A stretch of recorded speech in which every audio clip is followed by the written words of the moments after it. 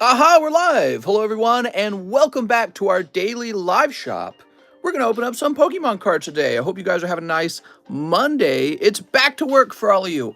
Whoosh! Get back to work! Some of you guys worked over the weekend, of course. I worked a little bit Sunday night, so be sure to catch that Sunday night live stream if you haven't already rewatched it. We have some beautiful things breaking today. Crystal Guardians is pretty close to being done, and the XY Breakpoint box is also pretty close to being done. If you guys have not jumped in those, they will probably end today, but I can't guarantee that. But I hope you'll stick around and watch those. Let me go ahead and put that down here. Here we are. What's up, Kyle Sexton? Oh my gosh, did I really start the stream and I didn't turn my fan on once again? I gotta go turn my fan on. So we found Mr. Kelsey Powell's return on the Lugia Legend from Heart Gold Soul Silver. He unfortunately had his car break down, so he had to cancel this slab away. This is back on the table. It's $540. You get both cards, so it's really more like $220 per card. They're both graded 8 from 2010. I can't imagine that this will stay on the table very long. Somebody's probably going to slab this away simply because it's a Lugia Legend. So it's a pretty fancy card, but I'll put that in the middle for now. And let me go turn my fan on. Why did I start the stream without turning my fan on? I'm such a goof sometimes. All right, the fan is on. Got to get that nice oxygen flowing through the room. Didn't get any grading done today. Man, I was busy. There was so much shipping and so much cleaning to do. You know, before I go live, I always have to start by setting the stream up. Yeah, I gotta get rid of bulk. I gotta get rid of trash. I gotta like restock my shelves. There's so much I do every day. So no grading actually took place. Also, I woke up about 2 hours late anyways today because I was up so late last night streaming for you guys. We stayed up till 2 a.m., which really that means I fell asleep at about 3 a.m. The Pokebras are restocked, but now they're called Pika. So they're called Pika Boosters. And that's because every time they get restocked, we got to change the name so that I know you guys are aware of the price change. The price does fluctuate based on what goes into them. And so this time they are $22 per booster. So those are the Pika boosters. Usually when the price goes up, it means that in general, there was more value put into the boosters per pack. So yeah, but you could still pull a cold pack. You could pull like a holographic card that you don't really think is worth $22. Just like you could pull a hot one, okay? So there's some hot ones in there too. Pika! So we got Pika boosters now. They're no longer called Pokebras. Although I liked Pokebra. That was a pretty cool name. But the name rotates, just like what's in the pack rotates. Mister, I'm poor. Got any free ones? No free ones today. Mister's always busy. Great stream last night. Thanks, Mike. Naruto Sasuke. 2 hours late, mister. What's your problem? Well, we've been starting at about 2 p.m. every day, but yeah, about 30 minutes late. Let's start the stream by getting some new slabs up on the table. You'll notice that the row slabs have kind of gone down there. That's because a new round has gone into the live customs. I tend to steal off of the table for those live customs. Let's see what we got here. Oh, this will sell in a minute. You guys love these. Anything with the 10 on it. Have you shipped my cards out? What's up, Max Brown? I mean, I assume I have. I don't know precisely what cards you're talking about, but I got a lot of shipping done today. Obviously, there was a lot of shipping built up over the weekend, so there was a lot of shipping. Why did you change the real Anthony? That Lugido Sakura garbage. That's right. Pfft, Sakura sucks. I don't know these Naruto things. Hey, mister, gonna give you a huge order. Really? I'm excited for it, mister. There we go. Mama Papa. What? I think we got Sasuke in our stream. Where are my price tags? Here they are. So we'll be periodically adding new slabs to the table. Of course, we still got many of the cool slabs from last week that maybe you were wishing that you could have owned. These are like 7s and 8s, so these can't be expensive. Actually, I hate the idea of pricing these. It's going to take a minute. Oh, that's Legendary Collection Machamp. I didn't catch that at first. That's interesting. That's probably considerably more rare than the base set Machamp, since there's like a bazillion of those floating around. All right, here we go. Oh, and this guy too, right? Hello, mister. Been sitting here waiting for you. Oh, thanks, man. I'm glad to hear that. I appreciate that. We already got 122 viewers. That's pretty good. That's looking a little bit more like my nighttime stream used to look. We get pretty busy at those nighttime streams. So give me a second. I'm trying to get the lowest price on this Charizard for you guys. Now, I price these live, so if I ever mess up the price, I apologize. It does happen sometimes. But my goal is typically we just pick out the cheapest buy now price. We'll try to like come in under $1 on that or something like that. So here's a Victory Bell 7. Yeah, honestly, I don't think it's worth very much. What's the number on it? 14. I'm gonna come in with about $26 on this. That's vintage Victory Bell. Dude, if that's 26, I'm gonna make this 26. I'm gonna make this, I don't know. Well, no, let's look this one up. This one's really nice. I really like the Gyarados here. So this is Gyarados base 6, I think. Okay, so Gyarados base 6. We're gonna come in about 30. No, I'm looking at it wrong. That's a PSA 6. Where's a PSA 8? Make sure we get the price roughly accurate on this. Dude, there must be like a million of these. All right, let's try this again. All right, so about 64. There we go. That's more accurate. 64. Of course, if I sold it under the buy now price, that wouldn't be so terrible, would it? Here's a Clefairy Hollow as well. Let's try that. Clefairy is number 5 in the set, so Clefairy going for about $58. That's really not too bad. All right, there we go. Cool. We got some new slabs out. Lots of vintage stuff, but not 10s. But you know those 10s are really expensive. What's up, Juan Jimenez? He says, is this live? It's not. So it looks like last night we stopped at Steve Scatabooey, and he got 2 live customs, huh, Steve? You base them off the people list them, not as them as not actual sold listing. We always base off the cheapest buy it now, okay? Because that's our competition. We're not in competition with cards that have already sold. You know why? Because you can't go and buy cards for that price again. Okay, so like if a card's already sold, that card's off the market. It's gone. If you want to go buy a card right now, the only thing you can purchase is one that's currently in auction, but it's not available until the auction ends, or one that's cheapest buy it now. So we go off the cheapest buy it now price. It's funny, everyone thinks that the only way to price a card is by the already sold price. With that logic, cards would never go up in price, right? So let's say a Charizard sells for $50. The next guy lists his for $55. You'd say, well, you have to sell to me for $50 because that's what he last sold at. Well, then it would just stay at $50 for forever. So it's very silly when people say that. It's just not true. The price is whatever a buyer and a seller agree to, and prices do go up. They go down too. VZ Comics says shipping for 3 slabs for VZ Comics. All 3 are TCCG Star Wars. Here's my phone number. He's in Australia. Sounds good, man. Can I pay you to tell me what Charizard I bought from you last month? What? You bought a Charizard from me last month? I mean, maybe. I don't know. Give me a second. So we're going to start out by helping VZ Comics with his Australian shipping. Oi! Put some pokies on the Barbie, mate.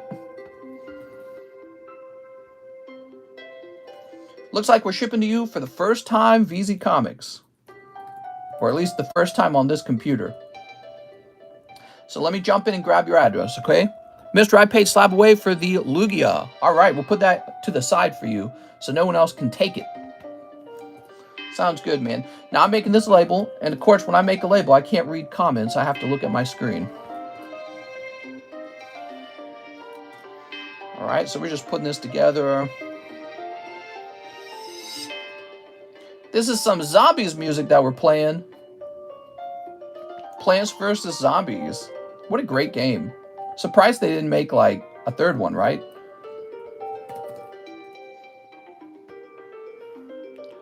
I'll send you $1 or $2. Let me know. I like the one on the table, but I don't know if it's the same one. Highly unlikely that is the same one, but it could be, I guess. Let me see. To tell you the truth, the one on the table is probably already sold.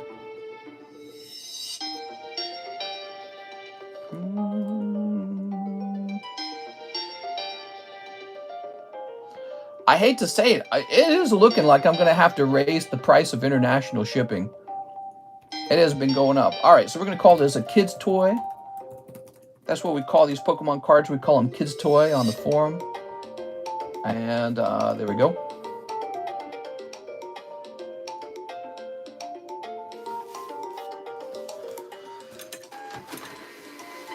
All right.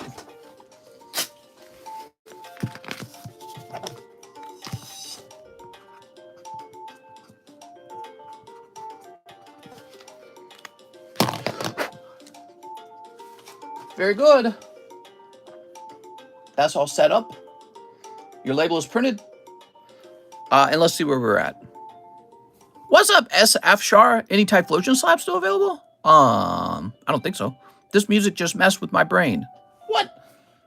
So we now have, we took care of Kelsey Powell. He was the one who was trying to cancel slab away, so we got that done. Trent Caswell says, one Tops movie pack. All right. Hooch Cat says, hello, mister. You sent for the Machamp. Sounds good. He's pretty cheap. Might have underpriced him. I don't know. Hey, sir, is your content allowed to be re-uploaded for highlights with given permission and credit to your socials? Why don't you contact me on Discord or something, and I'll just see who you are and how you intend to use the footage, and that's it. Otherwise, I probably don't care. But yeah, I don't know who you are, so before I say yes to that, let me know who you are first. Let me go grab some penny sleeves, okay? I'll be right back. Need some penny sleeves.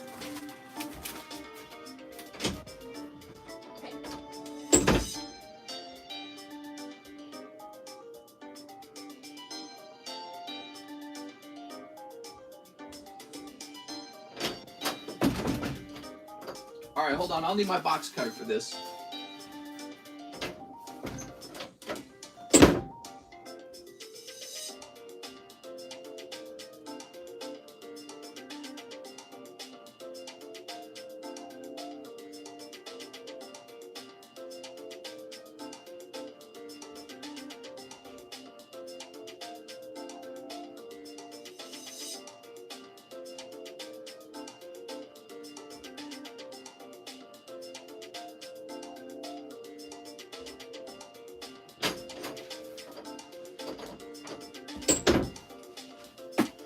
All right, I'm back. Woohoo! Gotta get them good penny sleeves out. Where can I stick them? Where can I put them? So I'm down here for now. Swezzy says, hi. Shut up, Swezzy. I don't mean it, Swezzy. All right. I'm ready to watch some cards get open. Me too, man. Oh, that was a little bit sticky. All right. A great day. The holographic portion of the card looks fantastic, though. Look at that. Have you looked at houses? Yeah, we looked at a few houses out here. Yeah, one of the interesting things out here is there's not a lot of walkable places. We found one decent neighborhood with the walkable area. But if you move to that neighborhood, you have, it's called a second tier home. It means that your home is not on the water. It's like above the houses that are on the water. And it's a nice walkable neighborhood, but you have a shared dock rather than your own dock. So it's like a different lifestyle, I guess. I feel like it would be interesting if we could just buy a house near that area, and then we could go up and go walking in that neighborhood. So that's what I was telling my wife. Trent Caswell. Mr. Trent. Yeah. Stock market's down, but it was recovering a little bit today. I wonder if that'll affect housing prices much. Who knows? I run a Pokemon community page. On TikTok, we don't make any money, but upload content of best pulls. Mister, how big are your biceps? Huge! They're so big! There we go. So, Mr. Trent. Let's see. Here we are, Trent Caswell. Thank you. You'll keep your current house? Oh, he says, think you'll keep your current house. Well, no, this would be a scenario where we sell the house and move to another one. So, I mean, we already knew we were kind of on the lame side of the lake. We want to get on the hot side of the lake where all the stuff is, you know? So, but yeah, I mean, we're out here, so we're able to house shop a lot easier. And the longer we're here, the more we realize we're in a very rural part of the lake, and we're talking about trying to get to a better part of the lake. Next up, we've got Sven Krill returns. What's up, Sven? One Piqué booster and one live custom booster. Okay. So this picks up exactly where we left off last night. And it is cold. We have Mike Side as the editor. Mike Side is the editor. Whoop. Oh, okay. So you're picking up Zoroark, Pikachu, and Flying Pikachu. So this would be considered a cold booster. That's a cold one. My house went from 489,000 to 540,000. Woohoo! I know, our house did kind of the same thing, but I wonder if it will be short-lived. Do you think these house prices will stay high, or do you feel like the market might, I'll get this stand right, you think the market might dip? So you need 3 brilliant stars as well, Mr. Sven. Just have the Rillaboom PSA 10. I'm afraid it's gone. The Rillaboom is gone now. Here we go. He's in the live custom boosters because I thought he was such a fantastic card. I was like, damn, he should go in the live custom boosters. I was surprised nobody snatched him because he's a nice looking card and he's literally cheaper than the cost of grading, you know, and a 10. So I was like, well, into the live you go. Just sent for a pack break spot on Crystal Guardians. Don't let me down, mister. Remember, you have a 1 in 9 odds of pulling the reverse holo. That means you are much, much more likely to pull a common uncommon. So keep that in mind. Of course, the common uncommon probably has a certain value. I wouldn't say it's $61, though. What you're really doing is you're supplementing the cost of that reverse holo. You sent for the Charizard. It says double T. Okay, he's off the table now.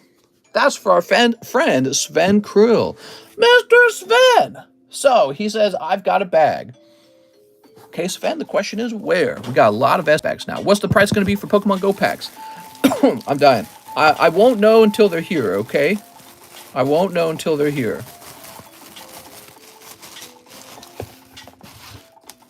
Here we go. Prices fluctuate. I tend not to price ahead of time. Courtney Eagle is your name. All right. Here's Sage, Steve Scatabooey, Space Lemon, Sylvester Sand, Squid Pokemon. Here's Savannah Rithso, Steve, Samuel Zunija, Sheila, Sean. Who are all these people? All right, so you're definitely not here. That's 2 locations. Here's a 3rd location up here. Sam Janelle, Sean Miller, Stephen Dima, Stephen Barr, Sean Culbertson, Scott Riley. You're not in there. That was that spot. And now, what else? Where is it? You got a bag, huh? Where is it? I heard there's Ditto stickers. Stuart Clock. Here we are, Sven Krill. Sven, I apologize how long that took. It's just there's too many S bags and too many S boxes, to be honest. There's just so many of them. It's kind of crazy. All right. My God. My gosh. That was taking forever. We got Brian Foucault. He says, slab away the Lugia. So we got a special looking Lugia. Where did we place him? Oh, we placed him over here.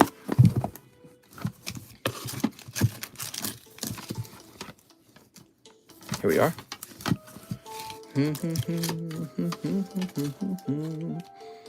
Pretty cool, right? Look at that, guys. That's a V-Union card, right? But back in the day. So now we put your name on the back. Cross out Kelsey and put down Bryant. Foo. Cow. How's it feeling? How's it going, Bryant? How you feeling, I think is what I meant to ask.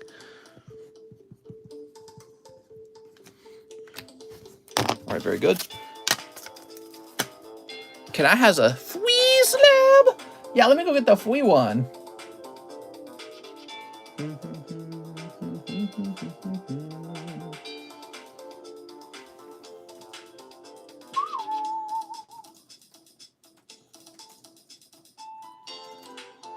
Okay, this will say Lugia by 2 and 540. You're all set up. Thank you so much, Bryant. Larry Ellis, Legendary Collections Machamp. Okay, this is for Larry Ellis.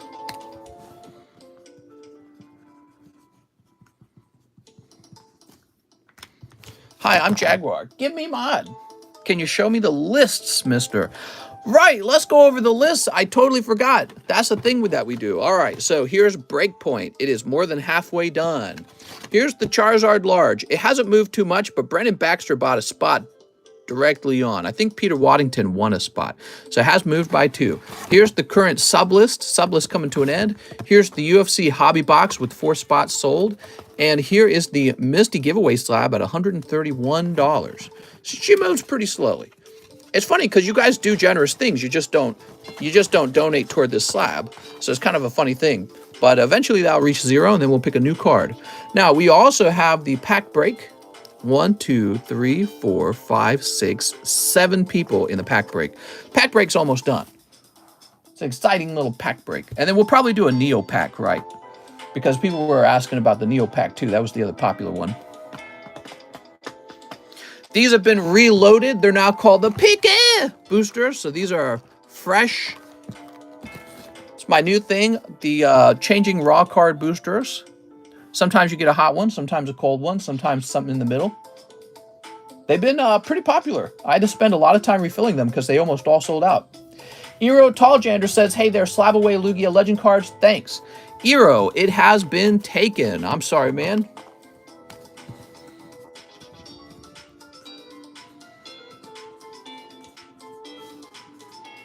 $7.25. There we go.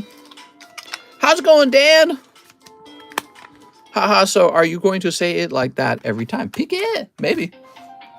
Joseph Jones, 5 bulk grades. I have a box. You do. He's not even kidding. All right. Let's grab your box. He wants 5 bulk grades. That's a lot. So let's see what's going on real fast.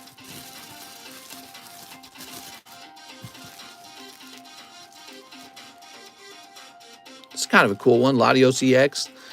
Suicune, Ditto, Meowth. Oh, easy, easy. So those are easy choices. This is a good choice, I think, the Mega Charizard. Celebi is an easy choice. Charizard, Reshiram. Look a little thin on the left. Might turn into a 9. Oh, yeah, you got plenty of things you can grade. That's Silver Deck Part 2, so it's more rare than the regular Silver Deck. Judge, Zoroark, Groudon, he's pretty neat too. It's looking a little thin maybe. A little off center. So it looks like you just have plenty of cards to grade. Those were my top 5 choices right there. And actually, if I were to change it, maybe this Charizard would come off real fast. Let's do a quick search again. Eevee a little thin on the bottom, maybe. I would want to know which one of these Charizards had a better chance at a good grade. This one's a bit off center too, so that's off center. I would consider this one. Yeah, I would consider it. I'd have like a day where I just do only Joseph Jones grades. Get all your cards done at one time. Because otherwise you're going to have them trickling back to you. I OD'd on Alpha Brains this morning. Wait, Dan the Wiseman and Dan the Wiseman are different people? People can make fake accounts to copy someone. All right. You can usually tell when somebody's authentic because... What is this?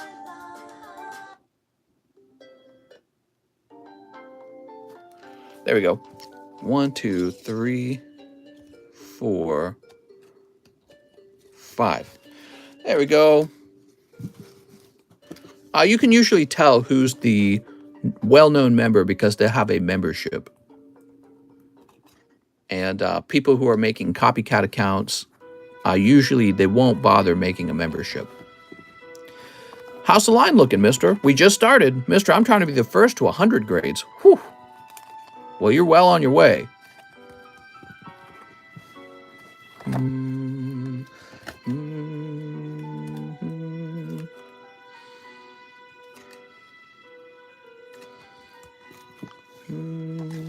You definitely have good cards for it. Because these are some nice cards. I like this one especially. That's a hot pull. The Pikachu VMAX, very hot pull. So the Pikachu VMAX and the Sylveon are considered hot pulls out of that Pikachu box. The Pique Customs. Thank God maintenance at my apartment just burst into my room and apartment randomly. Let me go ahead and put these in a bag together. What's up, SXMTCG?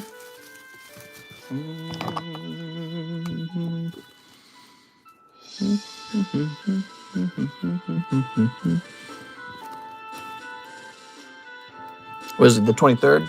Yeah. Oh, gotta knock that camera over. My thumb touched it just barely and it just flew over.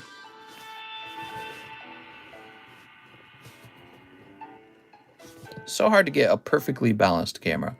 There we go. Now what's up? Joseph Avila with the pretty large order. Almost as big as a Daniel Weissman order. He says, hey, Mr. Huge Order, can I get 20 Chili Willy, 20 Evo Skies, 20 Dark Phantasma, donate hollows. Also, I'd like to ship my 2 bags as well, along with my CGC 10 Snorlax. Thanks. Woo! Holy moly, man. Well, thank you so much for visiting and for opening so many packs. Let's see what happens. So this is 18 of these. That makes 20. And I have to get a fresh case of Evolving Skies, okay? I'll be right back. Fresh case time.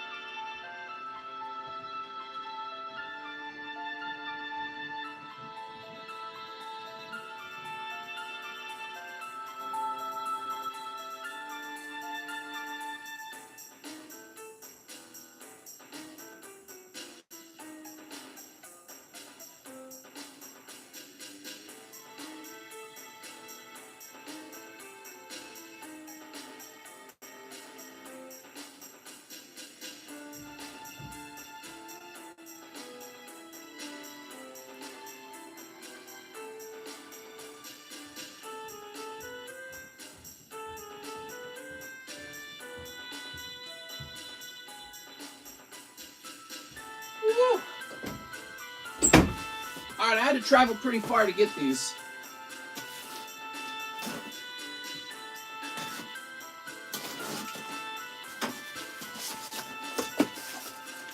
I'm back.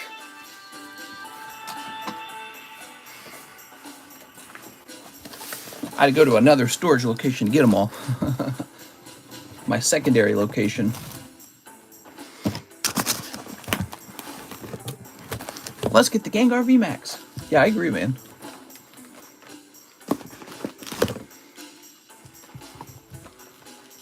I'm just stacking these up all nice. Oh. My gosh, dude. Bumping my lamp real hard. All right, we'll toss this box away. Woo! That's 3. Still this box top real fast. Now let's get a fresh box out from a fresh case. Ah, what a nice feeling.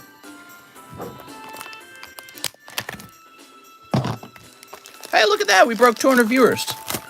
That's nice. We got that done in 28 minutes. Looks like we are kind of building back up an audience for the daytime. So that's 3. That's 18. So this one comes back with me. What's your new career goal? My career goal is to open up 1 million Pokemon cards for you, okay? 20 Dark Phantasmas. I feel like we have a lot here. Let's start opening what we have, shall we? So I think I'd like to start with Evolving Skies. I'm sorry, with Chilling Rain. Evolving Skies will go second. So, Joseph, you like the Pokemons, you say?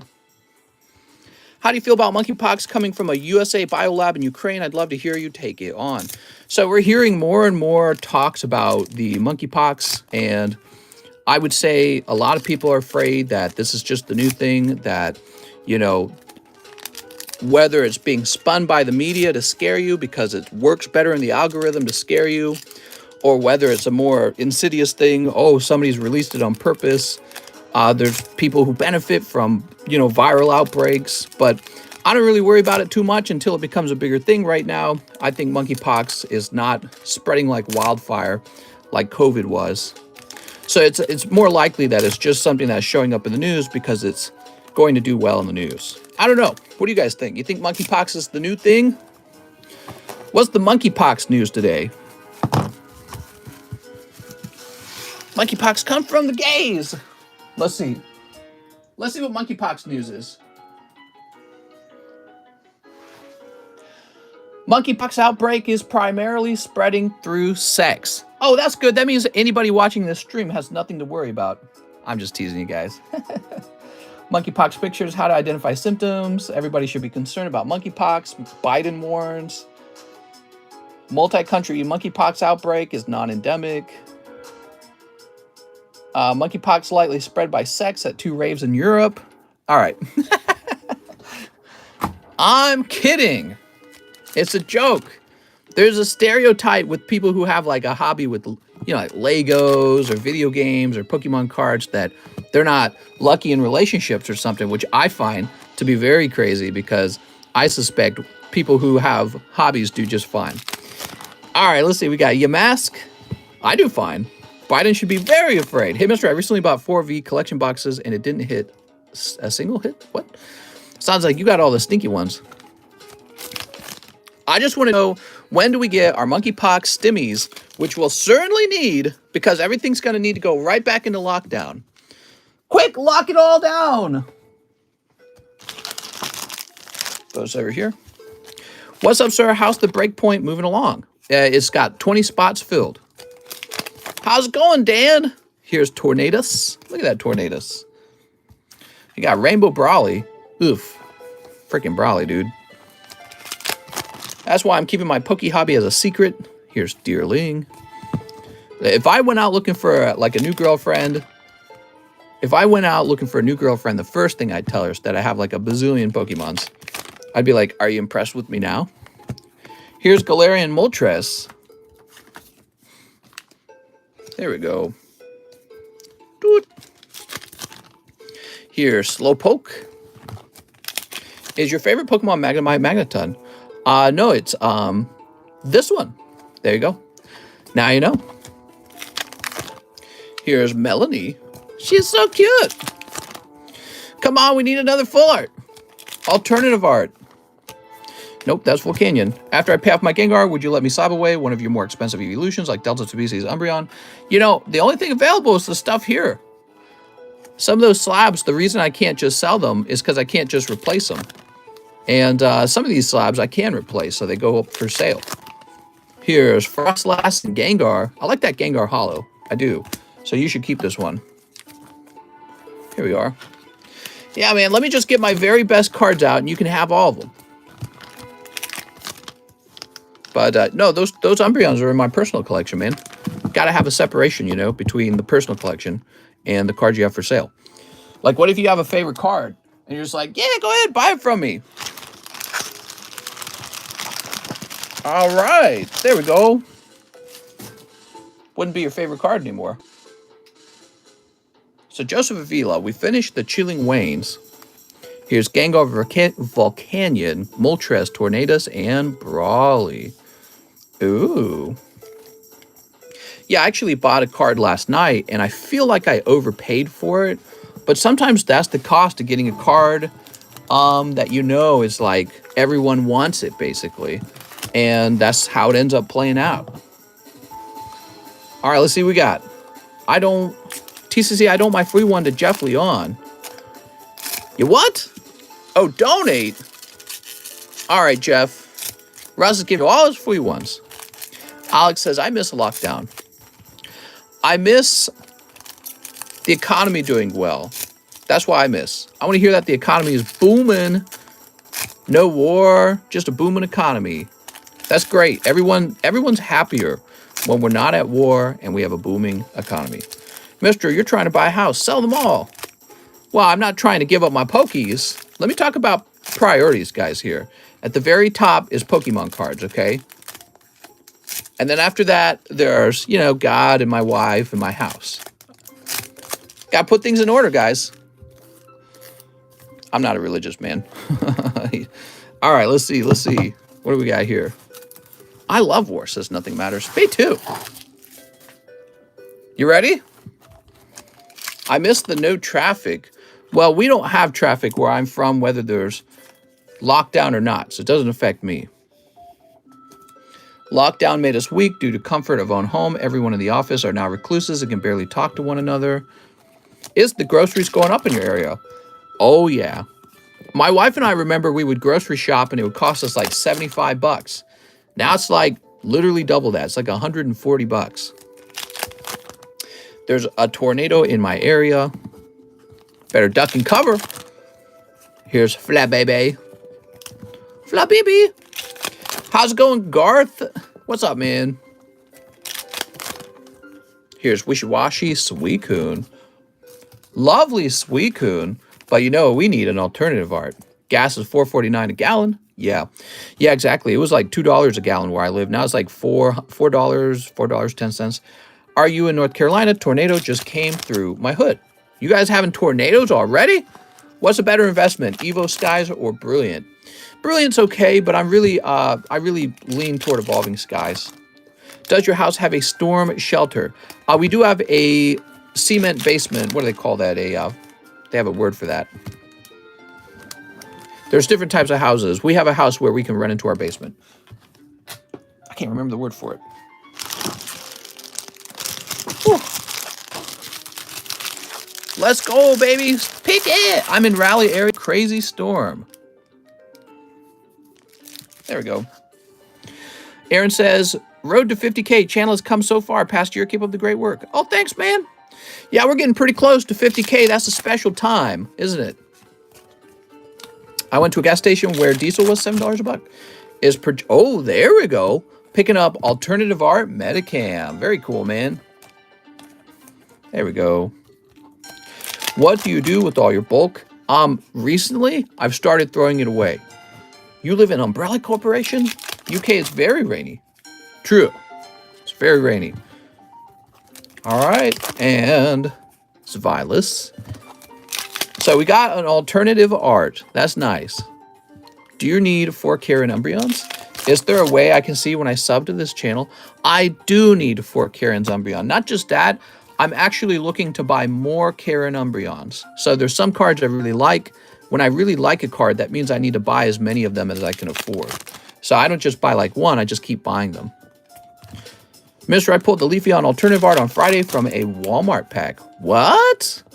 Recycle bulk Pokies to make more Pokies. There we go. How nice. So Joseph Avila, your round of Evolving Skies, you pick up Metacam alternative art. I would say that's better than your Chilling Pains. Those are pretty painful. Now let's try out your 20 Dark Phantasmas. It hurts me to hear you guys in the US talking about high gas prices. Look, the prices here in Finland, almost the most expensive in the world. I saw €2.45 per liter. Per liter, guys. I don't know how to convert liter to gallon in my mind. You should trade for bulk boxes. Oh man, I would drive to you to get the bulk if you're just throwing it away, LMAO. Well, eventually we'll have our friend from Hawaii come down and I'm probably going to give him the bulk. Maybe I'll hire him to work on some of the bulk too, but he's definitely going to get all of the junk bulk for free and he can do anything he wants with it. He might have to share that with other employees in the future. Not really trying to promote, just exciting since it's my LCS. There we go. Look at that. 3.78 liters in a gallon. 3.7 times, what do you say, like 245? That's pretty pricey. Nothing matters here in Greece. It's even worse, like 252 now. Sneak. Pay his salary with bulk. Mister, I bought that Growlithe. Sure, you got it, man. Beautiful card, right? All right. Sneak. So €9.25 per gallon. Sneak. Who said LCS? That's where I work. 9 something a gallon. Love it. It's a beautiful card. I think the Legendary Collection cards are just crazy to look at. They're so shiny. All right, beautiful. Joseph Avila. You know, what it means is we all have to turn around and ask our corporate jobs for higher pay. You guys realize that's what needs to happen now. And that means those companies will become less profitable and that will tank the stock market. But you know, if you're not holding a lot of stock, it doesn't really affect you. So I wouldn't worry too much about that. It affects the aristocracy, the wealthy, the owners. But you guys, we should all be asking for higher wages to help with the inflation. And you know, companies are already losing profits because they're having to pay higher supply side costs anyways. In fact, you could call labor a supply side cost. There we go. But yeah, we have to ask for higher wages to compete with these rising costs of inflation. And it's an interesting thing because remember during the Democratic primary where Biden beat Donald Trump, you had Andrew Yang on the Democratic team, and he kept talking about, oh, UBI this, UBI that. We're going to UBI all day long. This is what UBI gets you. When everyone gets money for doing nothing, the price of goods go up, you know, because it's like, where's all this money coming from? Nothing's being produced. We're just handing it over to somebody. Dan, he says, also, sorry, I haven't been around, but I caught the past videos. Can I use half of this tip for a line shout out for chat? Heck yeah, let's do it. So I'll do that right now. Give me a moment. We're working currently on Joseph Avila. Let's get that line shout out. I don't think it's crazy busy today. Here we have the Joseph Avila order. Okay, so it's Carter Thomas, Taylor Sunderland, Courtney Eagle, Carter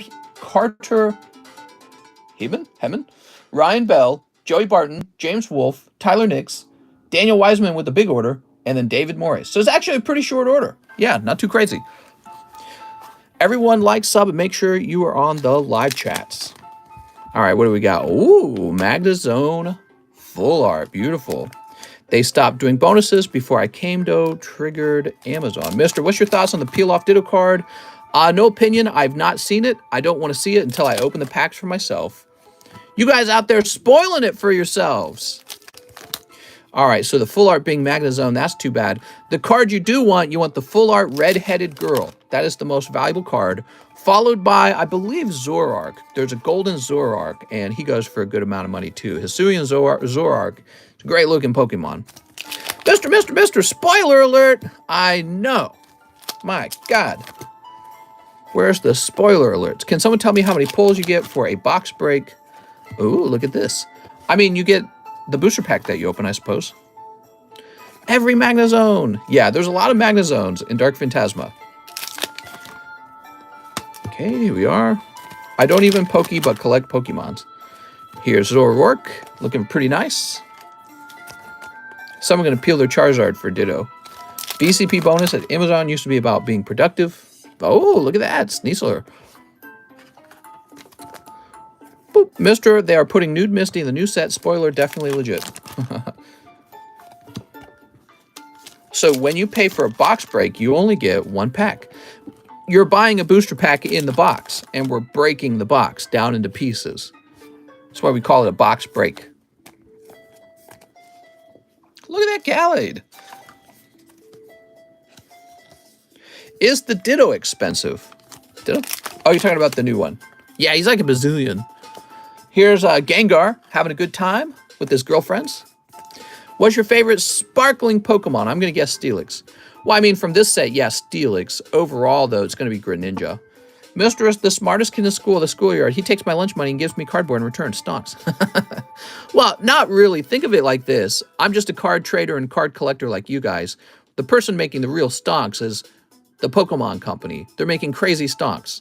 They get paid first, and I just do a lot of legwork for them, right? Same with any major brand that is selling a card. Final Fantasy, you know, I'm selling their cards for them, and they just produce the card. But if we wanted to be rich, we would need to invent our own card game, and it would have to succeed as a card game too. So then you could call me rich. You'd be like, damn, this guy's rich. The Pokemon Company revenue is wild. Yeah, they're making probably like $1 billion or more. And I'm probably making less than Walmart does when Walmart restocks his shelves with Pokemons, right? Walmart gets probably an insanely good price on the cards, and then they just sell them all day. They don't even have to be live. The Walmart CEO hires other people to run the store, so he just sits back and enjoys the profit when the cards sell. You know what I mean? Mister, didn't you create Digimons? I did, actually. I helped create Digimons. It's true, everybody. Wow, how prestigious. All right, what do we got? What do we got? So I like these. These are nice. Sneasler's pretty nice. And Magnazone's nice. The Snorlax okay. Beautiful pulls, man. That's for Joseph Avila. And you got some huge bags up here. Let's grab them. They're putting a lot of stuff on clearance, actually, Mistress. So I think their retail sales are low. I mean, let's be honest. Even when retail sales are low, they're probably the owners of the retails. I can't speak. They're probably still making millions, man. Millions. I don't feel, oh no, their profits are slightly down. I don't feel like they're probably poor and crying. They're probably living in their multi-billion, mansions. And this year, they won't be able to buy the mega yacht that they were hoping for. Maybe they will have to buy a slightly smaller mega yacht. It's not like going to affect them that much. All right, cool. Profits are down. Oh no. How will we survive? Mr. Joseph Avila, I have an address that begins with 71, and we are going to go with priority mail shipping for you, since you have quite a few cards. Buy high, sell low. They literally doubled their company value in a year. Mr. Throw away the dang it card and put feet pics on the live custom. They're doing fine. Mega Yacht sucks. It's all about mega canoes. Yeah, something like that. Switch back to Rigor More Mist. What? There we go. So we got your label printed out. I hope Pokemon Go set brings tons of new collectors into the hobby. Maybe it will. All right.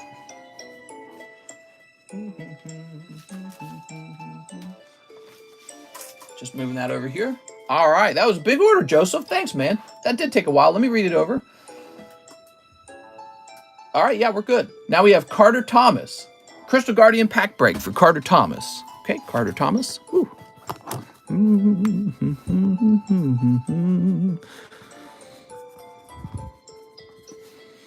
Pokemon Company made 1.1 billion in 2021. Mr. Buy the grade, not the mega yacht. What? Taylor Sunderland, can I get 10 fusion strikes? Hoping for better pulls today. 10 of them, you say. All right. So better pulls today. Who won the Celebi medium? That was a while ago, man. I don't remember. Somebody did. Do you guys miss the medium? Do you like the medium? I feel like the medium competes with too much. You've already got a large. You've already got live customs. I feel like you don't need the medium. You know what I mean? You don't need it. I don't need it. So 1, 2, 3, 4, 5, 6, 7, 8, 9, 10. There we go. What's good chili? Says Don Card King. You ready? I went to school with a Carter Tucker, and everyone wants to call him Farter. Ew. Sip. Good luck to Taylor. She's about to pull the hot ones. My mom buy me those packs. My mommy buys those packs for me. My mommy said I can hold your phone. Hexa says, thanks, man. No problem, Hexa.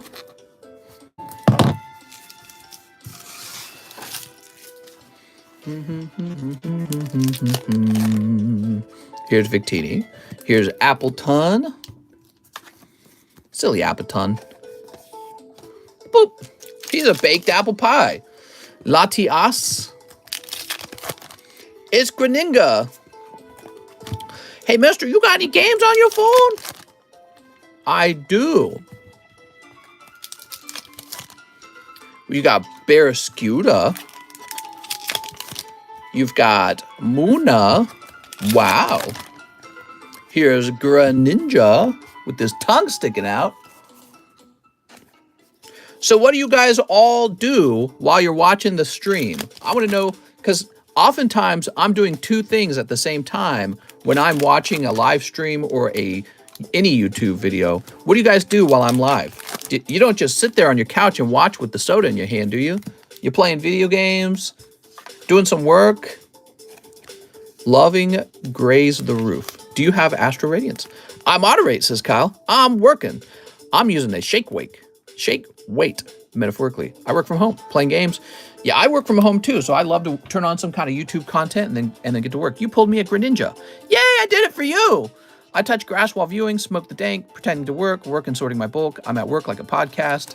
Yeah, if it was me, I could definitely see myself watching my favorite card opening show while working. It just makes the time pass so much faster, right? All of a sudden, the whole day's gone by and you're like, oh, I can clock out now. Hard at work listening to Monkeypox. That sounds like a cool band, doesn't it?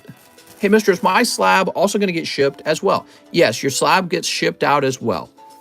We don't store the slabs in the bags, obviously. They get stored in a separate location. They're all alphabetically ordered. That's why your name's on the back, so that later I can retrieve it.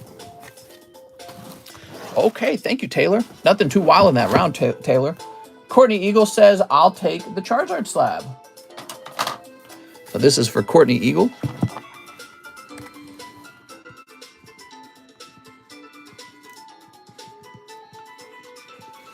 I just got file paperwork, make calls. I like it when I'm doing geography. I try and avoid conference calls during the stream hours. You come on when I get off, so I just chill and watch. I'm a millionaire, so I don't really do much. I inherited 50 million. What? I'm letting my Tesla drive itself and watching Mister in the back seat. Really? That's actually pretty cool. Carter Heeman, can I get one Star Wars Galaxy 1? You probably could. One Star Wars Galaxy 2. Oh, I see how it is. Galaxy 1's not enough for you. Okay, Star Wars Galaxy 2.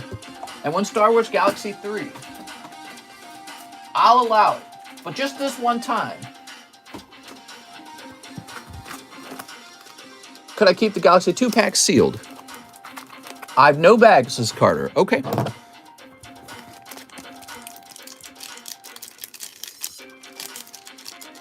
Sneep.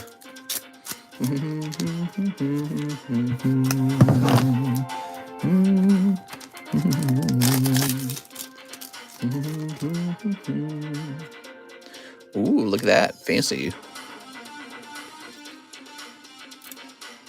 Oh, man.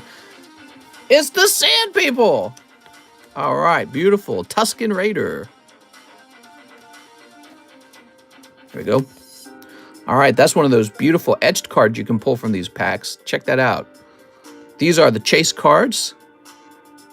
Series 3 chase card number 17, huh? Great, man.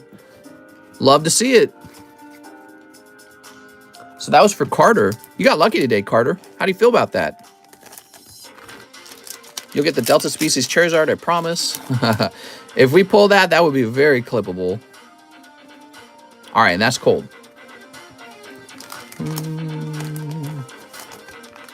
Let's grab you a bag.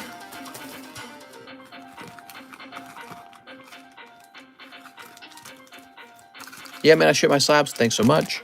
Nice fader, long wait. No, sir, not a long wait today. Feel free to jump in. So you don't post on weekend, right? Well, we went live on Sunday. We didn't go live on Saturday. I properly took Saturday off. There we go. Haha, Mr. Carter with the CA. Hello, me and my daughter have just started collecting Pokemon. We love it so much. Oh, very cool. Carter, now the problem, Carter, is I don't know where the heck I'm going to fit you. Dude, let me just grab the bags in the back of this. Let's see what the bags in the back are. Caleb Wotan, Carter Riley, Captain Rex. That's a nickname. We haven't had nicknames since like almost over a year ago. And Cameron Valencia. So give me a second. I'm going to take those bags and they're going to be placed into the abandoned box for people with C in the name. I'll be back. We're moving these to the abandoned bag box. Yeah, we haven't had nicknames in a real long time.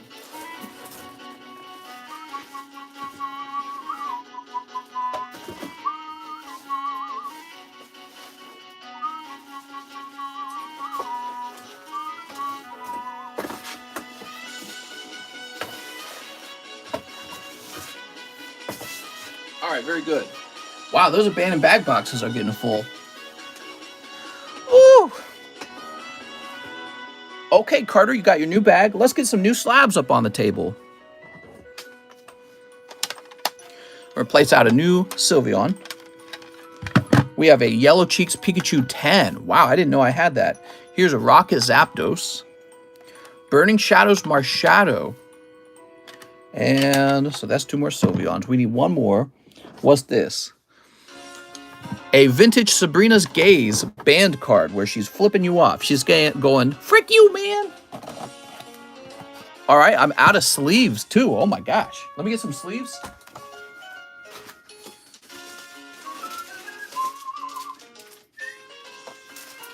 Well, hold on.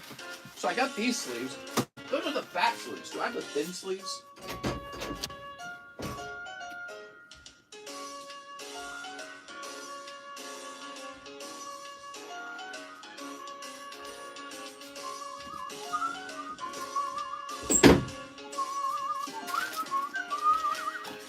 All right, I'm back. And I got the skinny sleeves just for PSA slabs.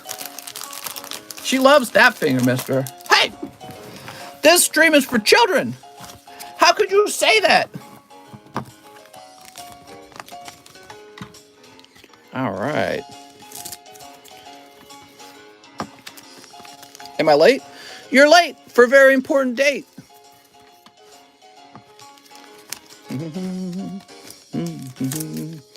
What does the fox say? You guys remember that one? What does the fox say? It's a while back, man.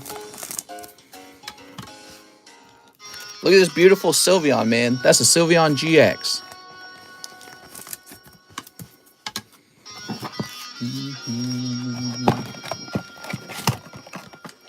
Let's try and price these a little bit faster than normal. Pricing just takes so long. It really does. We're going to make this cheaper than last time. The other one's gone now. This is $59, so that's a little bit cheaper. Now, this is a pricey card, right? That's got to be worth something. Let's see. PSA 10, Pikachu, base set, 58. All right, so my God, the first edition version of this card is a bazillion dollars. It looks like this card is a $94. That's not bad for common and common, 94. That is not bad. You'd expect it to be a little higher, right? Because it's Pikachu and his base set, but base set actually got printed a lot, especially the unlimited base set, one of the most printed sets. So the fact that it's maintained a value of $94 is pretty impressive, actually. Who knows what the population on this is, but it's probably pretty high. Nice card. How about this Rocket Return Zapdos? Man, it's got a bend in it, so that's the reason it's grading so badly. And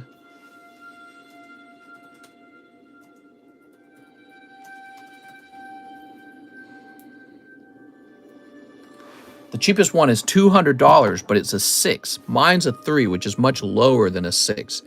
I'm gonna make this a whopping $50. We're going 50, I think, because that's actually a very cool card.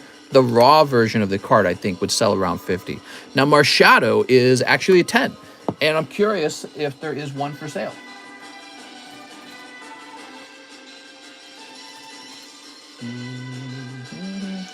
There is. This card is a whopping $110.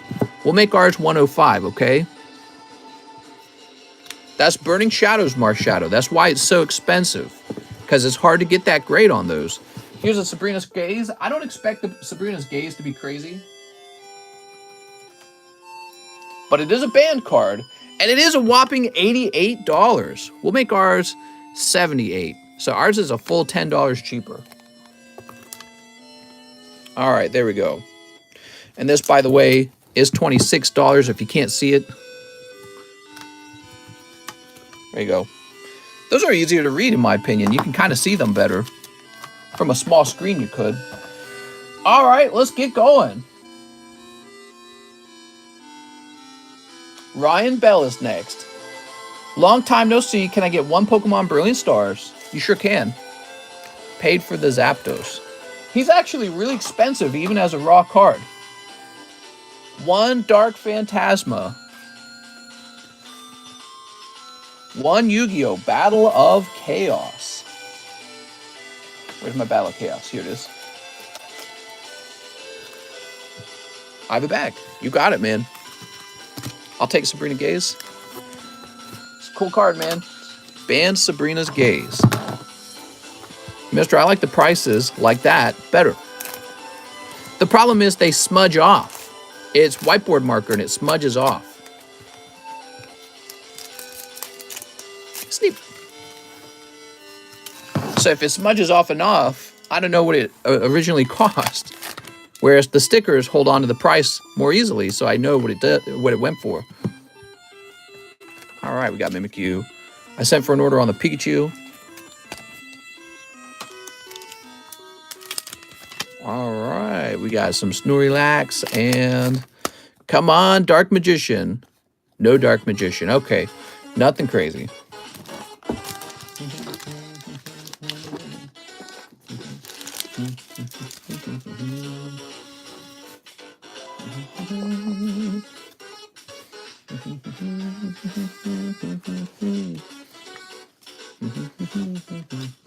So I have a bag, Ryan Bell. Ryan Bell, let's find your bag.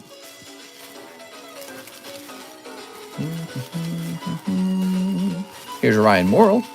Ryan Bell. Your R bag's actually kind of fat. I think we should move you to one of the higher up R boxes. Here's one. So you're going in the red R box now. Boop.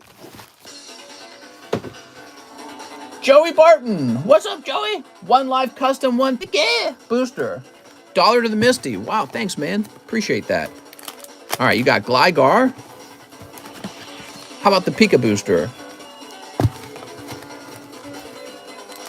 Oh, very nice. You got Metal Pikachu. All right. James O'Brien, let's find your bag.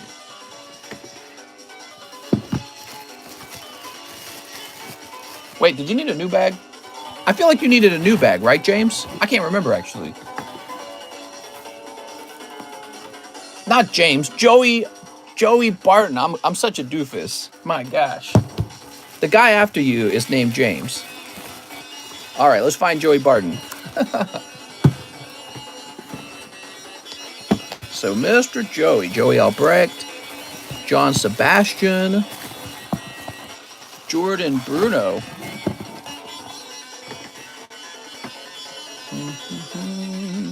Mr. Use the store credit when you get to my order for that Zapdos. All right, assuming you got to it first, okay? So Joey, the live custom was cold, but the Pika booster was actually hot. This is an expensive card, so it all kind of evens out, believe it or not. I didn't order, says James. I know, we have a guy right after Joey Barton, and his name is James Wolfe. I probably said James O'Brien. All right, and $1 to Misty. So Misty goes down to $1.30. $1 a day, guys. And she'll be to $0 in 130 days.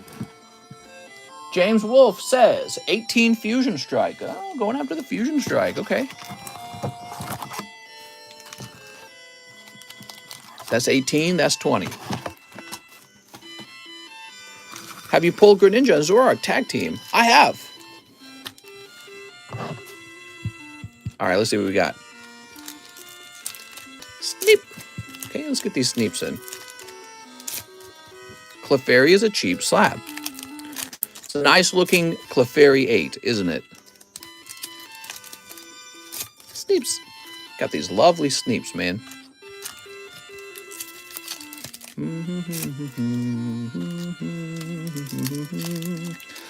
I'm ready for Deltarune to put out a new DLC already. I feel like it's been a long time, don't you? I just arrived on live. Any rare card V, VMAX, GX, Mega. They're all rare. Yay, we pulled the best ones.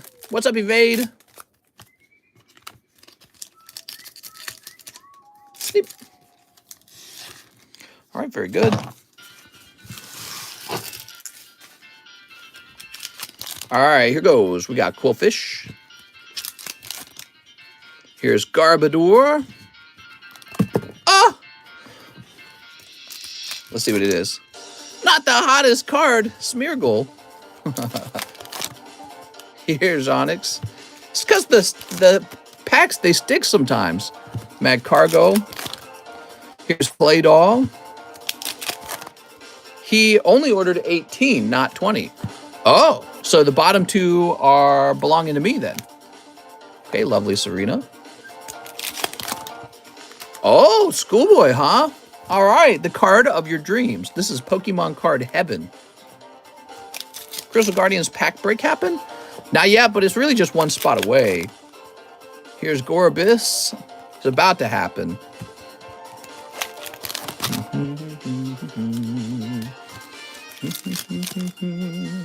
There's Schoolboy. He's just a boy. Here's Lapras. Here's Bolton VMAX. Ruff. Pretty much just an inferior Jolteon, right? Melmetal Caterpie. Melmetal. Voltorb. Mew V. Look at that Mew. Okay, there we go. Wait a second. These last two packs belong to me. I was about to open that. All right, so he ordered 18, not 20. Now we got two fusion packs on the table. Code card trying to jump out of my hand, too. Everything's trying to jump out of my hands. Rand gave that spot to me, said, take it out of his mod check. Oh, his mod check. That's how I know you're lying. All right, James Wolf, let's find your bag. Not a bad round, by the way, James. Schoolboy and Serena, huh? There we go. You belong to me. Let's see. Can't own me. Jack Walsh. Jack Daniels. James Munwen. Ah, here we are, James Wolf. You can't tell me what to do with my sexuality. You don't own me. Wish that was a better secret pull. Rip Schoolboy. I'm not jealous at all, says Hexa. Oh, get jealous. Next up, we have Tyler Nix. I have a bag, $40 to my slab away. You got it, Tyler. So I'm jumping over slab away. Tyler with the T. Here it is, Tyler Nix. Dark Dragonite drops to $5.15.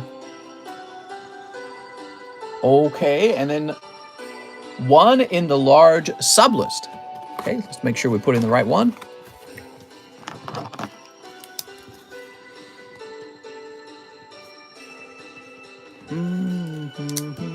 Do I like funny memes? No, I strictly like the unfunny memes. And one Piquet booster. All right, you got it. This is for Tyler Nix. So this card made it in. It is an unusual card.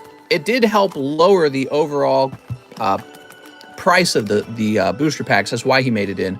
But he's an unusual card because he's actually a crimped holo. So I don't know if people grade these, but this is a crimped holo, and it's going to you, Mr. Tyler Nix. That is considered one of the coldest pulls you can get in that box, by the way. So I apologize, that's a cold round. Yeah, sometimes there's a bit of a cold pack in there, and it helps pay for the more expensive packs. That's how it works. Like that Pikachu costs quite a bit more than $22. So something else has to cost less than $22 for it to even out. Daniel Weissman says, 5 Breakpoint packs. Oh, Mr. Daniel, we're starting your order, Daniel. Crimped cards are cool. Okay, yeah, I believe I put it in there with a price value of $1, that holo. So the holo card is there to lower the price of the other packs. 1, 2, 3, 4, 5. Okay, you got it, Daniel.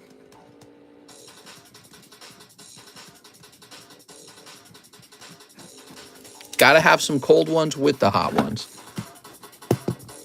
One spot in Crystal Guardians, he says. All right, that finishes the Crystal Guardians. Oh, why am I writing Crystal Guardians? Dan Wiseman. There we go. He also wants the Growlithe. Okay, let me grab that Growlithe. What's worse than an ants in your pants? Answer, uncles. That's true. It's a good one.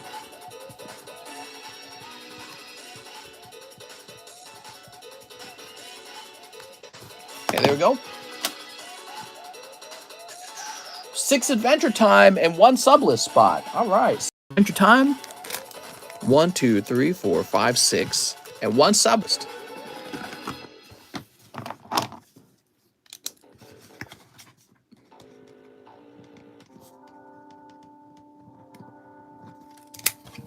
There we go. Now, the adventure times. Sneap. Oh, how kind. Let's go. Can't wait for this box break. Me either, mister. Okay, we got the gut gobbler. Oh, it's the kitten. So cute.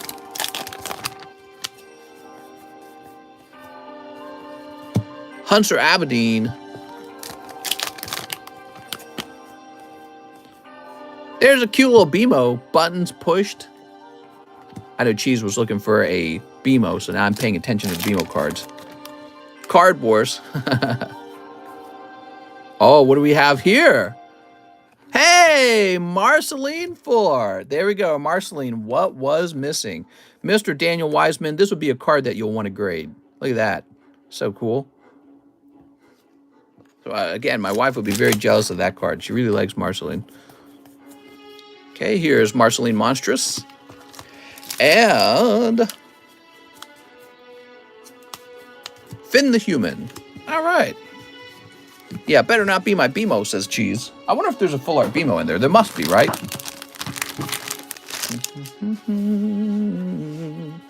Keep it clean, children. What? So, Daniel, that's a nice round. And now we're ready for the pack break. Are you guys ready for the pack break?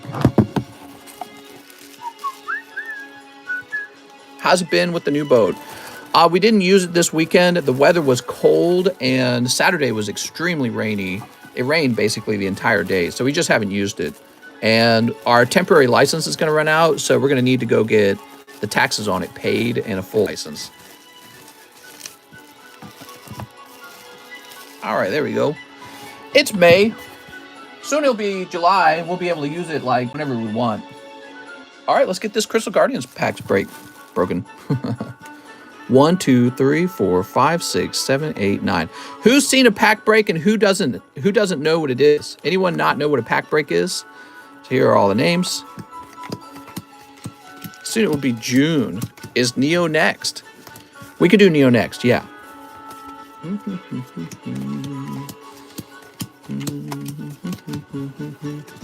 First time for me, says Manny. I tried to order a spot for Crystal Guardians. I guess I was too late. Sorry, I'm new to this.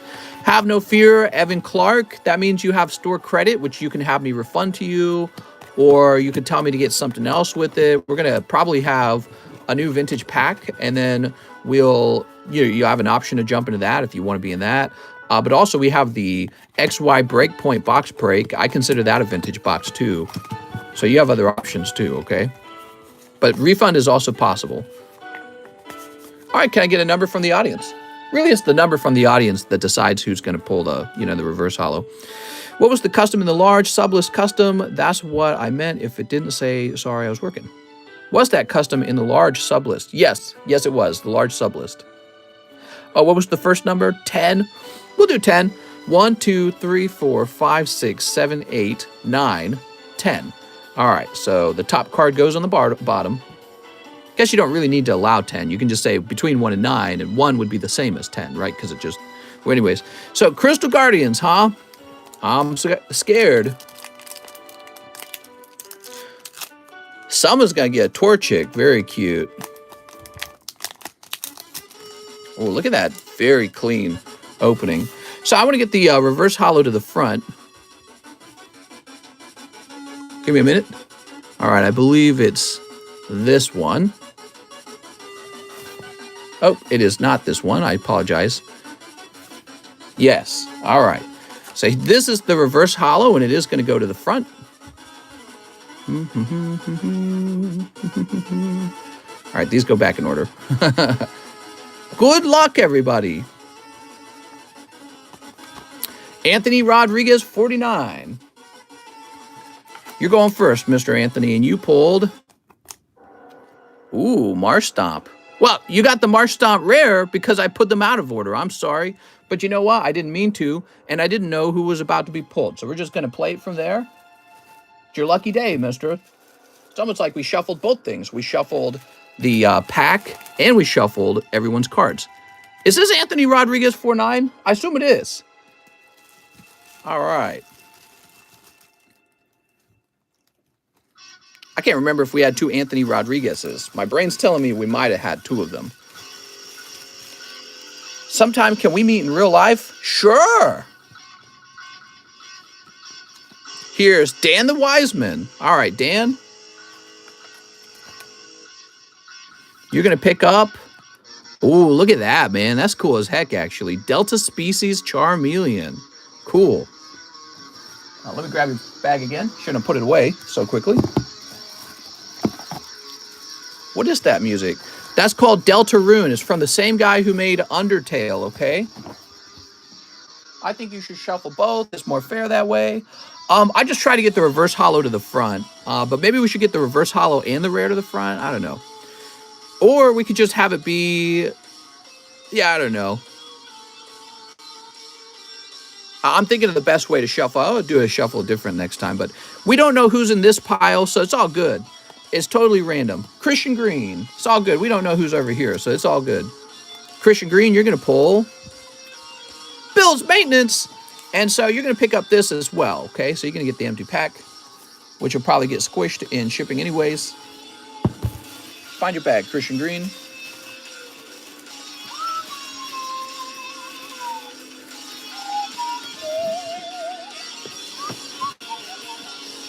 Just got to find your bag.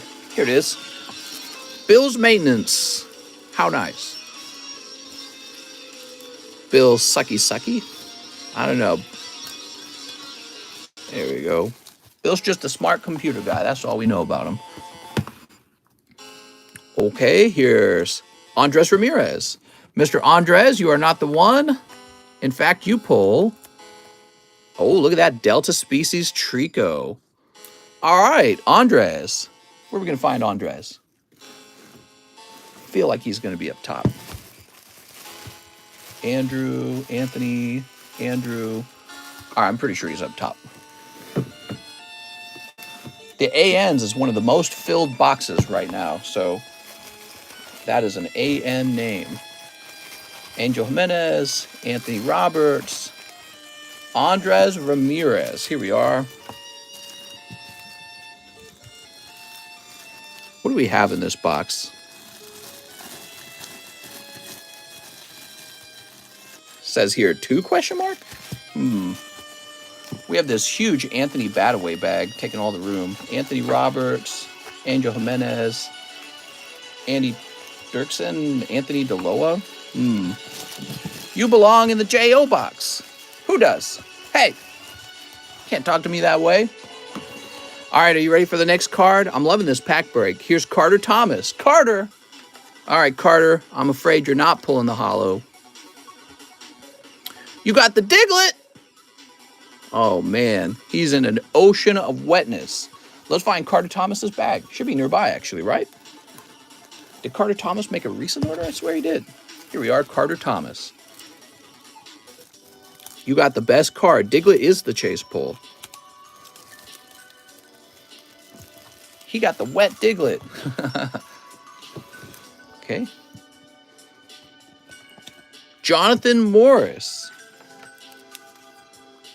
He got the motion of the ocean Diglett. Ooh, Aaron for Jonathan Morris.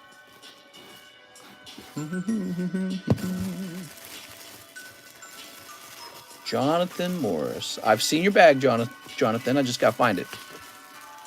Jonathan Phillip, John Corbin, Jonathan Mendoza, Jonathan Morris.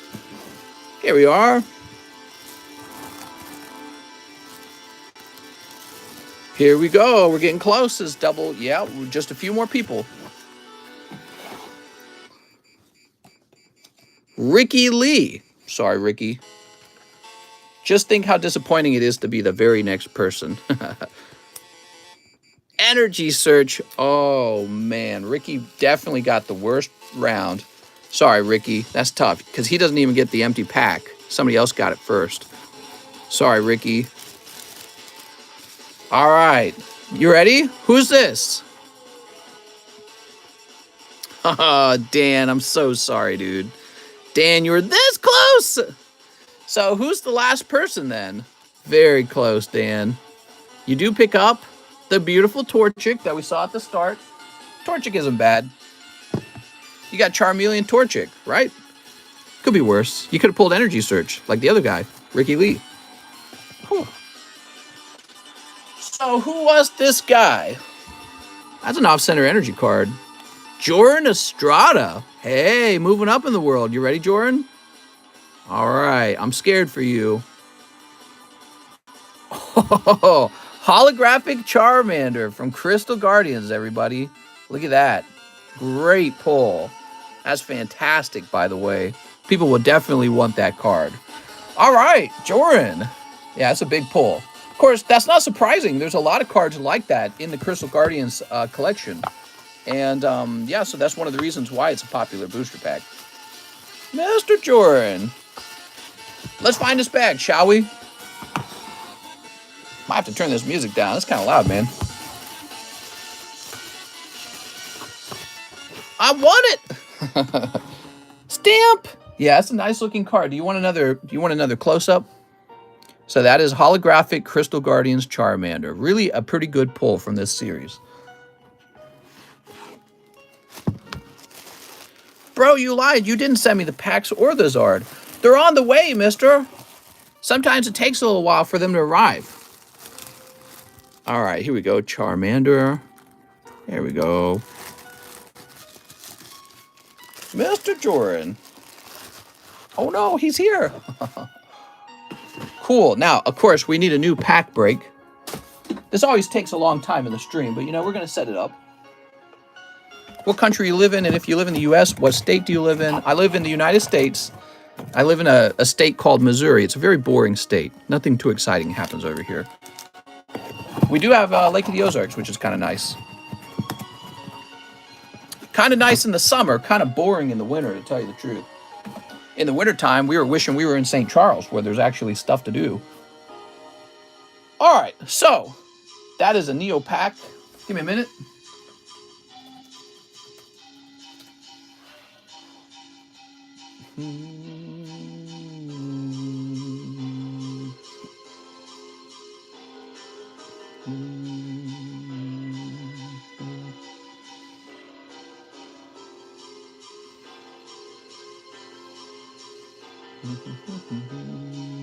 Can a mod just get rid? We're all from NC. Everyone least favorite mod. You live in the show me state. Show me Pokemons, maybe. No chat must suffer, says Alex. Damn, Alex. So this pack's going to be quite a bit cheaper to get into. For this pack, it's going to be $28 per spot. And there'll be a total of 10 spots, I believe, right? So that's the Neo 2 set. And it's got Umbreon Espeon in it. So that's why people like it. I like it. It's a great set. We've opened a lot of these. Pack break's going to be updated to say that now.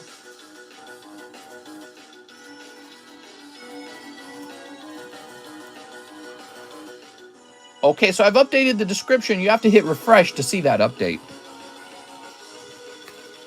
All right, very good. Okay, Daniel Wiseman. I think we're all done. Now we're moving on to David Moraes. One book grade for Sexy Leia, he says. You got it, David. Can you make me a new bag, bestie? Heck yeah, let's make you a new bag. What do you want in it? How's it going, bestie?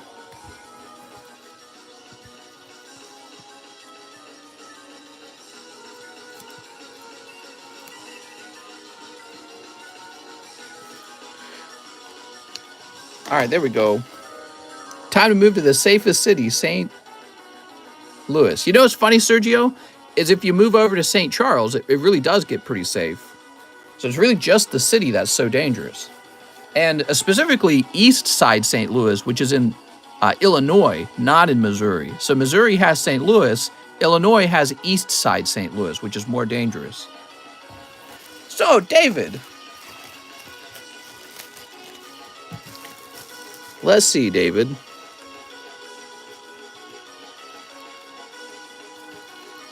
Let's see. Sexy Leia, you say. Can I have the Charmander? It's for my cousin, Diego. Ain't funny, man. Oh, there we go. Sexy Leia. Found it.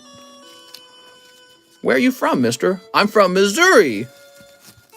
Welcome to Missouri. So you guys share St. Louis and Kansas City. Yes, so we have St. Louis and Kansas City. That's right. Those are the big cities. We also have a slightly big city called Columbia and a slightly big city called Springfield, Missouri. Those are smaller, but those are main areas. Then we have Lake of the Ozarks. Pretty rural, actually, but a lot of people have moved out here since the pandemic. And there's people who want to get away from the city. They want to get away from the riots. They want to get away from over highly populated areas. They come out here for the unique boating lifestyle where we have this big shared lake and everyone has a dock on it and everyone's got a boat on it. It's considered one of the best places to boat in the United States because there's so many boats. It's kind of like a unique experience as a result. You go out and there's like 40 boats going by all day. It also hosts a lot of boat races, so that's pretty neat. We're hoping to not participate, but actually watch the boat race this year. Is that Springfield where the Simpsons are from? No, I don't think so. I don't think so. All right, there we go. Evan says, how can I request a refund for my Crystal Guardians payment? How's it going, Evan? We'll get you a refund on your Crystal Guardians payment when we run across your order. No problem. In fact, maybe we just hit the refresh button, so maybe we can get that done first. Here it is, Evan Clark. I'm issuing a refund right now. No problem. Shoot, man, there's people who wanted in that Crystal Guardians break. I had another pack. We should have just done another round. All right, cool. So, next up, we got Alexander Mary. I have a bag, 10 Space Juggies, 4 Dark Phantasmas. You got it, man. Thanks, says Evan. No problem. So here's 4 Dark Phantasmas, 10 Space Juggies, you say.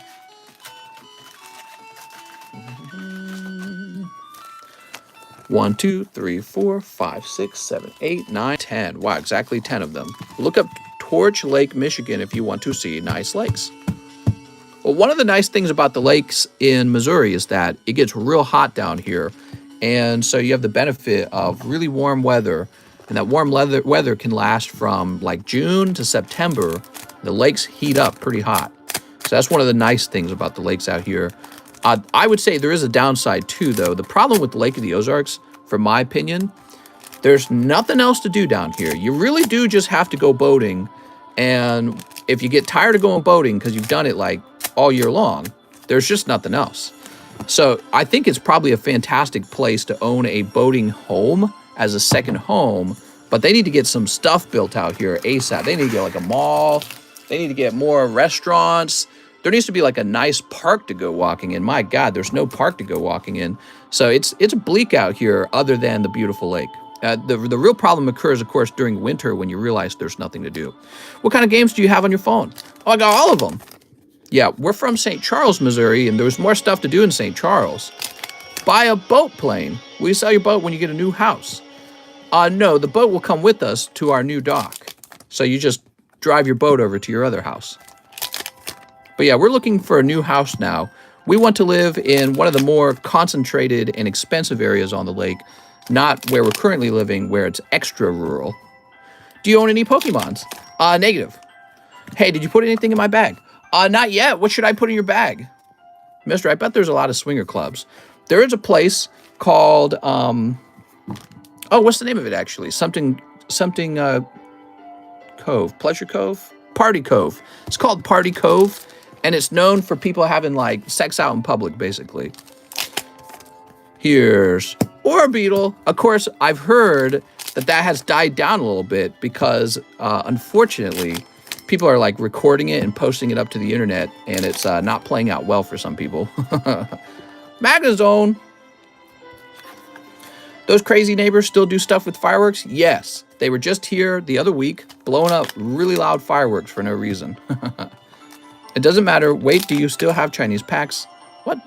What would be cooler if you were older? Will be good to get away from those neighbors, boats, and hosts. Here we are. Look at this. Something about being out in the sun and the water with a nice boat. and everyone's having a good time, it does kind of put you in the mood, you know what I mean? I felt it myself. There's an allure to it. Look at this electrode. There we go. All right, that's for Alexander Mary. Mr. Alexander. Let's find your bag, Alexander. Nothing too wild in that round, I'd say. Mr. Real Talk, you sense a ghost behind you? No. So you live in a house or what? No, I live in the ocean in a pineapple. Mr. Gonna Blast, I'm on a boat by Lonely Island. You just need a pineapple for the front porch. Not where I live. There's two. It's like all old people. So that's another downside we're kind of discovering is the only people who can afford these houses is like people who have retired. So the boat houses get kind of pricey, okay? And it's not people our age who are buying these houses. So we're having trouble finding people who are our age to hang out with. Everyone here is mostly old. Audrey Zinda. Hi, can I please have 4 time gazers? You got it, 4 time gazers. No pineapples for us in that case. 2 dark phantasmas. You got it, man. You're old too, says Cheese. I'm only 33, Cheese. I'm not like 60. Damn.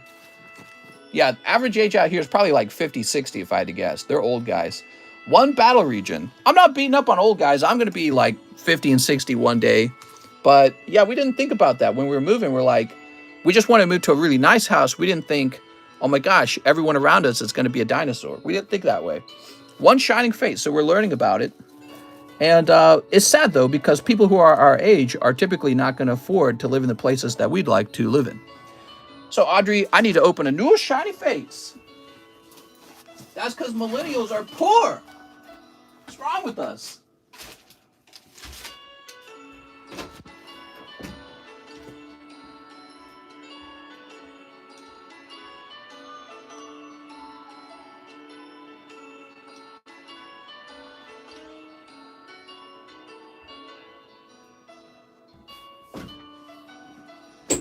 All right, there we go.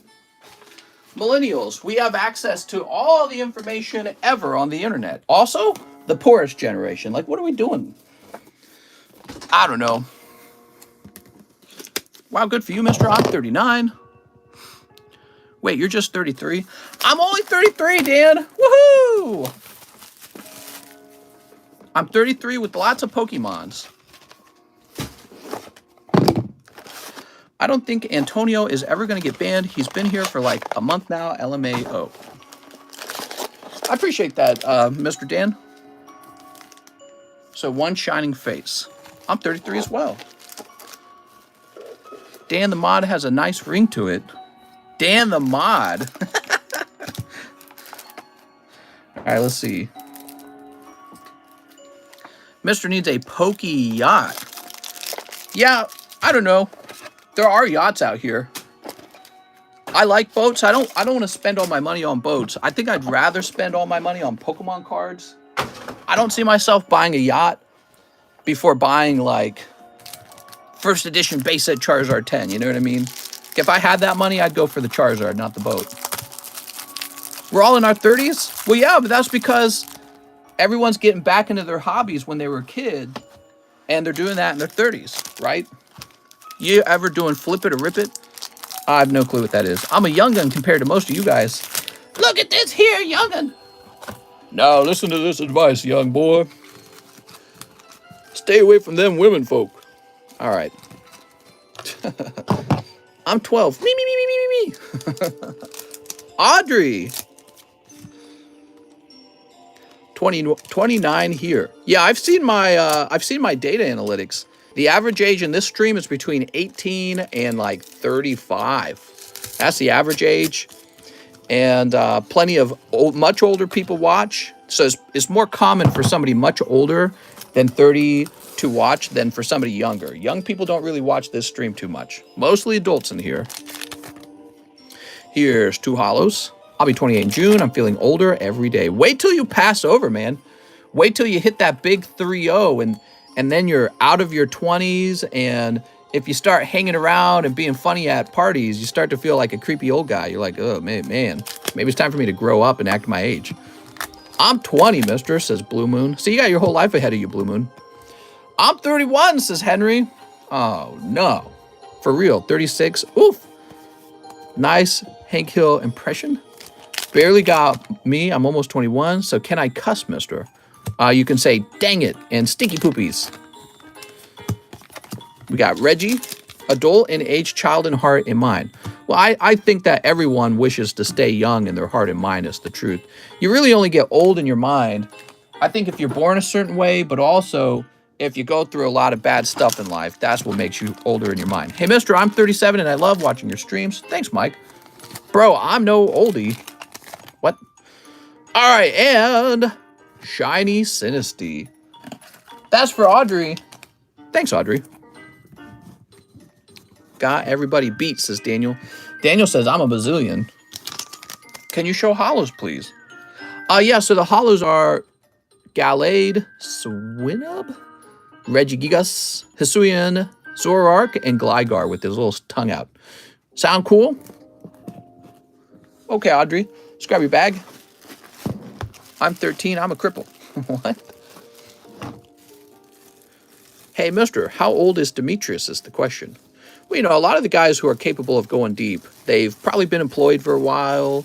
They've probably got, you know, their life's already pretty well set up, and they're just doing what they want to with their expendable income. Maybe they're getting into a hobby they want to collect. You know, if you're a young guy in college, you don't got as much money to pass around unless maybe your parents were rich or something like that, or you're going into credit card debt, which I don't recommend. I'm 23 next month.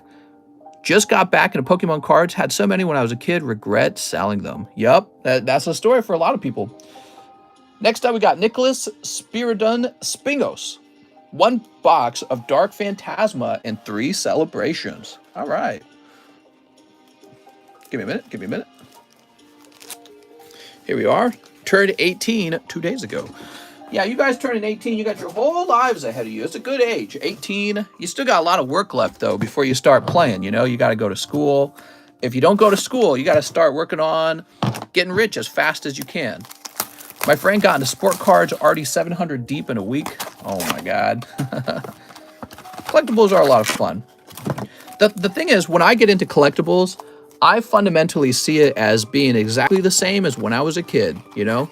Nothing's changed. Except instead of trading directly with physical cards, we trade with money. It's the same thing. And I'm enjoying it as much as I did when I was a kid. I get the same feeling of I'm working on my collection and, oh, I like to look at these. And, you know, the fun feeling of, oh, I'm showing it off to people. So I get all the same feelings I did when I was a kid. And I love that they cost so much now. Like, this is $100. Well, I mean, if it was $10, I'd be like, that's a kid's toy. The fact that $105 actually requires you to have some real money, that's part of the fun, actually, believe it or not. And it's kind of an ironic thing. So if this was ever too cheap, it wouldn't be a collectible. All right, let's see what we got. Of course, saying that, you know, back in 2019, 2018, these cards were crazy cheap compared to what they are now. It's all about dopamine. Yeah, it's dopamine. I would say it's art, too. You know, so some of it's artwork. It's artwork, it's cultural. But yeah, I mean, there's got to be a large community for you to show off to. I feel like that's very important. Showing off. That's what it's all about. Card collecting and collecting in general, it's all about jealousy. If you can invoke some jealousy in someone else, it's very fun. You're like, look what I got. You know what I mean? Not in the negative way, by the way. Not in the sort of like, not in a snobby way, but just sort of like in a fun way. Like, oh, look at all my cards. You kind of want people to look at it and be impressed, right? It's like showing off your PP size.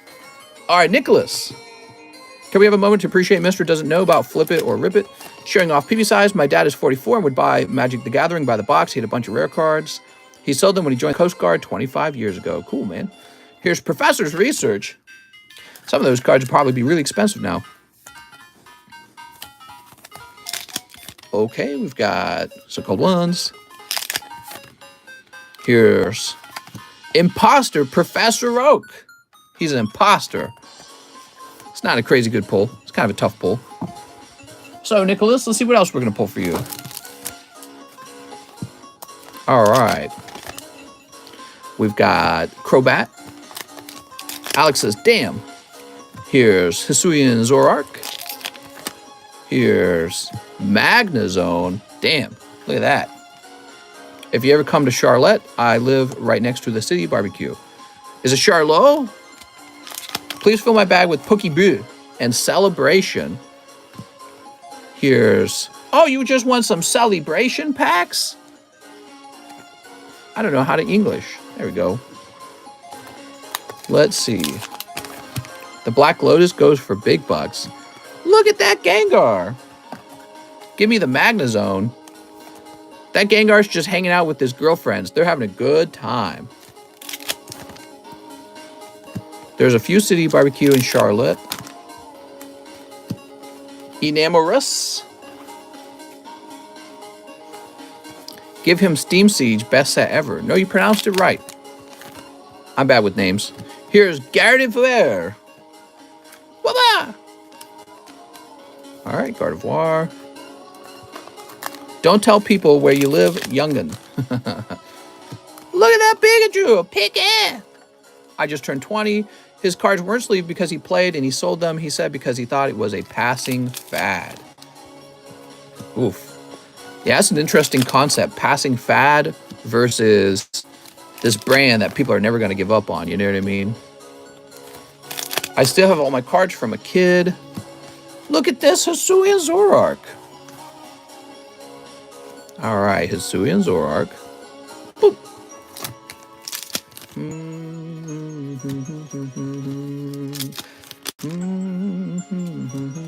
Goodra, looking pretty tasty. Wow, I don't know if I could pick a slab. Way too many good ones. There's a lot of good slabs out there. What I try to do, stick to the Pokemon that you would have had on your team if you were playing the actual video game. Okay, so if you got a favorite Pokemon, try to stick to that. The other one is just like if you think that the artwork is especially good and you don't sell, if you don't see yourself having to turn around and sell it later, that's another good sign that you probably ought to just go pick it up. Okay, here's Gallade. Is the pull rate greater in these packs? I'd say so. I think the passing fad is Metazoo, Pokemon is Evergreen. Oh, you got this sexy guy. I have no clue who he is. Yay! All right, very good. Sneaky Side, what's up, man? I'm angry that the Shiny Charizard VMAX price went down because it went from 1,400 to 300. Yeah, those people who bought them early probably got raked over the coals, huh? Got raked over the coals for sure. It's like when the SV49 Charizard came out and the very first one sold for $10,000. That's a real thing that happened in the past. All right, Nicholas, he says, I have a small bag. Let's go find it. That is a real thing that happened. Back in the day, SV49 Charizard from Hidden Fates sold for $10,000 in auction as a PSA 10. And then Pokemon proceeded to print 1 million of those. And now the price of that same Charizard is like $800. So whoever spent that $10,000 basically just made their money go poof. Oh, I gotta sneeze, man. Hold on.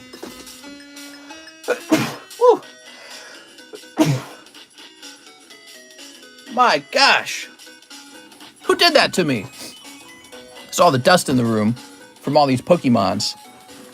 I started collecting when 25th anniversary McDonald's cards came out, says Angel. Really? All right, there we go. That was a pretty wild time to get into collecting. The prices have gone down a little bit since then. Sergio L12 says 5 double diggies. Double diggies. You got it, man. Also, by the way, the Dragon Ball Z Showdown is restocked. 1, 2, 3, 4, 5. There we go.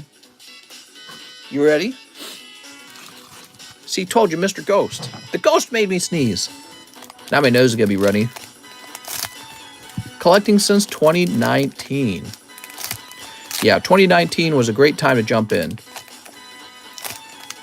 I want to make a petition. I feel like Froakie is underrated and needs more merchandise, even though the era they were a starter in is over. Turns out a Pikachu from my McDonald's meal back in 2020 cost more than the meal itself. All right, Mr. L12. We got 2 of these.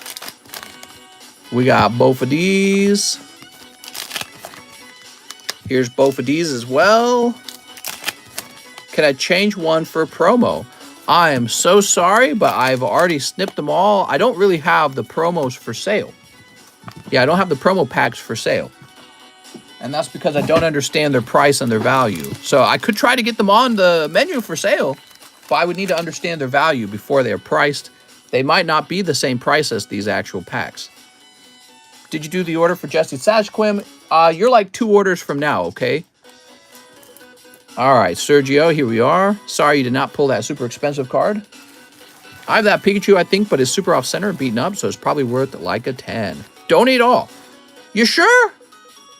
I'm sorry that they're tough. I just don't have that promo set on the menu, right? So I wasn't selling the promos. I would hold them, man. We got your cards right here. It's not a rush. There's room right now for your spot on the table, so you're fine, man. Let's get Maximilian Ubinus. Ubinwas. 2 live customs, says Maximilian. You ready, Max? Good luck. Biden will help Taiwan defend. Yeah, so Biden confirmed that if China attacked Taiwan, that the United States would get itself involved directly, like militarily. So that's kind of scary. Maybe that will help stop China from invading. I don't know if China wants to invade in the first place. All right, here goes Maximilian. You got Cacnea and Cherim. I'm so sorry, Mr. Maximilian. That is a cold round in the live customs. So your pulls are these 2 holographic cards. All right, Maximilian. Where am I going to run into your bag is the next question. Here he is. Sorry, man. It's a tough round. Careful with those live customs, okay? Jesse Sashquim says 7 space jugglers. So we're nearly out of the space jugglers. Only 1 card? That's right. Well, only a holographic card. There are some very big pulls in the live customs, but a lot of those cold pulls as well, okay? I thought Biden redacted. If we get involved with China militarily, it's over. Joe gonna run us into the ground. Yeah, I mean, it'd be bad for the whole world. China does a lot of manufacturing for the whole world. So for us to get into a war with them would really suck. All right, let's see. The problem with Taiwan, China wants that reunification with Taiwan. Weren't they actually told by the British that they would have that reunification? And it's convenient for us to keep them from doing that. Taiwan acts as like a buffer for us. 1, 2, 3, 4, 5, 6, 7. There we go. I'm not even a fan of like the Chinese Communist Party, whatever it's called, CCP. I'm not a fan of them. But I'm just saying, if they were told that they were going to have Taiwan back and Taiwan's right next to them, you know, they're going to it would be like, I would expect America to do kind of the same thing. And Taiwan's like this ally of America. It's basically just China and Russia trying to secure more power and more influence in those areas. Here we go. Jesse Sajquim. Guess the question for us is it a strategically better move for us to die on that hill, you know, to protect Taiwan? Is that the best use of our money? Same thing with Ukraine. Is the best use of our money to establish Ukraine and protect it? It's a really interesting question. I'm not sure. Doesn't Taiwan supply all of our chips? Yes, so Taiwan's a big producer of chips right now. All right, let's see. Jesse. Of course, what that really means is we should be producing those chips, or chip production should be spread out over multiple sources. We're over-reliant on another country. I don't really think that plays out too well. I think we're learning it doesn't play out that well. Why should we be so dependent on a country for our needs? Could be longer term, mister. Protect Taiwan for my chips. Well, I think probably what China's going to do, if in my opinion, China is just going to pressure Taiwan militaristically, and it will try to defeat them politically, I think is what they'll try to do. I think that's going to be a much smarter move for China, and they don't have to invade. Oh, and that's cold. All right, Jesse, thank you so much for the order. Nothing crazy in that round. Yeah, I suspect China doesn't have an interest in directly invading. I think it's too costly for them, but they'll try to take it over politically. Okay, so you're going to have a bag up here probably. North America labor costs, that's why we produce so little. Right. It would be nice not to worry about war for once. That's impossible in my opinion. Now we got $8 for refill per gallon in California. That's crazy that it costs you guys $8 and it costs me $4 for the same product. You think it would be more expensive because it has to ship further, maybe? Yeah, it only costs $4 a gallon out here in Missouri. Josue Bernal, he says, 10 Evolving Skies. What up, man? He says, I haven't bought in a while, may have a bag under my name. Well, if you haven't shipped it, then yeah, it should be over here. 1, 2, 3, 4, 5, 6, 7, 8, 9, 10. like this video if you don't have monkeypox. Oh my gosh. Did Rand get the TCC ball yet? Ooh, I don't know. Aha. Here we go. All right. Let's go ahead and snip this up. I feel like when the founding fathers were making America, they didn't write a law that said that the government should take everyone's money, all the Americans' money, and then ship it out to another country. I don't really think that was the intention of the United States government. That's not what they originally wanted to do with it. And it's weird though, because we're in it's hard not to get involved, right? It's hard not to get involved because all the countries are so connected, unlike back then. But yeah, it just makes me uncomfortable in certain ways. Elon making bank off of this war, just under $5 a gallon. What is Prevail cheese? The whole goal of the U.S. government was to be independent. I thought Astro wasn't out. The entire life of the U.S. was not been in war for only the 15 years. All right, look at this. Here goes. Pincer. That's Pincer. Here's Pupatoad Marshadow. Here's Bagon Victini. Giving free money. I mean, I get it. It's cheese, but what does it taste like? Here's Bergmite. Zinnia's Resolve. Drampa. I feel like America has a much greater problem at home with this culture. We just have like this non-competitive culture. It's kind of sad. Here's Hypno. I want Americans to be a lot more competitive with the rest of the world. Oh man, one last pack. Is this whole round going to be cold? One Trevenant. Husway, that was a very cold round of cards. I'm super sorry. Maybe we'll find you another free one. Hold on. Geez, rough pack. Can we get WWE Prism Box Break? That is a tough round. There will always be war. U.S. needed to invade these countries, kill dictator. Hey, mister, how many more Charizard large spots need to be filled? All right, there's a Surfing Pikachu and a Pikachu and a Pikachu. I'm sorry, man. That is a very cold round. Not unless they get less entitled. Sheesh, I missed the Breakpoint box break. Not yet. It's not full yet. So, Mr. Husway, let's find your bag.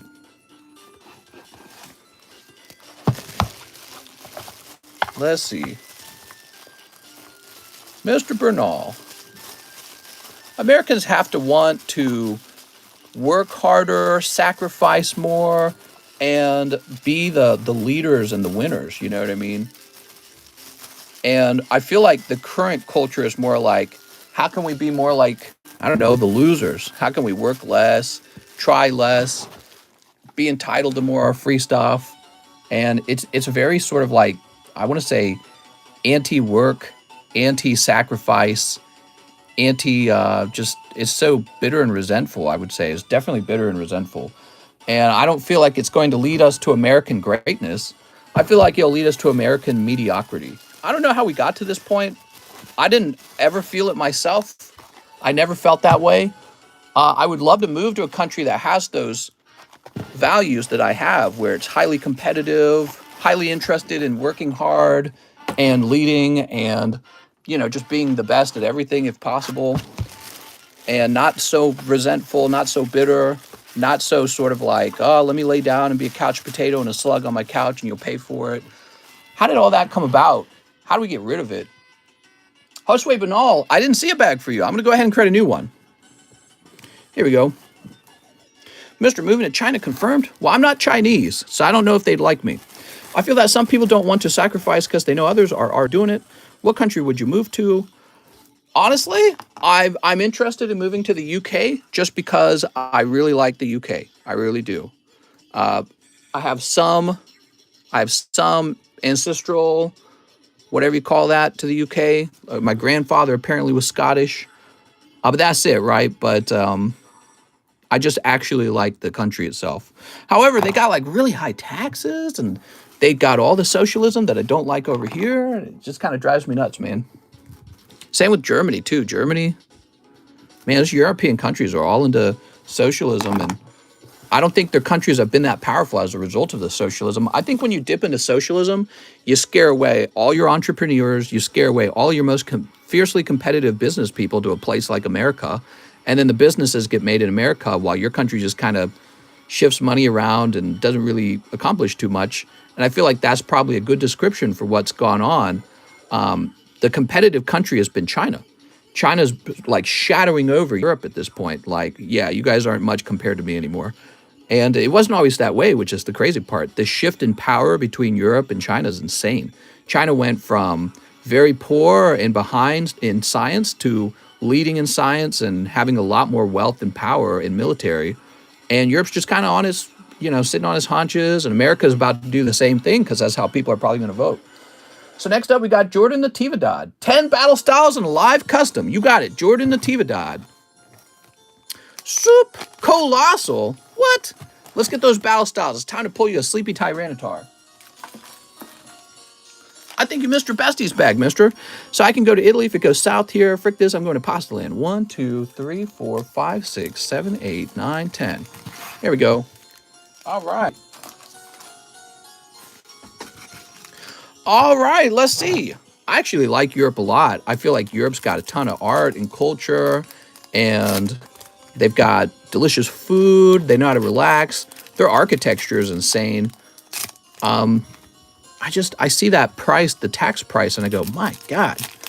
You're either already wealthy over there and probably avoiding most of those taxes, or you're poor and you have no chance of breaking out of being poor. You're just stuck that way, because that's kind of what happens. There we go.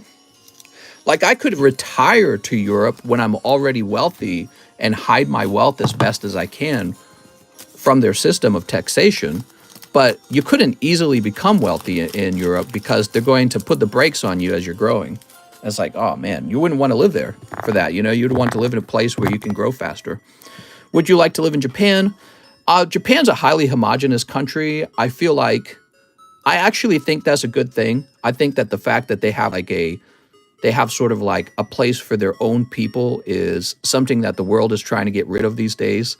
And to tell you the truth, I don't want to go over there and, change their country in that way. I don't want to go over there and be like, all right, you made a nice thing. Now I'm going to move in and take it for myself. You know what I mean? So I like that they have their own thing going on, and I think there should be more of that in the world. All right, here we go, Jordan. But I don't know. I would like to know how they feel about it. What I would like to know is, how do countries feel about mass migration? Once you build something real nice, everyone wants to move over to you. That's just the nature of how it works, right? So you got places that are really nice to move to, and then everyone wants to move there. But the people who actually made it nice, do they want mass migration?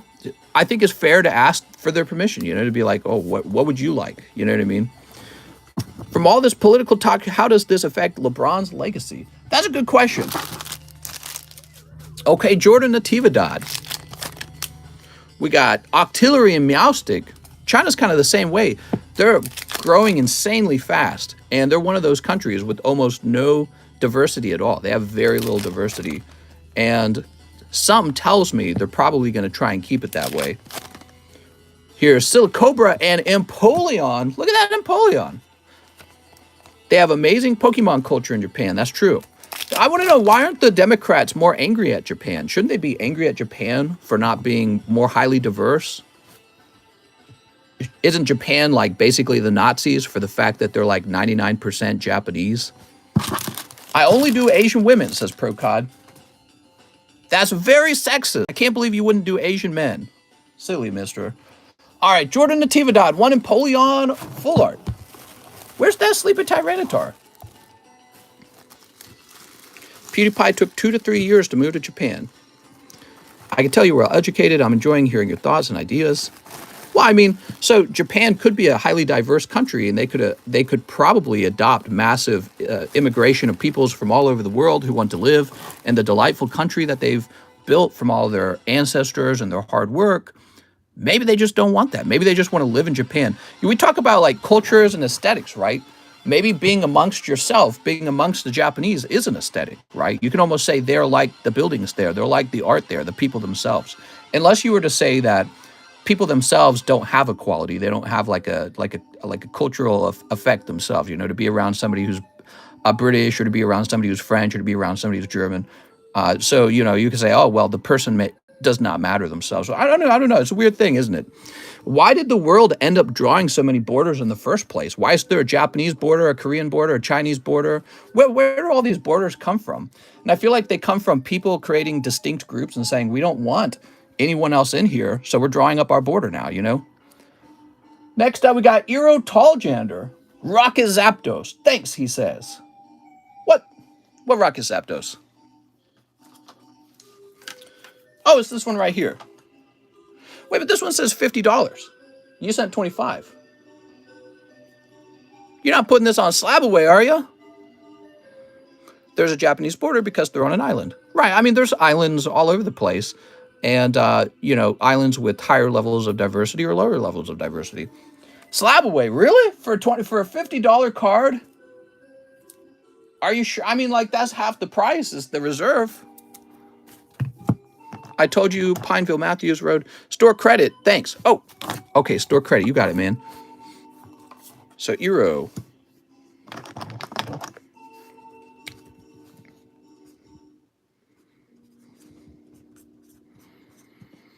.8% of Japan is Japanese. Yeah. How do you guys feel about that? Is that okay? Should that number come down? Should it stay that high? Oh, I get it now. Never mind. This isn't for sale. He's using his store credit to pay for the other half. I'm so silly. There we go. I think that would sell for more than 50 without a slab. Yeah, that's what I was saying. I was saying the price of the actual raw card's pretty high. But we're doing just 50 today, Mr. Eero, and I'm glad you got it. Asian countries are very prejudiced. It's me, Mary. Mister, have you considered doing a Fates Collide box break? Yes, I've considered it. So, now we have Mr. Nicholas Spiridon Spingos. Sylveon GX, PSA 10. You got it, man. This one, the one that says $59, but you sent 52. So you've missed $7. Okay, that says 59. You might have misread it. Does that look like a 2? Huh, it does kind of look like a 2 if you think of this as the bottom part of the 2, but this is 59. All right, I'll write your name down on it for now. Nicholas. Thanks, man. If you don't want it anymore, let me know.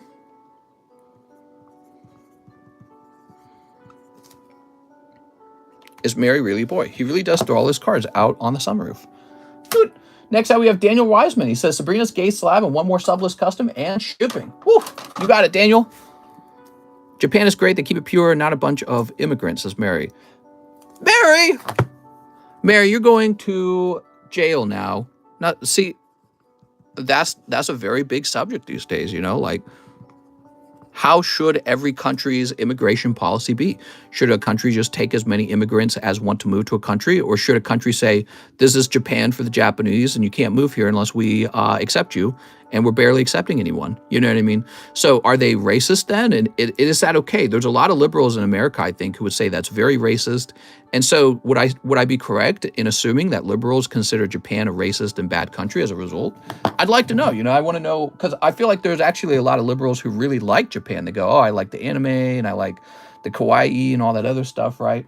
So, but you don't really think of it as a conservative country, and yet they're very, very tough with their immigration, and nobody says anything about it. Like, hey, you're a first world country. You have to allow people to move over. So, Daniel Wiseman, let me put your slab over here. Let's get you back on that sub list with another spot.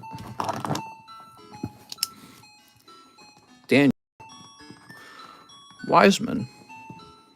You're allowed to have national sovereignty as long as you aren't of European descent. I'm telling you, unless it's slabbed, I make them fly out the sunroof. Mary's a guy, that's why they didn't go to Japan fast. I'm back, hopefully there are no more interruptions. How's it going, Katrina? It's better so you don't change the culture, says Andres Ramirez. What I like about Japan, well, I like the anime, and the anime? Stay with your own peep kind of thing is definitely racist. Pewdie got accepted because he has over 50 million subscribers, which is the minimum. All right, so Daniel wants some shipping. You got it, Daniel. Let's get that shipping queued up. So we're just going to ship everything out, and I think we're going to go definitely with priority mail shipping. Thanks, man. I hear Japan has a Latino subculture. Right, but that's one thing to have a subculture. It's another thing to actually have Latinos in your country, which I'm assuming, like all other ethnicities, they have almost none, which is more the subject. You could copy the culture of any country, but to say, all right, but stay out of my country, you know what I mean? So, and is that okay? Can a country do that? Is that like, why is that allowed? Andy Dirksen says 2 in the Breakpoint box. You got it, man. Andy Dirksen. Why don't people talk about that more? There we go. Look at that. Japan is xenophobic, not racist. I don't really see the difference, to tell you the truth, though. Just Japan is scared of outsiders. People in Japan are a lot more accepting and chill. Can you throw garbage on the streets in Japan? Are we allowed to buy multiple spots in the pack break? Yes. Sounds like fun, says Monty. Mister, what do you do with the code cards? I paid for the Marshadow. You got it. Let me get that Marshadow off the table. All right, Andy Dirksen. Japan people would love my beard. They would be envious. Oh, my God. Evans Clark. Crystal Guardian spot, that got refunded. Carter Thomas. 2 live customs for Carter Thomas. Okay, good luck, Carter. Xenophobic is dislike of foreigners. Racist is dislike of race. There's a difference. Is there? I feel like they're actually pretty close. You know what I mean? They're very, very close. You know what I mean? All right, here we go. Carter Thomas. Oh, there we go. Hey, there's the snipe. And Alakazam. When will people learn, says Alex. When will they learn? When will they learn that their actions have consequences? Here you go, Carter, picking up the Alakazam. Dang, just saw the pack break, says Christian Green. Japan don't care about your riches. It took PewDiePie 2 years to get accepted. I think it's more of that Japan has a specific culture and set of rules that they follow, and foreigners who come in would not know them or follow them, and they don't appreciate it. Right, so it's not necessarily a money thing for Japan. It's actually a cultural thing. They don't want you. They want their own culture. Is that sort of, is that supremacist of them? Sounds supremacist of them, to tell you the truth. Here's a large. That's for Carter Thomas. I feel like in America, if we did the same thing, there would be riots in the street, right? If we did the exact same thing.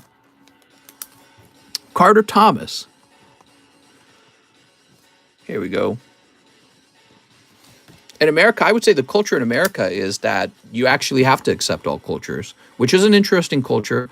But I actually feel like the outcome is that you get a bunch of competing cultures rather than a bunch of peaceful coexisting cultures.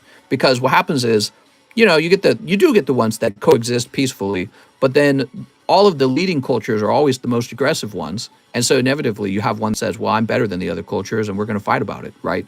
That's actually how cultures pass along. They have viciousness to them almost. That's what America's going through, says Double. That's why Mario bought a PC with this little Lily money. It's me, Mario. All right, 2 lives. You got the large sub list. Now we're going to put you in the large main list. Ready? That is a sub list, not a large. He gets a spot in the sub list and the main list. That's what happens when you pull that. All right. Carter Thomas, congratulations.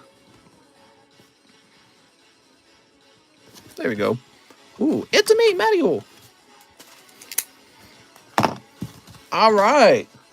James Wolfe is next. 2 fusion strikes.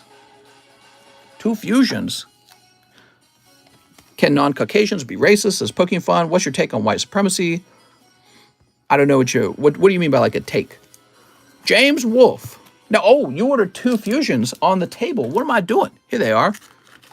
I hear a fellow Greek studier. Makuhita. We got Shellmint for alligator. It's me, Charizard. We got Turdinator. Your 2 cents. I don't really know what you mean by like my 2 cents. What are you asking specifically? People don't even the work culture over. People don't even the work culture over. I don't know what that means either. All right, James Wolfe. I thought Xenomorph was an alien from the movie Alien. Boop. Mister, I've sent 2 payments back to back. One is for shipping, and the second is for the Sylveon. All right, sounds good, man. Sounds like you want that Sylveon shipped right away. Okay, now we got Kip F. 1 Opus 1 pack. Here we are. Ooh. All right, let's go ahead and snip it up, Mr. Kip. Snip.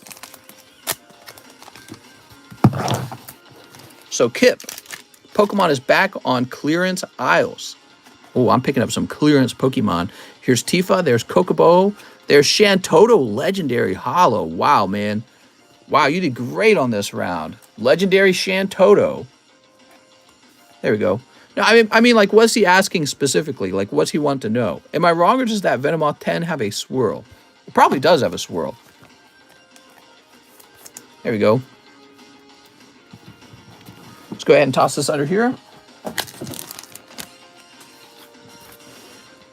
Right there, big swirl. All right, Kip F with the K. You do DBZ breaks? Not really. Not really. Damn, dude. Picking up the Shantoto. Japan loves Sweden. They have a town named Sweden Hill where they've adopted Swedish culture. Oh my God, you're such a simp, Mary. Kip says, damn, nice. It is nice because it's hard to get those legendaries. Mister, do you do any back breaks? That's right. What? All right, turn that over there. What a weeb, says Cheese. Okay, now we got Daniel Clark.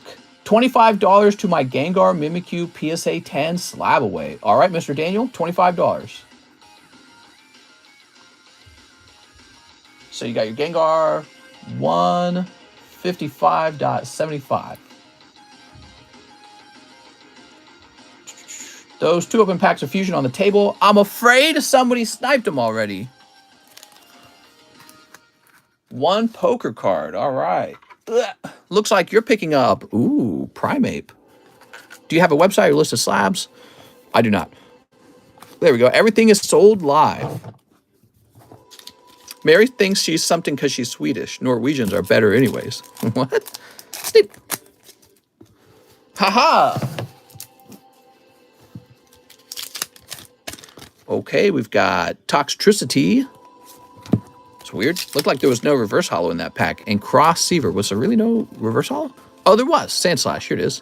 Oh, the Shrimish was between the hollow and the reverse hollow. Dude. So Daniel Clark with the D. And you said, I do not have a bag. Time to get you a fresh bag, Daniel. All right. All the hot girls are from Finland, says Corn Rules. We used to own you people for a long time. Norway is our dog, says Mary. Wow. What is this? I'm a sci-fi nerd, so I only really know a little. So Daniel Clark. There we go. 5.23. All right, there we go.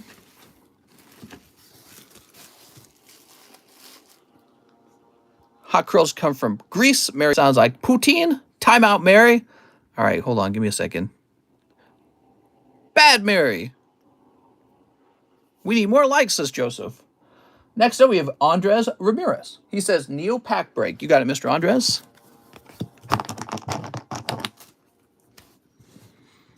Andres Ramirez. There we go. Haha.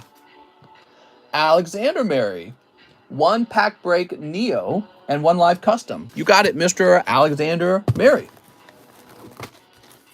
Shoot. That's a bond sweep. I'm sorry, Alexander. I think the live custom just got sniped. Let's get you into the Neo pack break. Alexander Mary. Sweet. Tyler Nix. Pack break, please, for Tyler Nix. Okay, here we go. Tyler Nix. Wow, thank you, Tyler. All right. All right. And let's refresh.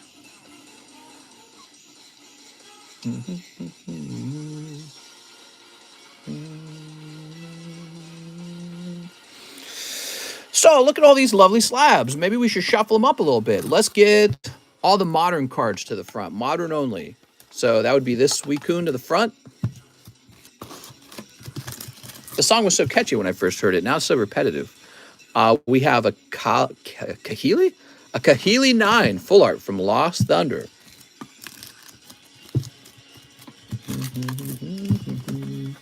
There's no modern cards. Oh, wait, Sceptile's modern. Here we go. PSA 10. Septile from Lost Thunder. Very nice. Here is a $58 Giratina Garchomp from Unified Minds. $58. That's a 10. And only modern in the front. So we got a choice of Mew 10 or Necrozma 10. I'll go with the Necrozma 10. All right, cool. I feel like, there we go. Well, that pile on the right is like larger than the other piles. It's buffery, says Corn Rules. Let's go ahead and refresh. So now that we refreshed, we have finished Tyler Nix. Let me say the line is not terribly long. We have Mr. Ivan Ramirez, and he says 2 spots on Breakpoint. You got it, Ivan Ramirez. This is about to fill up. Ivan Ramirez. Oh, look at this. And 2 spots for Neo. 1 and 2. Katrina says, my friend is funny. So Ivan Ramirez. There we go. 1 and 2. There we go. How nice.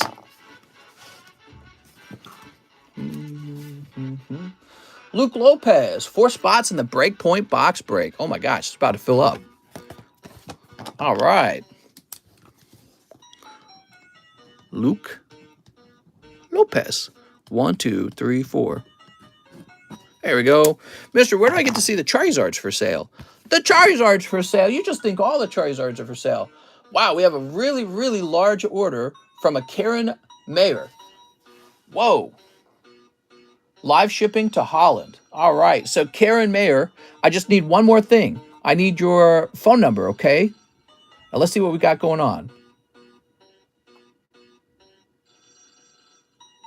Okay. Let me your order's so large. We've never done business before. Let's see.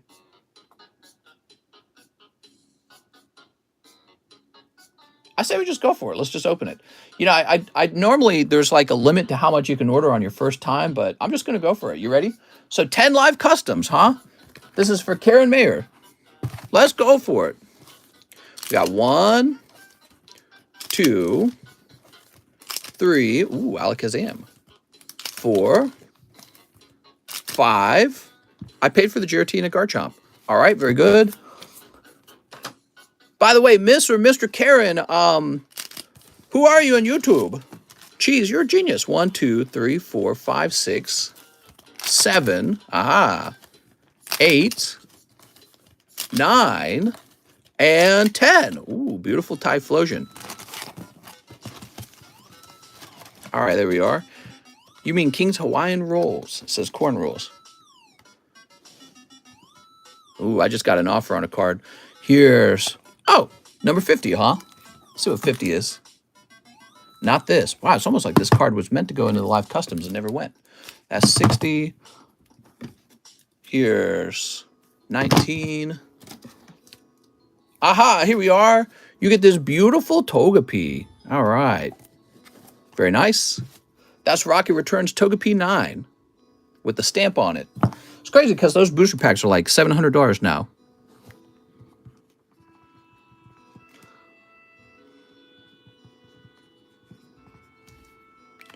Oof, that was cold, says your average player. It's a pretty expensive card, actually. It's like a $200 card. I'm the King Corn. Nice English. Did they teach you that? Oh, my God, Mary. Mary, you're being a little aggressive there, Mary. She at least basically got her money back. Mister, do you like Mexican candy? I'm a pretty big simp for candy, so I'd probably enjoy candy from anywhere, to tell you the truth. All right, you also pick up this Rainbow Rare and the Alakazam. Okay, we'll place this over here. Should have paid rent with those pulls. Hold on, give me a minute. So I'm going to send a penny message over to Mr. Mayer or Miss Mayer. Give me a minute. Just make sure that we get the phone number so we can do the live shipping.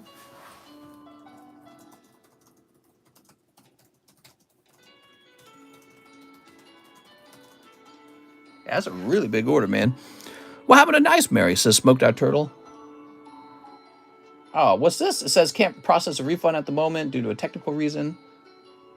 What is it talking about?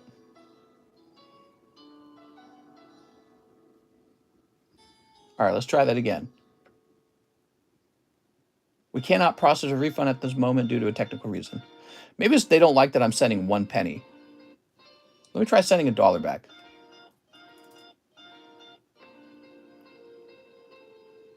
Oh, there it goes. Okay, cool. So maybe they won't do a penny transaction. That kind of makes sense. All right, so get comfortable, everybody. This was an unusually large order.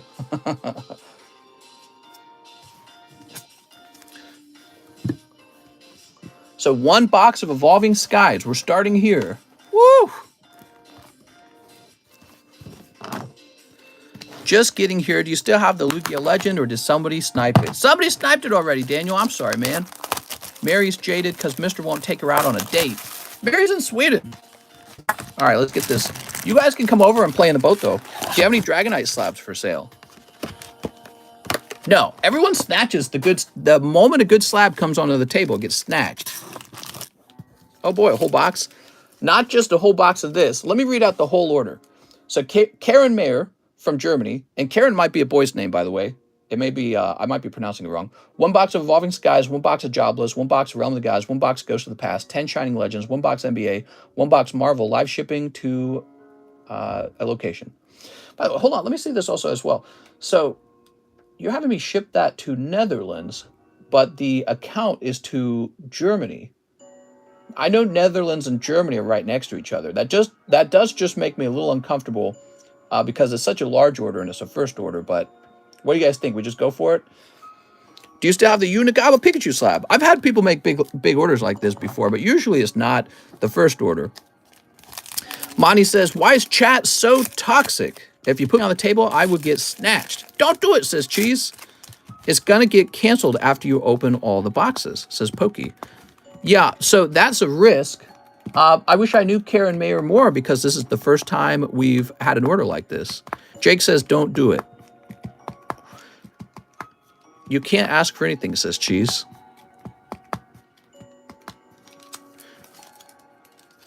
Mister, don't. If I could just talk with Karen, is Karen somebody has the payment went through? Yeah, the payment's gone through. Sis, she wants it sent sealed. It didn't say that. Hold on, let me see. Karen, can you type in the chat? Is she this angry about there? I would say ask for half as down payment. Well, it's already been paid. It's gone through. But, you know, obviously you can try to dispute an order and try to get your money back. But it's an unusually large order. But it's not like the most money I've ever seen either. You know what I mean? So it's just strange because it's such a large order. As long as she paid, I guess that's okay. It says happy feet. That Karen person sounds like a Karen. Well, names are different between Germany and the United States. Wow, large order. Well, I guess what bothers me is, so the PayPal account says to ship it to, she might have wanted that sealed and sent. It doesn't say leave it sealed.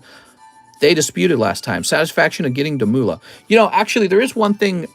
I would like Karen to update their PayPal account to include the address that you're wanting me to ship to, okay? So if I ship to an address that is not actually in your PayPal account, I feel like PayPal would not like that. So you know what? I am going to ask that first before we open this very large order.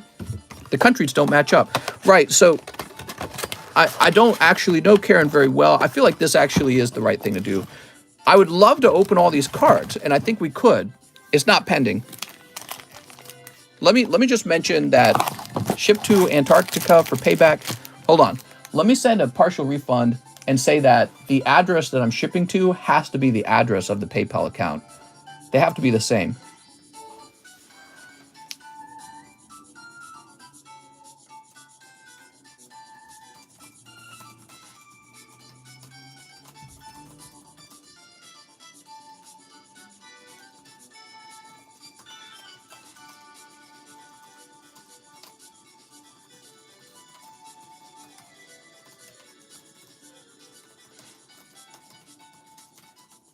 All right, so I'm going to go ahead and send that over as well.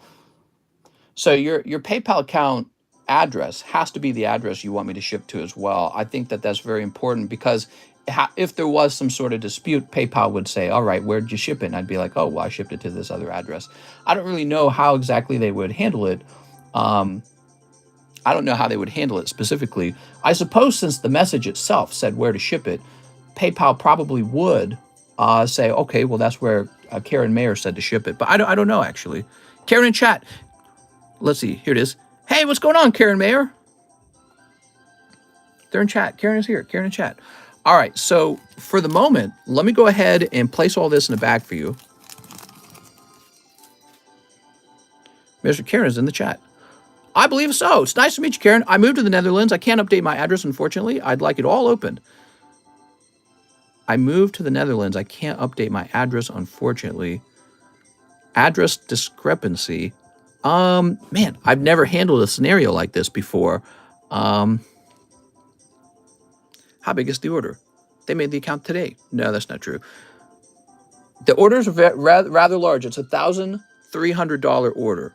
And that's larger than normal for a first-time order.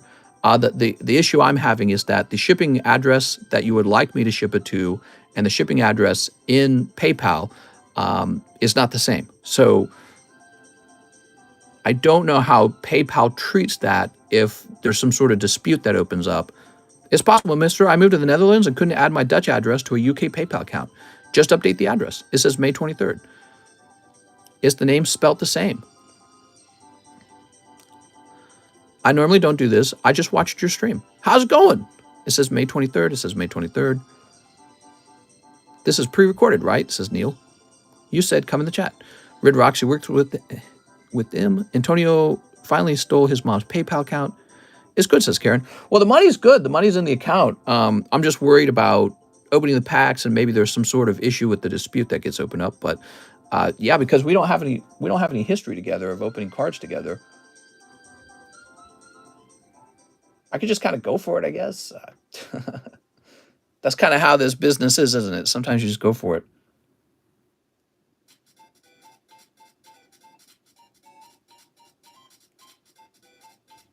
Mr. only reads messages when it benefits him. Don't worry about it, please. But if you're uncomfortable, refund, no problem. Can I open you a smaller amount for your first time? Also, did you see my penny message, by the way? If you could, Karen, could you confirm in a dollar message on PayPal that you are Karen? Well, you are. You must be because you knew how to spell the name without me showing it on screen. So that is you. Send a penny message for imposter. Could I open you a smaller amount for your first time? So we got you the 10 live customs. How about we do the 10 live customs and the box of Evolving Skies? And then what I'll do is I'll ship this out to you. And then on the next order, we'll do an even bigger one, okay? After the first order arrives at your home. Could we do something like that? I'm willing to take some risk, but I mean, 1,300 is a pretty big risk. Is the shipping going to one country when your PayPal is set to a different country? That's what's causing me discomfort. Updating your address should be easy, says Corn Rules. I send. Yep, that's definitely you. You knew the exact amount that you sent.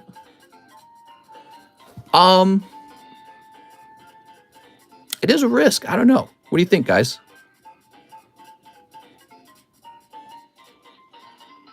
It's like gambling. I guess everything in life is kind of like gambling. I trust her, says Alex Saint. Let's start opening. Let's do it. Fat stack, stolen card. Sounds fun. I would trust her, said Red Roxy. Just do it, says Crucify Gaming. Mister, it'd be fair to only have them pay shipping once. Yeah, I see what you're saying. I had the same problem with Karen when I moved to Cyprus from Greece. The Netherlands, only a 2-hour drive away from Germany. Oh, very cool, man. Send to escrow. Let's live a little, mister. You guys just want to see the product open. You guys just love the content. All right, my friend and I were face chatting and messaging with effects. All right, huge order. I just want to see a box of Evil Skies open. Just give me the rest of the order, mister. If they sent the message with a different address, could be due to work. You know, I feel that if I had to work with PayPal over any sort of discrepancies, I would just show PayPal the message, and that would be it. All right, big order. Let's see what we got. We got to pull some hot ones, right? So we're starting out with the reverse hollow Togepi and a rainbow Typhlosion. Send to a Swiss chocolate account. What's the worst that could happen? Well, the worst that could happen is I could lose $1,300. So I've had stuff like that happen before, that's all. So you have to understand my hesitancy. If we had sort of a maybe a more established relationship, I would be a bit more comfortable. But Karen, be sure to send me your phone number. I need your phone number in order to finish the shipping, okay? Sleep. Dang, people here are really nice. People got your 6. Whoop. You're rich though, mister. Well, not that rich. Losing all that money would be pretty painful. You ready? All right. So if we're going to open all these cards, we got to make sure you pull some hot ones. The Umbreon is worth more. I feel Mr. has been duped. Probably not. I've done a lot of large orders before. Most likely this is just someone new, and it's an unusually large order. That's the most likely scenario going on right here. I got scammed over the weekend, says Deez. Hobby pulls melodic reverse foil. Here's Toy Catcher. Here we are. It's nice to meet you, and sorry about my hesitancy. You have to understand, I've been doing this for like 3 years, and I have had some shady stuff happen. So, you know, when something shady happens, and it's only over like $100 or $200, it's not too big of a deal. But if something shady happens over like a really big order, it's pretty painful. When you move to another country, you need to close your old PayPal account and create a new account using your new address. It is not possible to change the country to your registered address. Oh, very interesting. Okay. Here's Cutie Fly.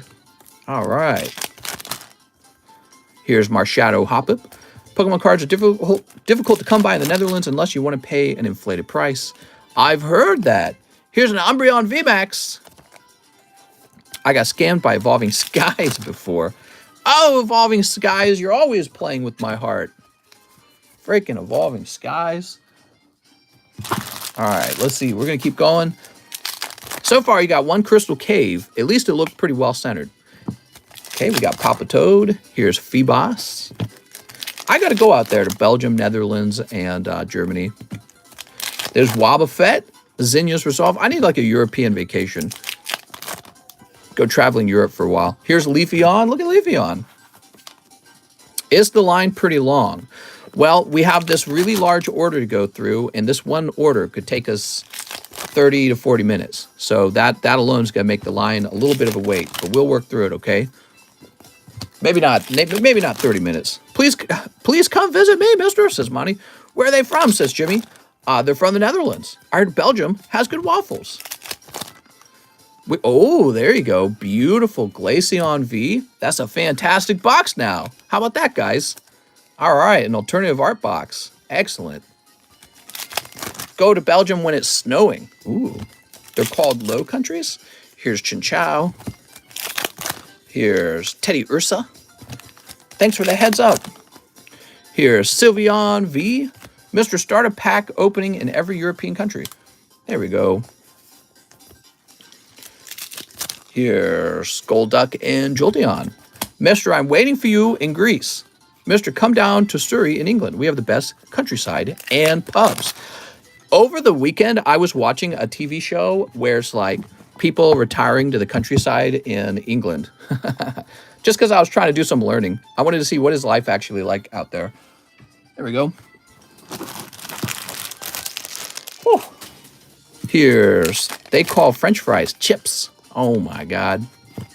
Yay, Belgian blue waffles. Mister, if you broke both hands, would you still stream? Ooh, good question. I don't know, man. I don't know how it'd work out. Maybe I'd just do a talk show. Hey, mister, is the Amazing Rare Celebi from Vivid Voltage PSA 10 available? That sold a while ago. What? This is a Gordy box. Oh my God. Well, at least you pulled the alternative art Glaceon. The alternative art Glaceon's really coming in handy right now. Whew. I'd still watch and support, says Alex. Oh, thanks, Alex. Yeah, that'd be sad if I lost both hands. I don't think I could open up cards anymore. Maybe I could sell slabs. I'm not sure. Maybe it depends. Like, do I have artificial hands that are working? All right. So, Karen, you got all these hollows here. But let's take a look at these pulls now. So, you got Gordy, Glaceon, and Crystal Cave out of that box. It's not that bad of a box, actually. Yeah. You got Typhlosion. Okay, and these are some more hollows. Put those over there. That's 2 secret rares. Yeah, exactly. That's what I'm saying. It's kind of a loaded box, even though Gordy and Crystal Cave themselves are not too super valuable. Cut the Gordy. People do learn to do stuff with their feet. I live in Arendonk, and I have blue waffles in the morning. Train your feet. We believe in you, mister. Okay, so back to it. Karen Mayer. Give me a minute. Got to scroll back down to that order. It's a huge order. All right, so here we are. So 1 box of Jobless. Maybe pull a signature out of this Jobless. You ready? So box of Jobless Reincarnation.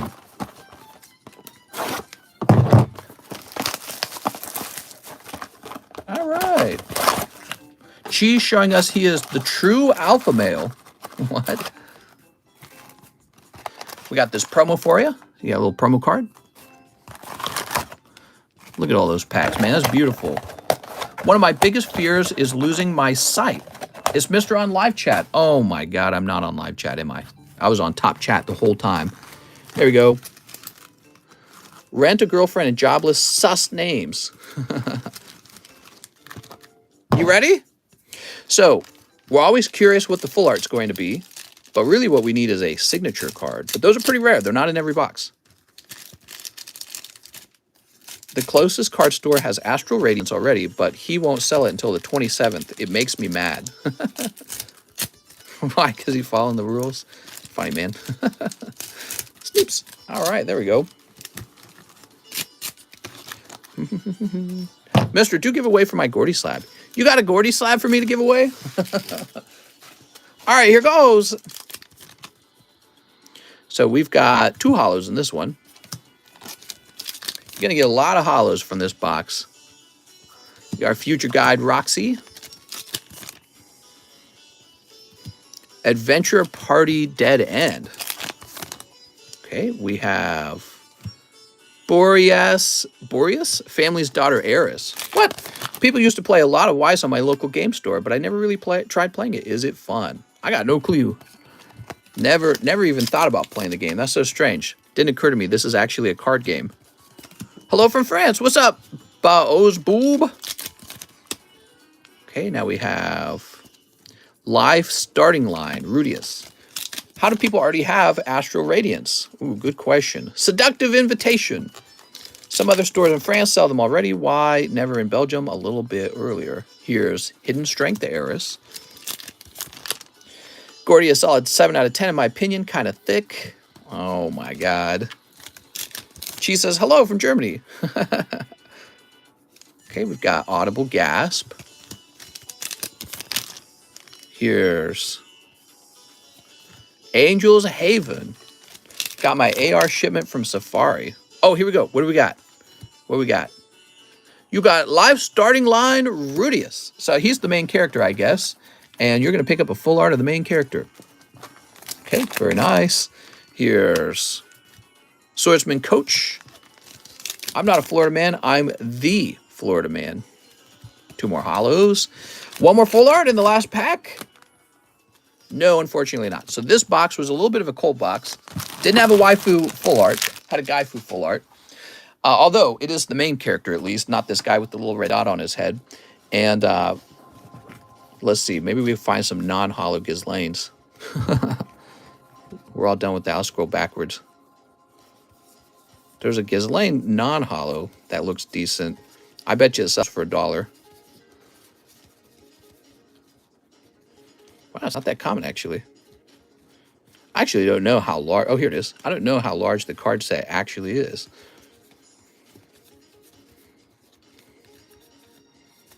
Let's see. What am I looking for? Looking for like a leg or something like that on the left side. Oh, wow. That appears to be the only one pulled. Crazy. Okay, 1 in a whole box. Cool. Mister, you don't have A's Whole Radiant? My spaceship is at the bottom of the ocean, says Corn Rules. What? All right, very nice. There you go. Set this over here for the moment. Okay, 1 box, Realm of the Gods. Now I need to go get a box of Realm of the Gods. I'll be right back.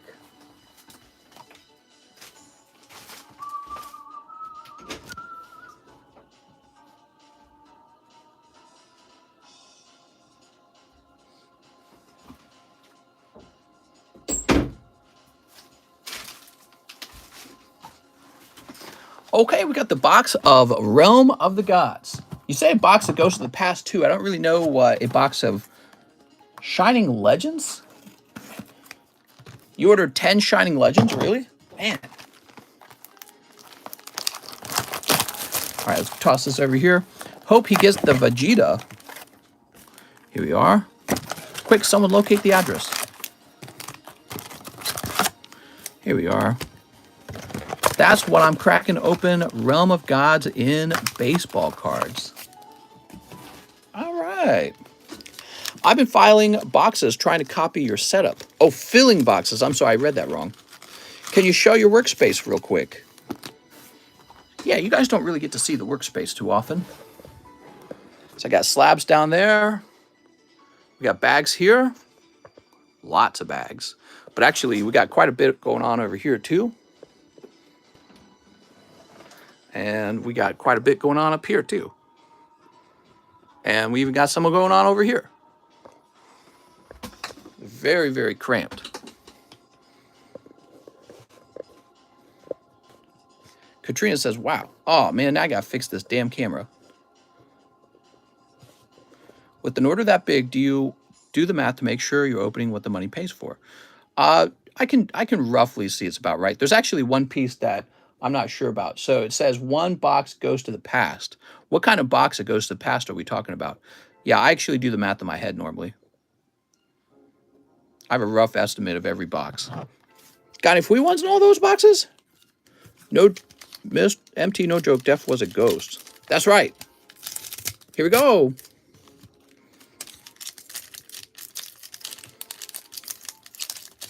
Snip. Hey, another snip. Just the 4 small cases. Snip, you got it. What happened to your pet cat? I want free ones, not the big case. All right.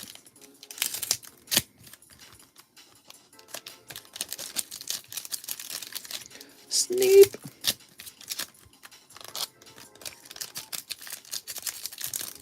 All right.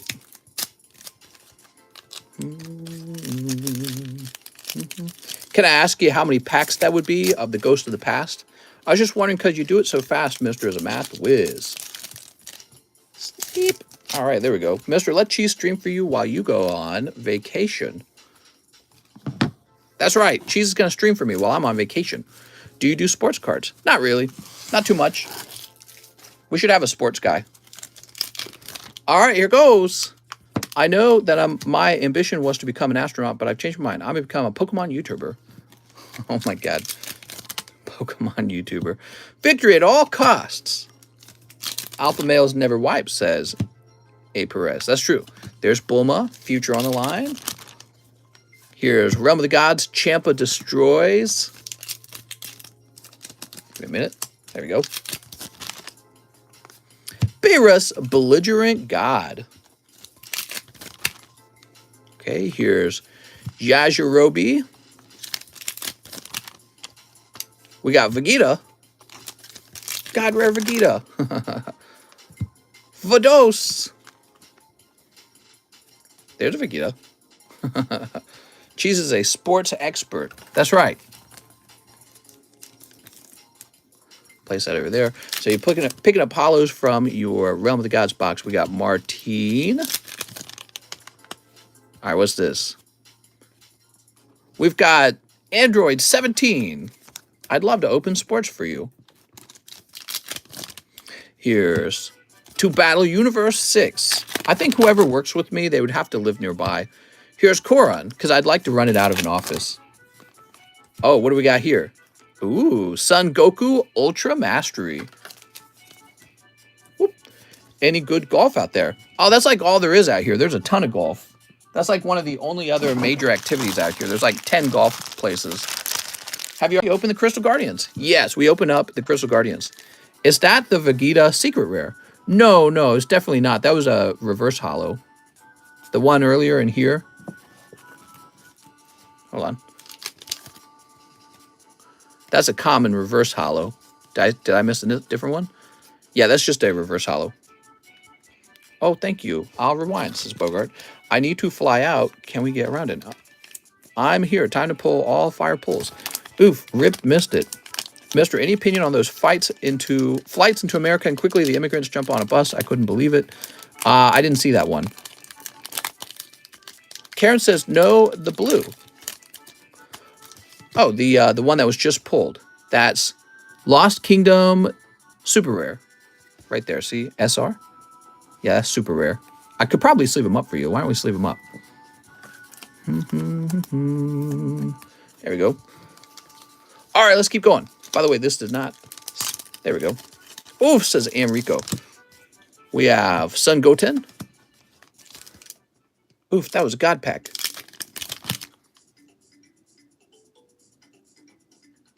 Was it a God Pack? That was a God Pack. You're making me question. Oh my gosh, it was a God Pack. I was actually thinking in my head, why was that a super rare? Because the super rare wouldn't be in the reverse hollow spot. Oh my God. He got a God Pack and I didn't even notice. Hold on. I'm retrieving all the cards from it.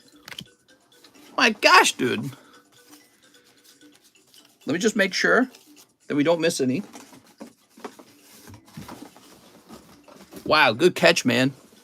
I think I was reading the comments too carefully. Oh my gosh. I forget that this set even has a chance for a God Pack. All right, we were going a little too fast. Here we are.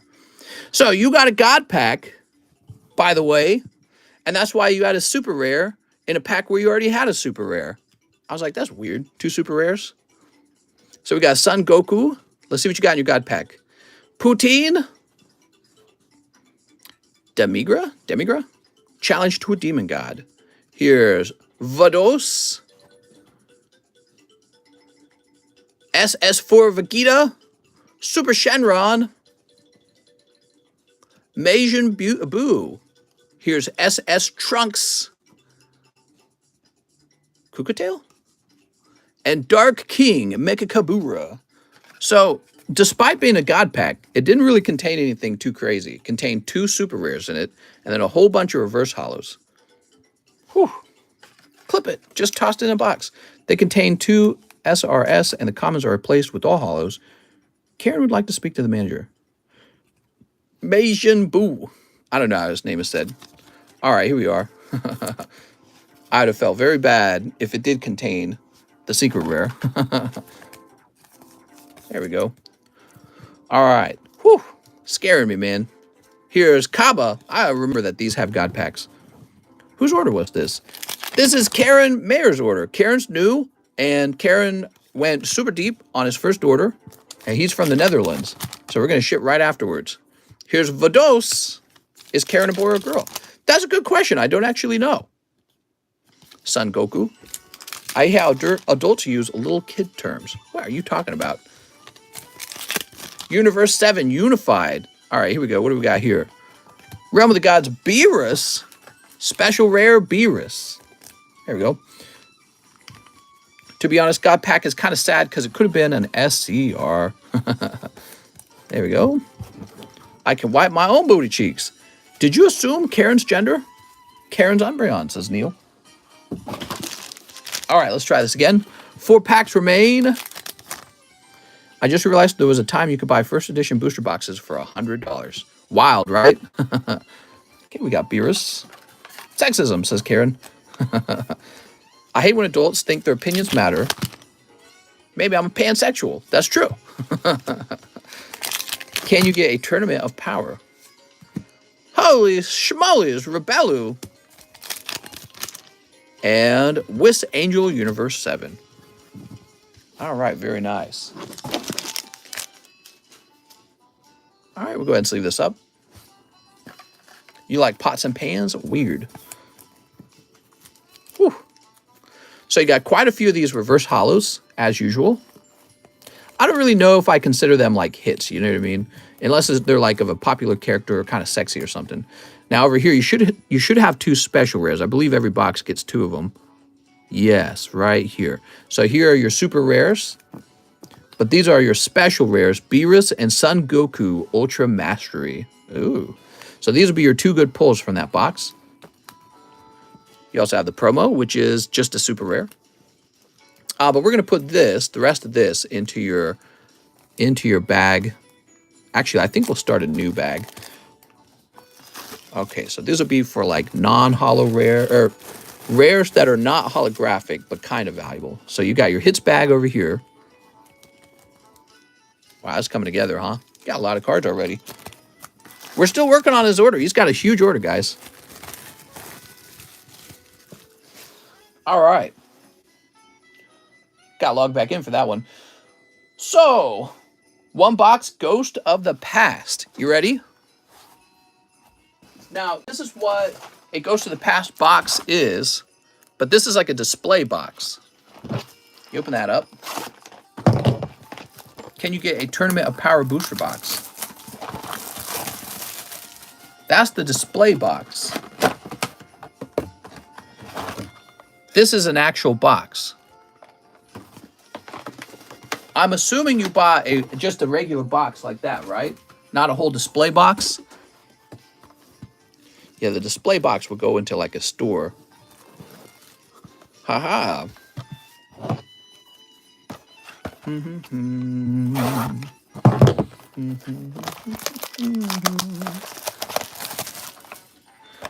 So, let's see Ghost Rare. And that's 4 packs. He says, no, it's 4x4.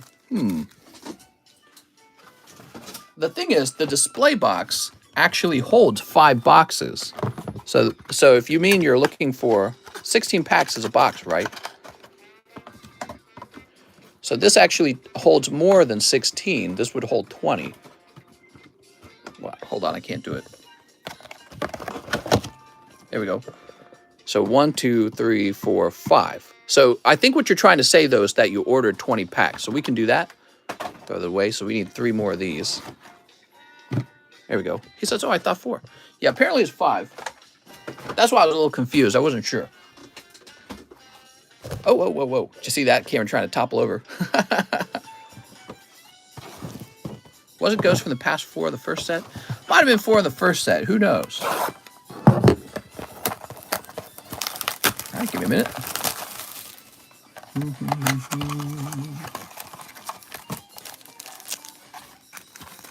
Ow, my leg.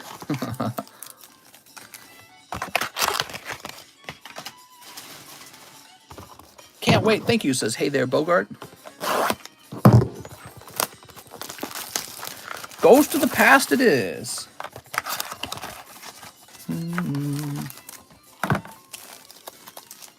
I don't know what it is, but it looks expensive, mister. Ghost of the Past? Yu-Gi-Oh! Has the best packaging. Oh, I have the opposite opinion. Their packaging's the worst, man. So much extra waste.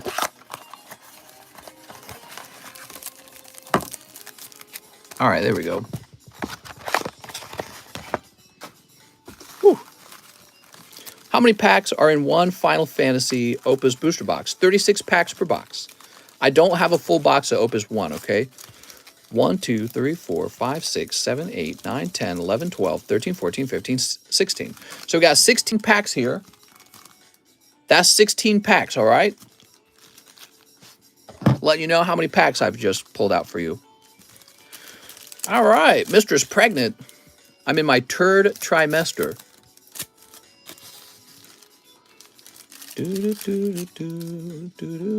Missing 4.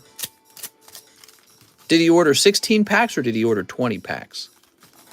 Are you still doing Karen's order? Model Pluto. What's up, man? He says, yes, it's okay. Sneep. There we go.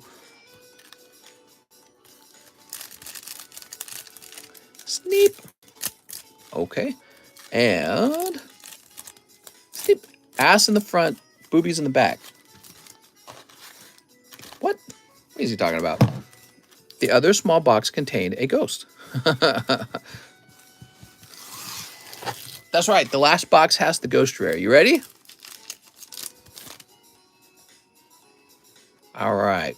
Hollow. Hollow.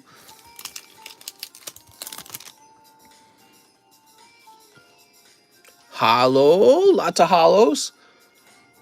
What's up, mister? Finally started watching Ozark with my wife, and we're hooked. Boop. Okay, now we have Rare Fish. Oh, I hate this song. Hold on, let me skip it. Man, why does that song even exist? I swear to God. All right, now we have the ending sucks. Yeah, the ending is terrible. 0. Ozark is the truth. Rare Fish is sus. Here we are. Everyone's a babe boss babe at the last season is very, very annoying writing. It always was kind of annoying writing. Here we go. It's just like Game of Thrones. Game of Thrones, they made all the guys suck, and all the girls were like, ooh, we're so great. Can play some pretty lights for string cheese, isn't it? Not even Rare Fish gets love for Mister anymore. I've seen too many of them. Here we are. Okay. Barbecue, Mister? Plot twist, Ozark PokeTuber gets addicted to meth and starts a loan shark ring centering around waifus. What do you think about the Johnny Depp trials? Johnny Depp is innocent. Free my boy Johnny. I got no clue, man. I'm really surprised how many people are interested in it. Okay. Still no Ghost Rare? If you want to stop me, you have to kill me. Wendy is the most unlikable character. Worth noting, if you pull Al Luber, that's at least like a $12 card. Dark Magician Girl. Woo! All right, there it is. Wow, that's one of the top pulls from the set. Ghost Rare Dark Magician Girl. That was sniped. Wow, we're definitely going to have to clip that. That's amazing. Beautiful pull, man. Crazy. So hard to get these pulls out of the Ghost Rare packs. Moonshine says it's a $300 plus raw card. All right, since we're shipping this out to you right away, I'll do you a solid and put it in this sleeve for free. Just for fun, because I know you're going to want to grade that. Beautiful card, man. That's the toughest pull, says Rip and Flip. Man. All right. So we'll put that in the background. Beautiful. Okay, let's see what else. The number one pull. Crazy. That's a TCCG sleeve there. Wow, I'm so happy. Thank you. Karen says thank you. All right, there we are. Clip it, says Mike's side. What's that in a 10? Probably thousands of dollars. TCG Player has it $330 as a raw card. How about that? All right. Demetrius, punch in the air right now. Yeah, it was a super snipe. Let's adjust this camera a little bit at this point. Love the way the ghosts take reflection from the light. Yeah, Ghost Rares are really cool. I think they've done a great job with those. So we'll go ahead and sleeve up the rest of these hollows.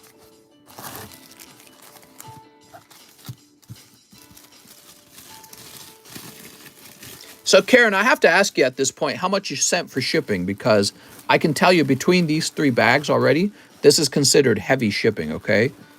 If you sent $18 for light shipping, well, that won't cover this weight. Now, let's go ahead and move on to the next part of the order. 10 Shining Legends. Wow. Okay, I'll be right back. 10 Shining Legends.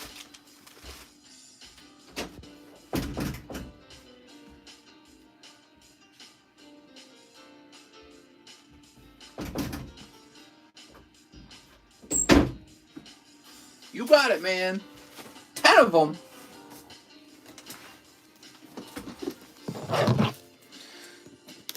You meant Shining Legends, right? Like the super expensive Shining Legends? Like this, right? You mean Shining Legends. Who got the DMG? Mewtwo? Big boy order. Clip the Yugi. Yes, the $39 one. You got it. Anything goes. We got these lovely sleeves here. It's kind of cool. Wow, they really used to pack these very different than how they pack them today.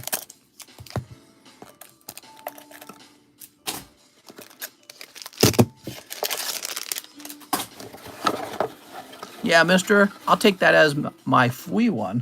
What? I'll definitely have you set up a PayPal next month to buy packs from you. Sounds good, man.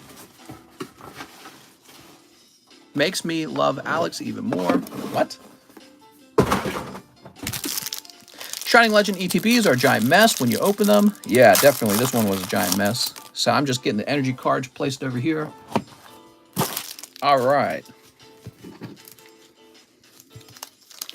Tube Mewtwo is the pull to get. Definitely that and the Shining Mew. All right, we don't open these very often because they're just ridiculously expensive. This is straight out of a fresh ETB, 10 packs in a row. Thought I'd get the ETB since you ordered 10.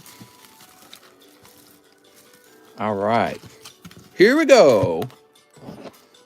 I'm scared, Karen. This is a pricey order, man. Sneap, Mister doesn't even like Alex. What are you talking about? My icy just turned on and scared the crap out of me. Sneap. Do they get promo? In this case, no. The promo Ho-Oh is very expensive, and his price is not part of the deal, okay? But these 10 packs are consecutively out of a single unit, so that's what we like here. Yeah, that Ho-Oh goes for a lot of money these days. I think it goes for like $200 as a 10. All right, here goes. Besides that, I might want a grade 1 that's never been pulled out of his sleeve. So we got Floatzel Shaman. I don't want to be rude, but how does your channel have so many subscribers, but only so many people watch the stream? I don't know, man. That's just how it goes, I suppose. There's Zoroark. I used to get more viewers at night. So at night, we would get more viewers. But we stopped streaming at night. We started streaming in the daytime, which totally changed our stream time. Here's Great Ball Latios. Elon must say bots. Dude, it's tornadoing outside, says Double. I like these energy cards, by the way. How much is the Shining Mew? That one's going for like 300, I think. All right, what do we got? Mister, you have 218 viewers. Your audience is growing again. Yeah, we're getting our audience back. We used to have a much larger audience at night, but we swapped to daytime streams about 2 months ago, and man, we only had like 150 viewers for a while. All right, there we go. We got some hollows.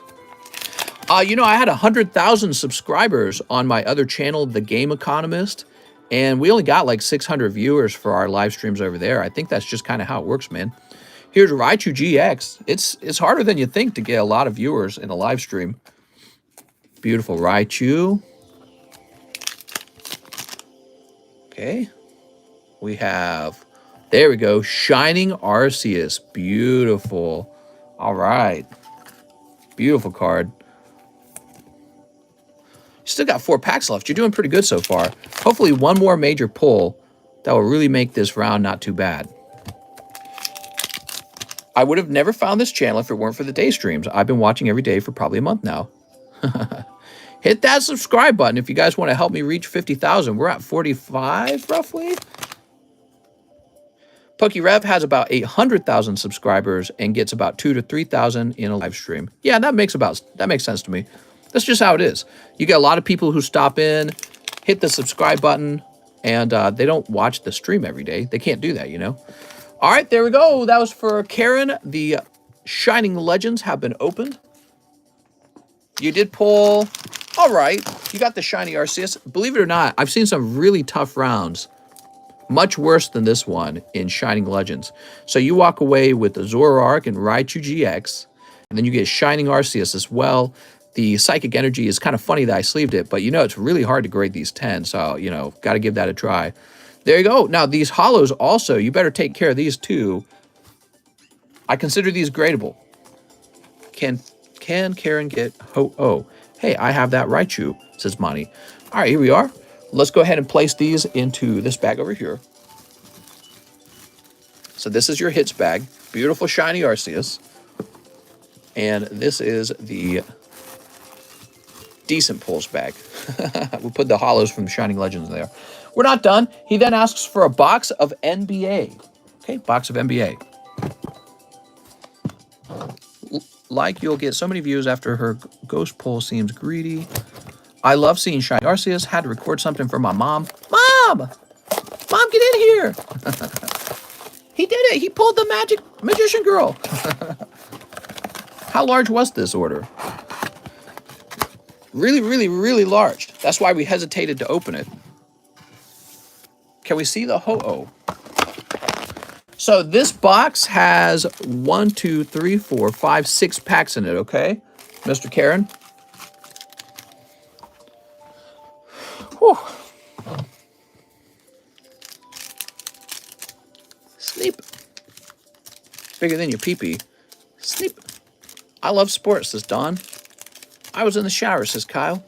I don't know about you guys, but I showed my mom. How much was it? So this was a $1,385 order. All right, here goes. We've got Anthony Davis, Lou Williams, Tyrese Maxey, and Patrick Williams. All right. Whoop. Mom, it's an investment. Shut up. Finally, some sports. This order, dope. Have you pulled the Rainbow Pikachu VMAX from Vivid Voltage? Yes, we pulled that multiple times. All right, what do we got here? We've got Anthony Edwards, Steven Adams, Joe Ingles, and Tyrell Terry rookie. There we go. All right. Whoop. I didn't steal your PayPal. I invested. What's the likelihood that sleeping your cards actually damages them? You mean sleeving? Kira Lewis, Luke Kennard, and Steven Adams. You know, if your card's so fragile that sleeving it will damage it, then it was probably going to be damaged anyways during shipping or whatever when you send it off to grade. Sleeve the Anthony Edwards, mister. I'm sorry, he's probably back in the booster pack already. All right, we've got Duncan Robbins, Udoka. Here's Giannis, and a real good one behind it, Stephen Curry. How about that? Beautiful. All right, Stephen Curry. Yeah, that's a nice little pull. Sleeve it. Anthony Edward is a hot player. So what's next? Curry is MVP. Okay, we've got Nikola, Alexej, Russell Westbrook, and another Giannis. But this one's got the special hollow to it. Whew. Giannis is hot too, says Bogart. Wow, good card, says Corn Rules. All right, last pack. What do we got in the last pack? CJ, Nikola Jokic. I can't remember. It's Nikola, a card you sleeve. Here's Andrew Wiggins. How nice. All right, well, he is going to be sleeved. He's going to be sleeved right back into the bag. Love me some Steve Curry. Is the flightless bee in this set? Wiggins just had a massive dunk yesterday. Good pull, Jamora and Luka hottest right now. That first one is a $3 card. Wow. This one? All right, very nice.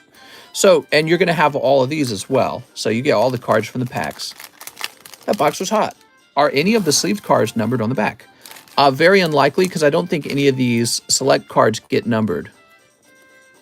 Yeah, I'm pretty sure select doesn't have numbered cards.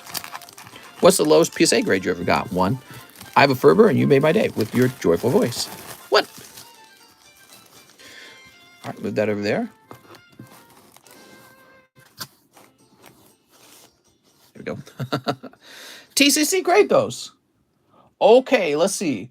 After the NBA box, he asks for a box of Marvel. Hey, Marvel had 16 packs in it. Can I buy packs and have you not open them? Yeah, that's possible.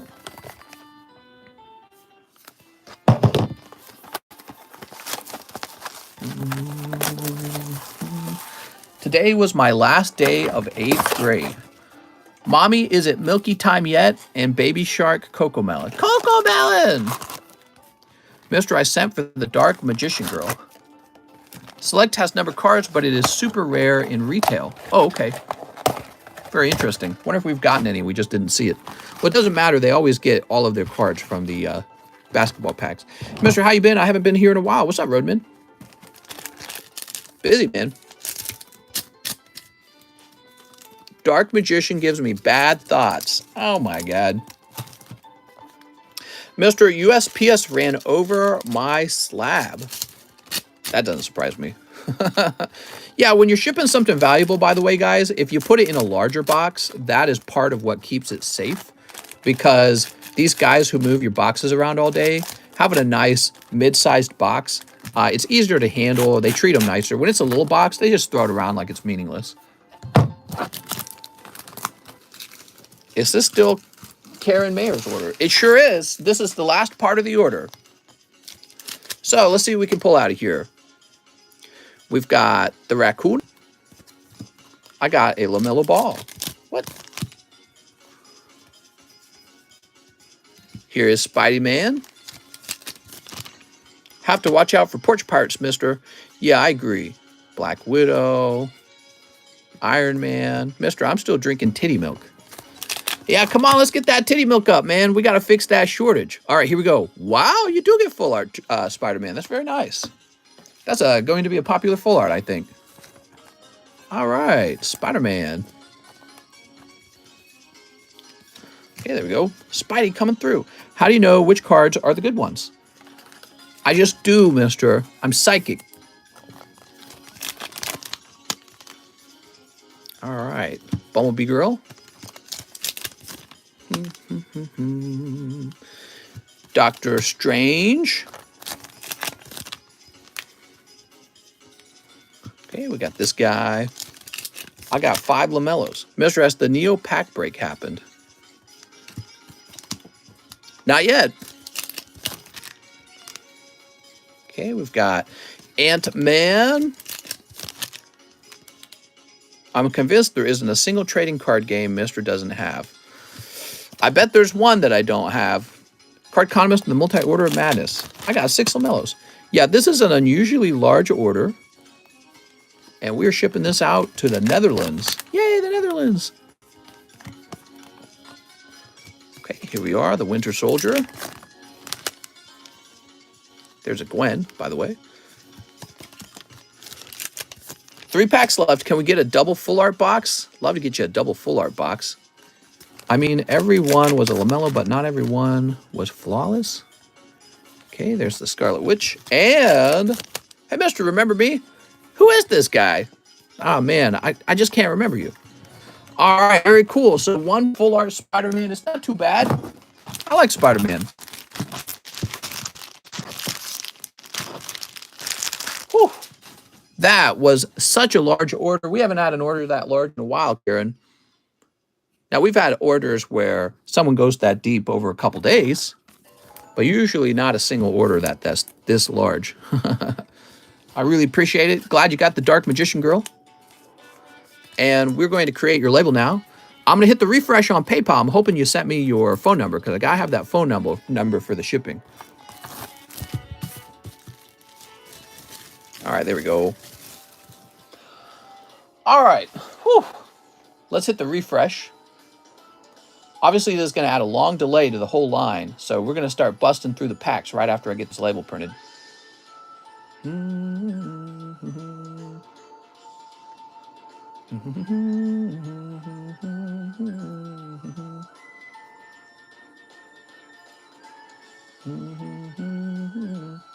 Yep. Check it out. I want to show you guys something. Well, it's a good thing we pulled the Dark Magician Girl. Look at this. Unauthorized transaction. There you go. That's exactly what we were worried about. $1,400. Karen was intentionally opening up the packs in order to do this. Very fun, says Karen. What's up with the unauthorized transaction, Karen? Did you actually open a case, or did your credit card freak out? Ban Karen. Never trusted Karen. I knew it. WTF. I told you, says Andres. Karen. We told you, mister. Karen says no. Well, now hold on. So I've had this happen before when a really large transaction goes through. He says, no case, says Karen. Well, so that is the case, though. So maybe you need to contact your company. So I can't ship this, obviously. The benefit of the doubt, real quick. Well, now hold on. I've had this happen before. Give it a second, guys. So somebody has ordered a large purchase like this before, and it immediately went into being an open case. The reason it says unauthorized transaction, that's a big yikes. Large first-time order. Now what? Can you show? Yeah, so it's a case that's open on PayPal. So what you'll need to do is you'll need to contact PayPal and let them know that you intentionally opened the set, okay? And what I'll do for you is I'll put all this into a box and you stay in close contact with me, okay, about the issue. Contact me on Discord. I also can't send a penny message, says Karen. Your account might be locked up. So get in contact with PayPal right away, because if it's a authorization issue, they probably think that somebody has stolen your credit card or stolen your account and has made a large transaction with it. So they're probably going to ask you to verify that you meant to send this money, okay? Mister, donate the Dark Magician Girl. No, we're not going to do that. This could be an actual authorization issue, and PayPal may be doing this to be careful. If you can't send a penny message, PayPal locked the account since you spent so much money. Let's give them the benefit of the doubt. It's a simple issue. You can fix it easily. Be nice, people. We don't know what happened. Yeah, so let's, Mr. Karen, you'll need to contact PayPal right away and let them know that the order was intentional, okay? Oh, my God. All right, well, luckily the pulls were good. So, you know, if something really bad happens, we'll try to sell off the cards. But let me grab a box. Let's grab that Shining Legends box. It's a security issue. Karen just needs to verify the purchase, says Alex. Yeah, that's likely what's going on. Hopefully that's what's going on. Karen says, I'll fix ASAP. No problem, Karen. So in the meantime, we'll put all your cards over here in a nice box.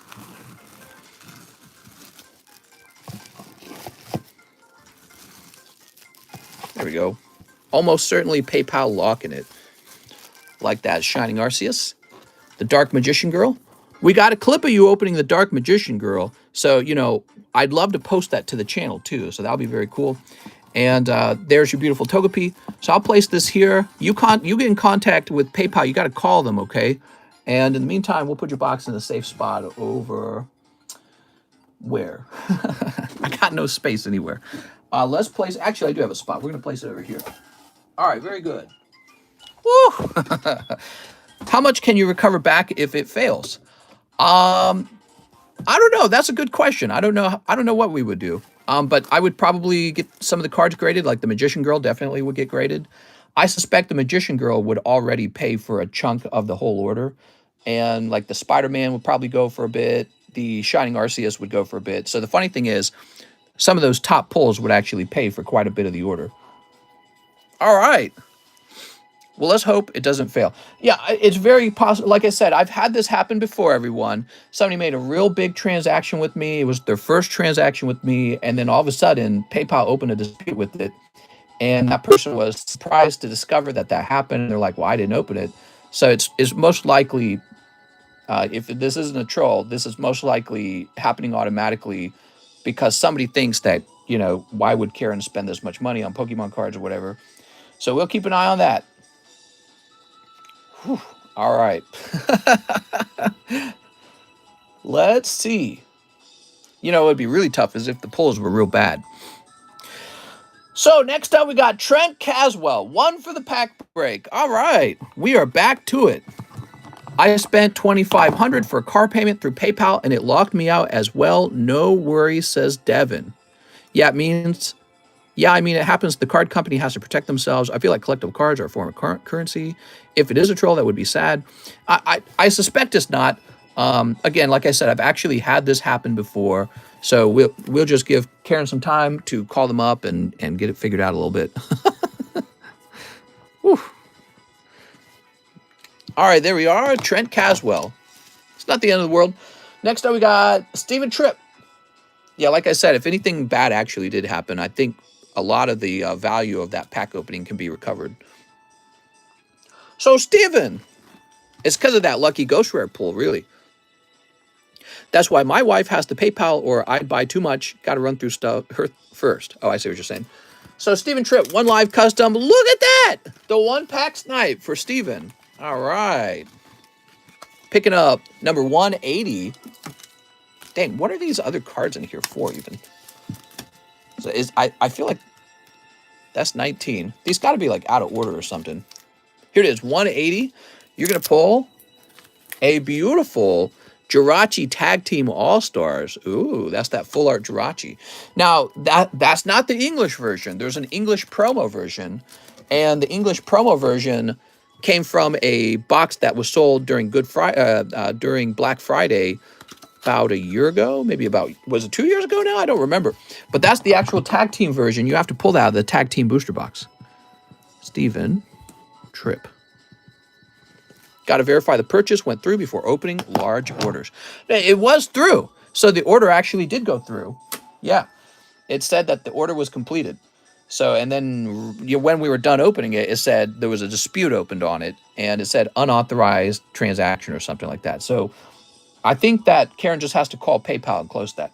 Maximilian says 2 more live customs. Oh, Maximilian! I'm so sorry. You opened this right after Stephen Tripp. By the way, hold on. I'm sorry. We're not ready to open Maximilian's order. Anyways, Stephen Tripp had more to his order. Let's get that done first. So he says he also wants 2 Realm of the Gods. The line's moving again. Can you believe it? Holy. I bet when she tried to send a penny message and it pinged it. So 2 Realm of the Gods. And the base set PSA 8 Gyarados. All right, so that's still here. All right. Here it is, Gyarados. Very nice. Yeah, I had that happen not too long ago. It was a couple months ago that happened with the guy. PayPal did it to me once. I sold something to someone in America, and PayPal wouldn't let me have my money for a whole month just in case they disputed it. Wow. Crazy. I just placed a $1,300 order. All right. I have a bag and a $50 store credit. Let's go ahead and get that $50 store credit. Report the account as hacked. Stephen Tripp. Here we are. Can I get you the Alakazam? I'll pay you as much as you want. What? Everyone placed $3,000 orders. No, I would hate that. Mr. Steven. All right. How much is shipping on a slab? How much is shipping on a slab? Shipping's always the same. It's an $8 shipping fee, and it doesn't matter if you have a lot or a little. It just always costs $8. So, you know, what a lot of people do is they typically build up an order and then they ship it out after a while, you know, so like after a month. There we go. That's for Stephen Tripp. Okay, so Stephen Tripp's done. We just got to put this in his bag now. Where am I going to run into Stephen Tripp's bag? I wish I had 3,000, says Red Roxy. I believe in you, Red Roxy. Just got to find a good street corner and get those hips grinding. He works hard for the money. Dun, dun, dun, dun. Who knows that song? So hard, honey, honey. Dun, dun, dun, dun, dun. Stephen Tripp. That's me every time I clock out from this job. I lay down, I'm like, and then I go, I'm going to buy some Pokemon cards. Steven, you could make a video about this and could help your channel. I mean, I guess we could. I'll clip it. I don't know, though. I don't want to, you know, I don't want to get Karen in trouble or anything. If Karen's just having some normal security issue. not really worth making a whole video about. Give me a minute. So Stephen Tripp was those 2 boxes. Let's check this box. Yay! We're looking 5,000 places. He didn't say new bag, did he? Stephen Tripp, I have a bag, he says. Ah, yes, okay, so he definitely does have a bag. Dude, searching through the S boxes is crazy. Takes forever. Oh, by the way, hold on. This little bag of hollows is also belonging to Karen. There we go. Karen kind of vanished. Well, Karen's probably looking into the issue right now, so can't do 2 things at once. There's Alexis Valadares, Jason, Cameron. Oh, Steven. Yay, we can't find him. I just called my local police department and told them what happened, says Blue Boy. All doors are open. Just trying to think, are there any other S boxes? Man, can't believe we're having trouble finding this. It's every time, I swear to God, it's every time.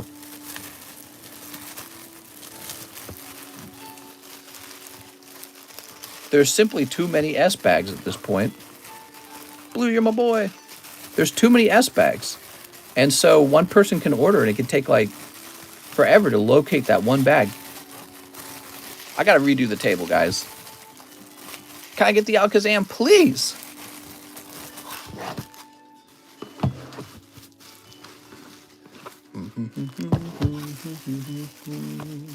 Sean Lean, Stuart Clark, Sterling.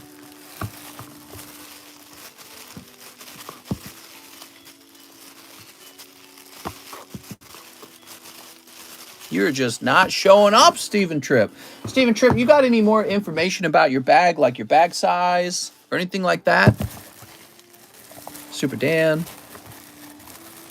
Sansan, Sunfan, Sandra, Steven, Sean.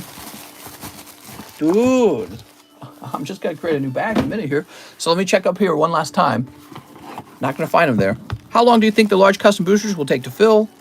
They'll take a little while. Here's Sean, Stephen Demas, Stephen Bart, Sean Scott. All right, we're creating a new bag for him. Stephen Tripp, new bag. Wait. Sully Schlegel. Wait a second. He could be over here, couldn't he? That would actually make more sense if he was over here. So here's Grant Kwan, Hendrick, GJM, Gregory Power, Grant Klein. Who are these guys? Kiefer. Darcy. Where did Darcy go, by the way? Darcy kind of disappeared, didn't she? Oh, Darcy. We missed Darcy. Oops. We missed Darcy. There go my penny sleeves. All right, new bag. Yay, new bag for Stephen Tripp. Is that guy being attacked by tentacles?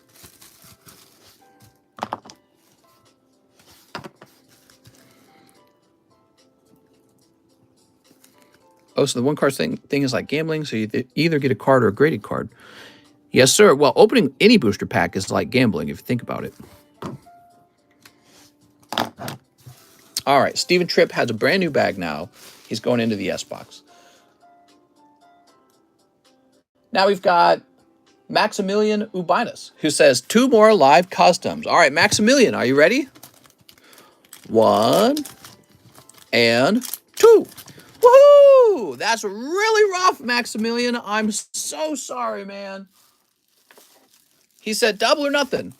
Maximilian, I'm going to get you a bonus card, okay? Because that's pretty rough. How about a nice bonus card for you?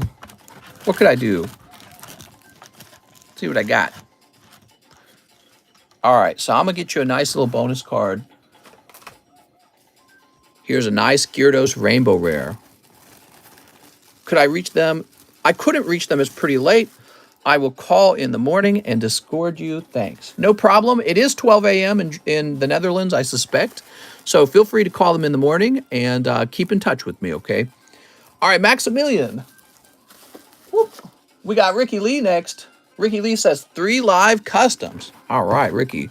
Yeah, it was actually a good round, so I'm not too worried about it because I know how hard it is to pull those ghost pulls, and he pulled one of the best ones. So Ricky Lee, oh, look at this. 1, 2, and 3. Do you still have those Spectra error slabs? I think I do. I think they're somewhere. That says 50B. Is that right? Oh, yeah, 50B.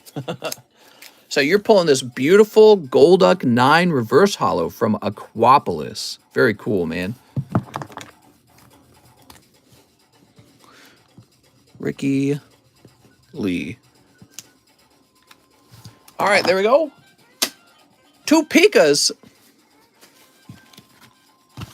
Yeah, the crazy thing is I think I could grade just a few cards from that set, and it would all work out. Oh, look at that. That's a hit. Pulling that beautiful Rayquaza. You did well on these. So that's Mew EX from English Celebrations, and that is the Chase card character secret rare Rayquaza VMAX. Got any sexy Giratina or Deoxyscypes? Pretty busy night, huh? It is pretty busy. So here's Ricky Lee. That Weeping Bell mouth. That's right. What you do with that mouth, Weeping Bell? How do you order these cards? I just watch you. How's it going? I like Pokemon. Moist Weeping Bell mouth. Now we have Mr. Nicholas Spiridon. He says, ship my bag in slabs. I'll send 7 for the Sylveon. And there it is. Okay, cool. So we're going to go ahead and ship this out, Mr. Nicholas. And let me grab your bag, actually. Oh, not that. Here it is. It's kind of a heavier bag at this point. I think it's still under 8 ounces, but just barely, if I had to guess. So let's see if it saved your information. Probably it did not, because stamp sucks. Here it is, Mr. Nicholas Spiridon. Yeah, of course it didn't. Why does it do that? I don't understand. It did not save your information. Did you happen to share it? You did. Perfect. All right. Limitless Ambition said, I thought I ordered 2 poker cards as well. I'm sorry. Let me go back and make sure we got your whole order, okay? But first, I'm going to print this label, since I'm already working on the label. All right, so this second time we're printing you a label, Nicholas. The funny thing is, I'm pretty sure this time the phone number gets stored. Oops, no, we don't want that. Come on now. There it goes.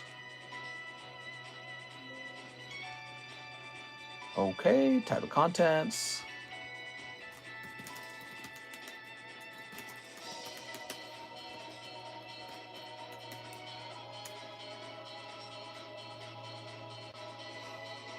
All right.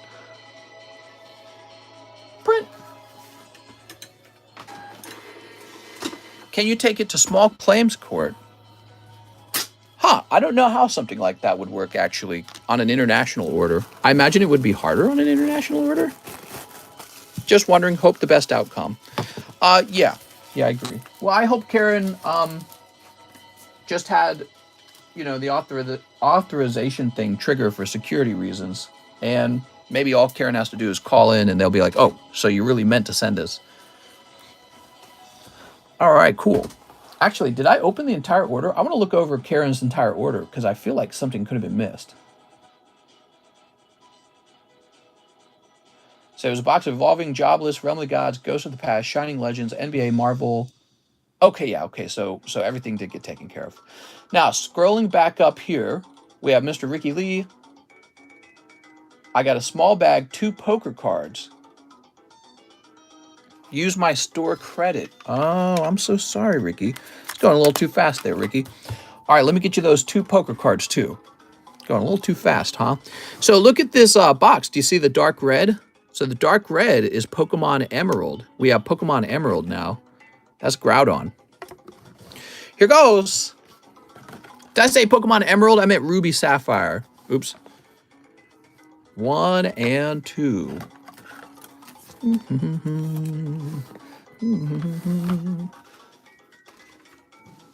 Okay, and you pull. Oh, they're so cute. Snubble and Hoppip. Skiploom. Boop. So, Ricky, let me grab your bag. Here it is, Ricky Lee. Wow, Ruby Pokemon card or poker cards. That's right, we have Ruby cards now. If you have an LLC, you could take it to your tax man. Huh, I didn't think about that. Carter Thomas. Carter says 1 Pika to see what they're all about. This is for Carter Thomas, everybody. What are you pulling here? Oh, you got a lovely Garchomp. It's a really tough sleeve here. I like the sleeves, actually. They feel like they would be more protective. So there you go. You pull a 25th anniversary Garchomp. Oh, did I get a donation? I didn't see it. I'm sorry, the camera stand hid the donation. Dan the Wiseman says, I ordered one more thing. I'm guessing shipping is closed. You can still order shipping, but it just goes into a line with all the other shipping. Yeah, you can always order shipping. All right, so Carter Thomas. Mr. Carter, here we are. Beautiful. Now we have Nikita Martel. Hello, mister. Hope your stream is doing well. Can I have 2 pick-up packs? Pick it. Gotta do it right. Let's start there. Nikita. Nikita, you're going to pull... Oh, you got the same thing. So you've also got one of these Garchomps. The Garchomp sleeve is getting stuck in the pack, though. There we go. That's a real tough. So that's 1 and 2. Oh, you got this adorable Snorlax. Okay, 2 pick-up packs. 2 Evolving Skies, huh? Let's get those Evolving Skies. 2 Evolving Skies. 5 Brilliant Stars. 1, 2, 3, 4, 5. 5 Brilliant Stars. 1 Dark Phantasma. Dark Phantasma. 1 Time Gazer. Give me a minute. Mister, if I order poker cards anyway, I can get them from the Ruby set specifically. It's just random. I'm sorry, Demetrius. It really is just random, though.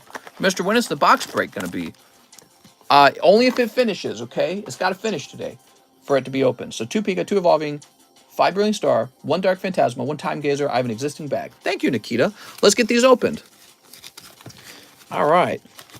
Hey, mister, is it too late for orders? Not really. We're only 216 minutes in.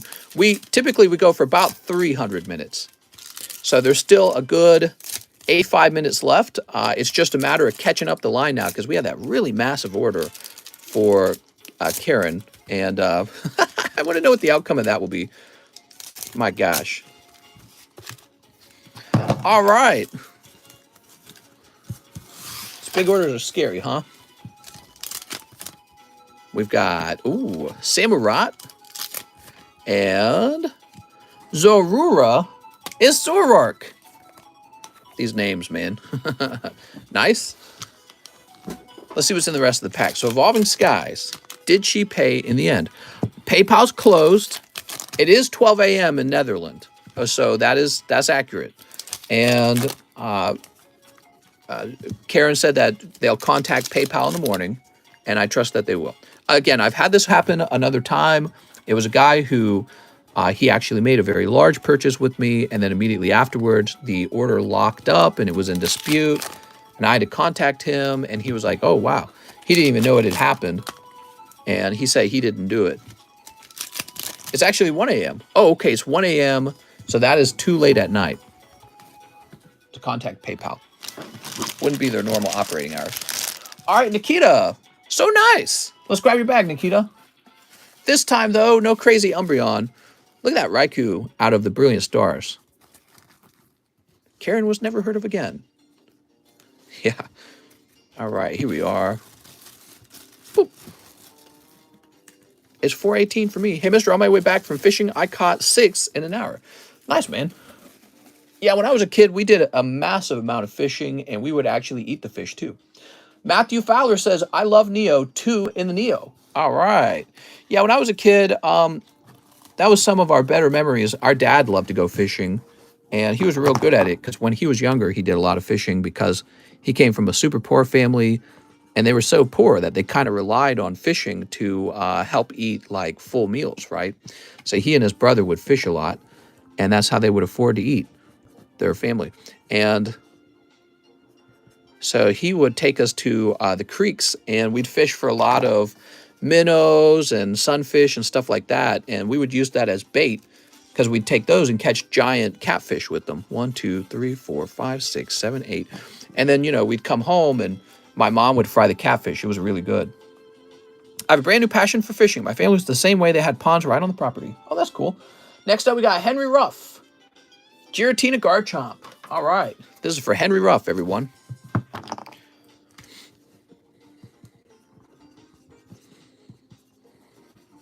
All right, very good. Eric Artiega. Hi, Mister. Been a while since I've made a card order, but I'll take a Panini Select Prism Blaster. I'm sure I have a bag, but it's been a while. If you can't find it, go ahead and make a new one. All right, Mr. Eric. I'm sure we'll find it, Eric. You ready? Ew, catfish, says Chris. Hey, man, some battered and fried catfish. It's basically as good as fried chicken. Yeah, if you eat fresh catfish, it doesn't have that fishy flavor, you know?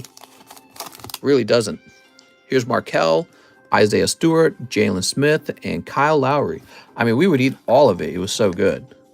People probably think catfish has the fishy flavor. Some fish really do have a strong fishy flavor, but catfish is just really good. It's almost like chicken. So, Eric, but you know, one of my favorite fish meals we would eat when I was a kid is we would go to the creek, and sometimes we'd just catch really large minnows. So we would be catching the minnows, and we'd catch a whole bucket full of them. And my dad would just quickly gut the large minnows, and the whole minnow would be dipped in batter and just fried just like that, head and all. And so it'd be fried minnows, and it was really, really good. It was like finger food. It was like chicken wings, but fried fish style. Yeah, so we would sometimes just eat the minnows, and that was really enjoyable. We also ate crawdads that we caught ourselves. So that was another thing we would do. We would go to really large creeks, and there were all these, you know, we were a big family, so lots of kids, and we all had nets, and we would go through the creek catching as many crawdads as we could. We'd take all the large crawdads and bring them home, and then, you know, we would prepare them to be eaten. Yuck, fish is gross, says A. Perez. Aaron talking to PayPal in the morning. Hello, I need to speak to the manager. It's true, though. There we go. All right. That's funny. Crawdads are awesome. So, Eric, I'm going to mark your bag so we know the last time you were here was in May. No, not the manager, the boss. Your mom's fish is pretty good, says Cheese. Yeah, I wish I could show you guys some of the catfish we caught. We caught some absolutely gigantic catfish. It would blow your mind how large they are. Catfish in the Missouri River. It's so large they could eat a child. They would eat like a baby. They're so large. And one time we caught a fish, and it was too heavy to like hold up, so we had to use a winch to hold it up to take a picture. And the mouth of the catfish was so large, it really looked like it could swallow a small baby or something. Like it would just eat a baby.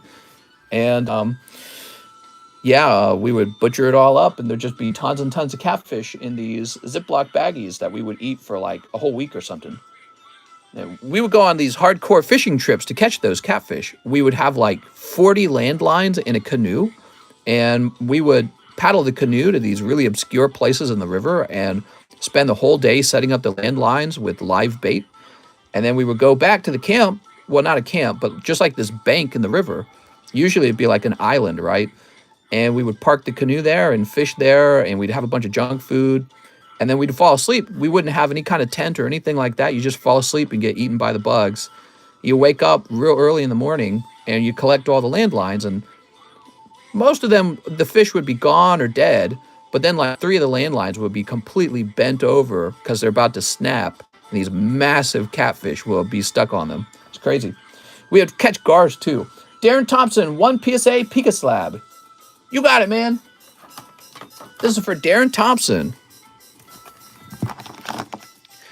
Yeah, my dad, he did this project one time where he was designing the landlines. He designed these huge landlines out of, what do you call it? PVC pipe or something like that. And so he designed these interesting landlines out of PVC pipe and a thin rope. It's like a twine, but it's real thick twine. He used these giant hooks on them so that it could catch especially large fish. And then we'd take our live minnows, and the live minnows would be stuck there swimming around. You know, they'd be hooked in a way that didn't kill them. So they'd be swimming around in the water there. And eventually you catch some giant catfish. But you got to be there to make sure, you know, you get the catfish in time and nobody steals the landlines or takes them down because they don't like them. 1 spot in the Neo pack break. You got it, Darren. All right, here you go, Darren. Do you have a Dialga slab for sale? Sometimes I do.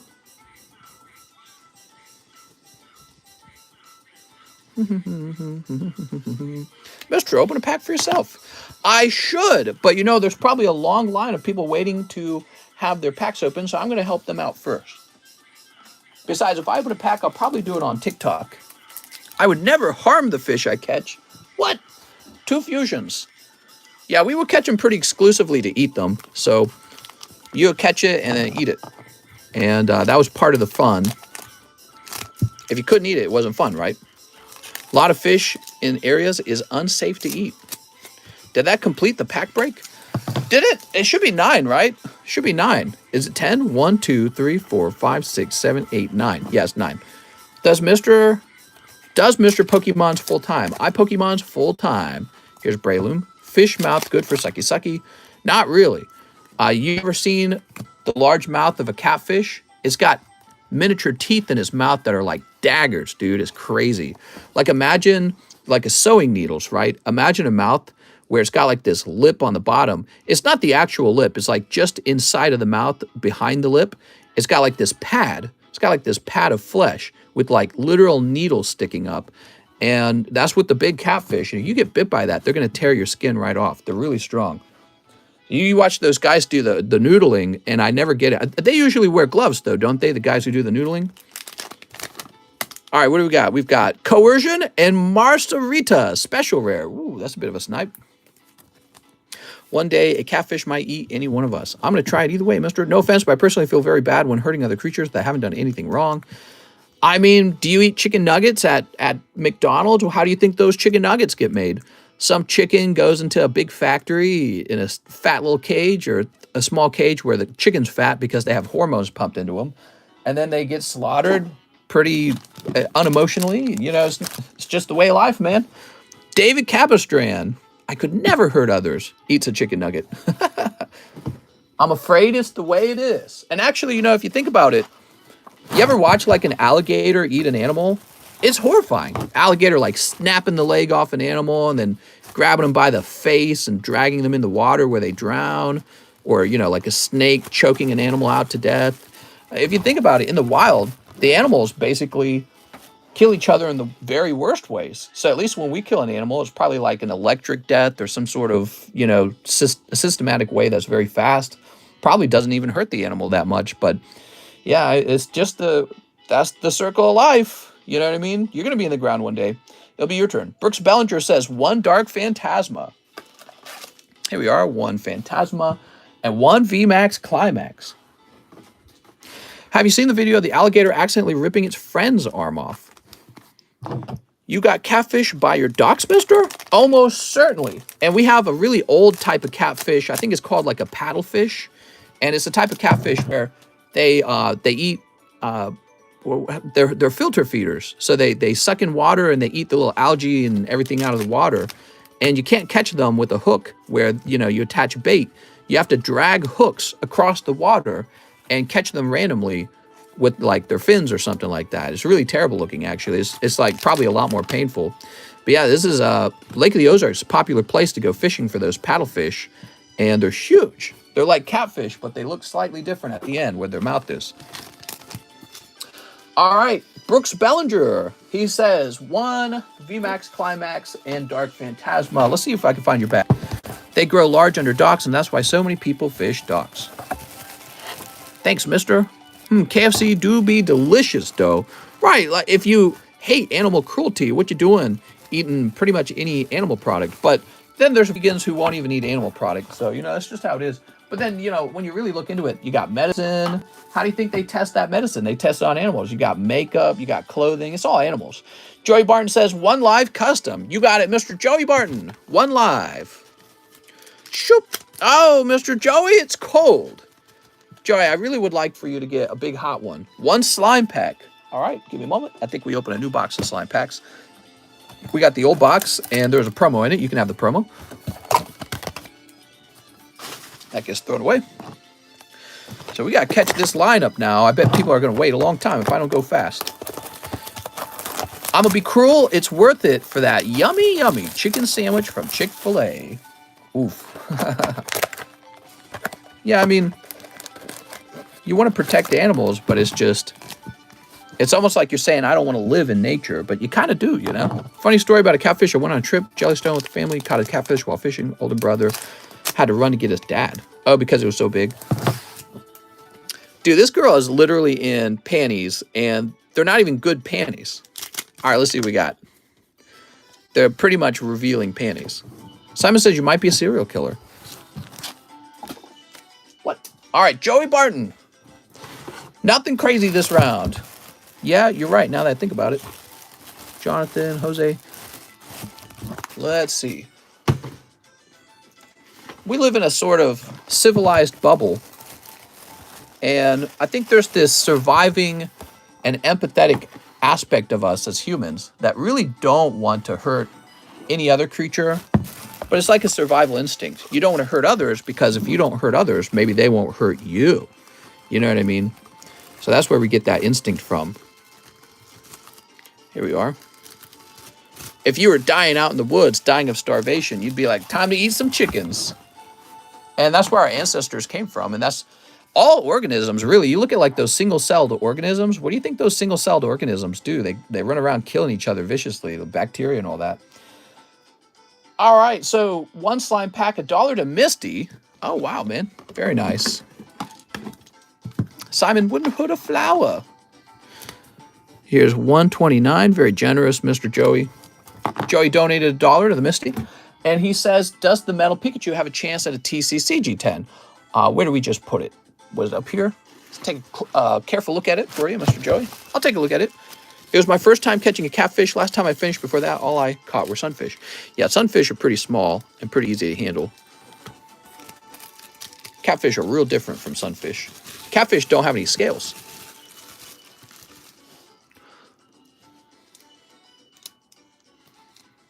So I like the front of it. The front of it looks pretty nice. Actually, what's that at the bottom? So these are notoriously hard to grade. Some kind of bump at the bottom. How about the back? Oh, hold on. Let me change this music before it drives me insane. This is called what? Dolphin Shoals? No thanks. So, I mean, it's pretty clean on the back, except it has this sort of, do you see that sort of like notch right there? So you can see a notch there. And then the other issue I'm having is something's going on right there as well. Other than that, it's quite clean. Honestly, I think it's more of a 9. I think that's more of a 9. It can't have this white thing at the bottom. That is a blemish. It's a really nice one, though. Maybe you try it with another company. Maybe they give you a 10 because they don't grade as harsh as me. Pokebomb, you ever caught or killed an animal and ate it with your family? All right, cool. Next, we got John Gartland. Another large order. He says 1 large. Directly onto the large? I think he's buying directly onto the large. John Gartland. Now, keep in mind, John Gartland, you might lose $100 in this, okay? Because you might pull nothing but a holographic card. Just one 50-cent holographic card will come out of some of these packs, okay, John? So, John, I just need you to know that. This is very risky. This says 1 large, 1 Peekabra, 2 Celebration, 10 Chili Rain, 2 Shining, 6 Dark Phantasma, 1 VMAX, 1 Shiny Star V. I have a bag as well. You got it, man. John says, sorry, it's a bigger order. I know, I like to gamble. You got it, man. All right. As long as you're aware. Now, 1 Peekabra. Let's see what happens in the Peekabra. Oh, Samurott. That's Rainbow Hisuian Samurott. Very cool. He's a dark type now. Europeans kill buffalo for fun in order to starve the Native American buffalo was their main source. Here we are. I actually read books about people who hunted the buffalo. It wasn't like just for fun, actually. So there was a whole buffalo fur trade. And if you could kill a buffalo and get all its fur off, that was pretty valuable. So you had like these groups of cowboys that would go out that just hunted buffalo, and they would get these huge piles of skins together. And that was one of the jobs you did back then. It's crazy because not only that, they had to hire like a group of cowboys who would defend them from people who would then go raiding, looking for people who are skinning the buffaloes. So the raiders would come in and try to steal all your skins rather than doing the work themselves. And you had to have some way to defend yourself from the thieves. So they would put together like units of raiders just to take your skins from you. But yeah, I mean, that alone would do it. Buffalo gave off meat, and they gave off lots and lots of fur. So it was something that they could easily track down. Oh, there's a whole herd of buffalo. Let's go track them down and take all the skins from them. Not very worried about sustainability. So, one peek abroad, two celebrations. In other words, what I'm trying to say is that probably they would have gotten killed off whether they were Native Americans or not, because they were worth money dead. 10 chilly rains. It's just like any other renewable resource, you know. They used the whole buffalo down to the toenail. They starved out Native Americans, which I have gambling addiction to, by the way. 1, 2, 3, 4, 5, 6, 7, 8, 9. That's 9. It happens with like every resource. Every resource humans run into, if it's making good money, we just use it all up. And we don't worry about sustainability. We let the next people worry about sustainability. So, but you know, we're getting better at that. Humans are getting better at that kind of stuff. There we go. 2 shining legends. Wow. Okay. You got it, man. 6 dark phantasmas. It's so sad seeing the lack of history some kids have. Something like that. All right, so let me grab some more of this.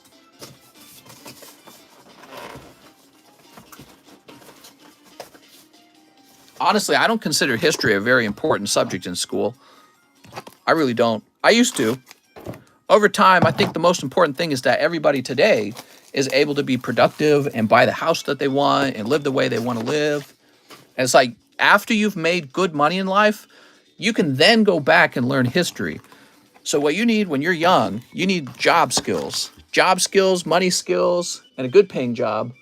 You don't need to know history until you're old. When you're old, you can sit around learning about history. All right, there we go. History is fake, bro. Learn history, go for it. History is amazing. Well, it's amazing because it's easy. It's like watching a movie. History is amazing because it's almost like not even difficult. Anyone could learn history. You just sit around, someone tells you a story about the way things work. So it's very unproductive. There's nothing useful about knowing history when it comes to like work and productivity. So I would label it as one of the least important subjects in school till you're older.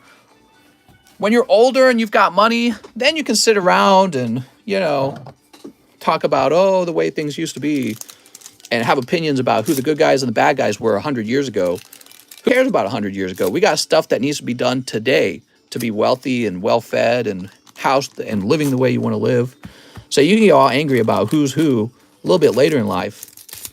But first, you need a job and you need money. Should have a VMAX, Climax, and Shiny Star. I'm going to play some Roblox. Sneak. Math and science are useless for most people in everyday lives. I do agree with that. Yeah, math and science is useless if you don't get a math and science job. Just watch Hamilton the musical. Trump 12, I agree. You know, I think a lot of people will learn history on their own because they're just looking for good content. People will learn about history for fun. You know what I mean? There we go. They'll write you out of history like Tartaria or assassinate unlike Lincoln. What? Poor kids are just as gifted and talented as white kids.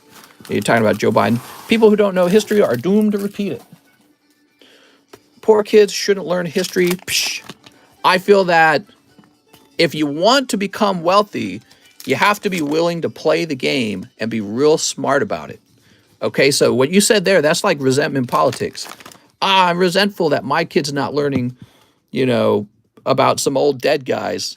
Don't think that way. You got to think about what's your next smartest move. Your next smartest move, learn exactly what you need to learn to get yourself into a high-paying job and work that job. You'll have plenty of time to learn history.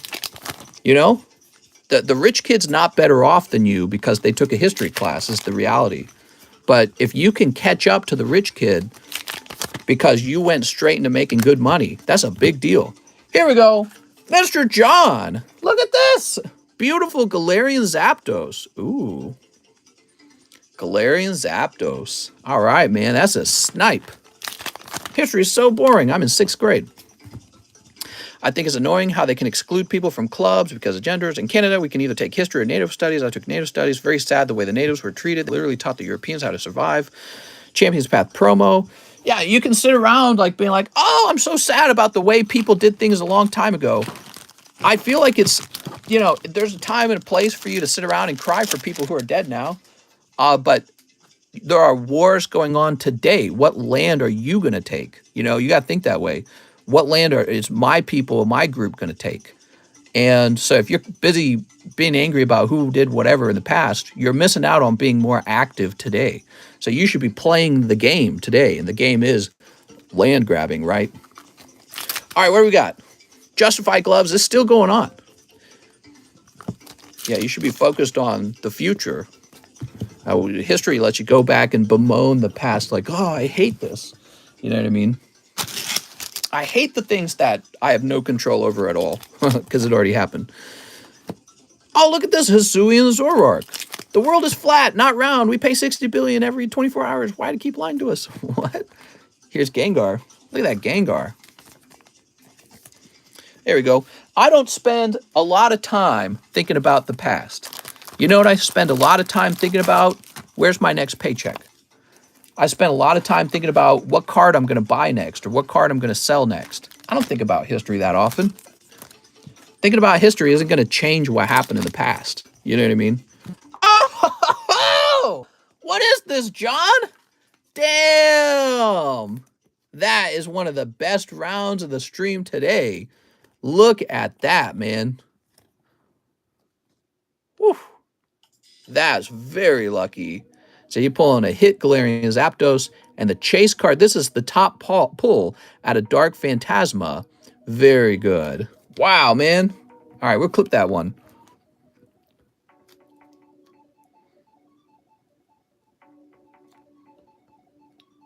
Did that work? There we go. It didn't save at first. That was a hot round. So we had a good stream today. We pulled the Ghost Rare Dark Magician Girl, and we pulled this Redhead Girl as well. And she's the best card out of Dark Phantasma. Don't worry, guys. We have like 2 more sealed cases of Dark Phantasma. I'm sure we'll pull her more. And there's also the Golden Zoroark to go after. What's up, mister? How are you today? I'm doing pretty good. Where you at, Mr. America? Yeah, I'm living in America. Boom goes the dynamite. That's right. Living in America. But I'm gonna retire to the UK, I swear.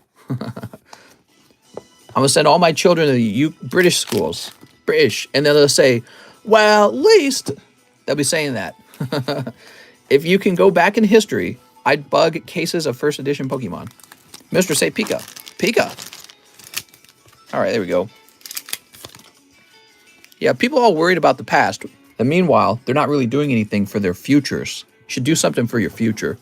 Seen the Russian soldier get life for war crimes? I saw the headline for that. Yeah, he got a life in prison for war crimes. Pretty tough, huh? It's like your general's telling you, hey, go kill people and win the war. And then you're going to get captured and sent to jail forever. The military is no fun for anyone. Well, war, I should say. Military might be fun.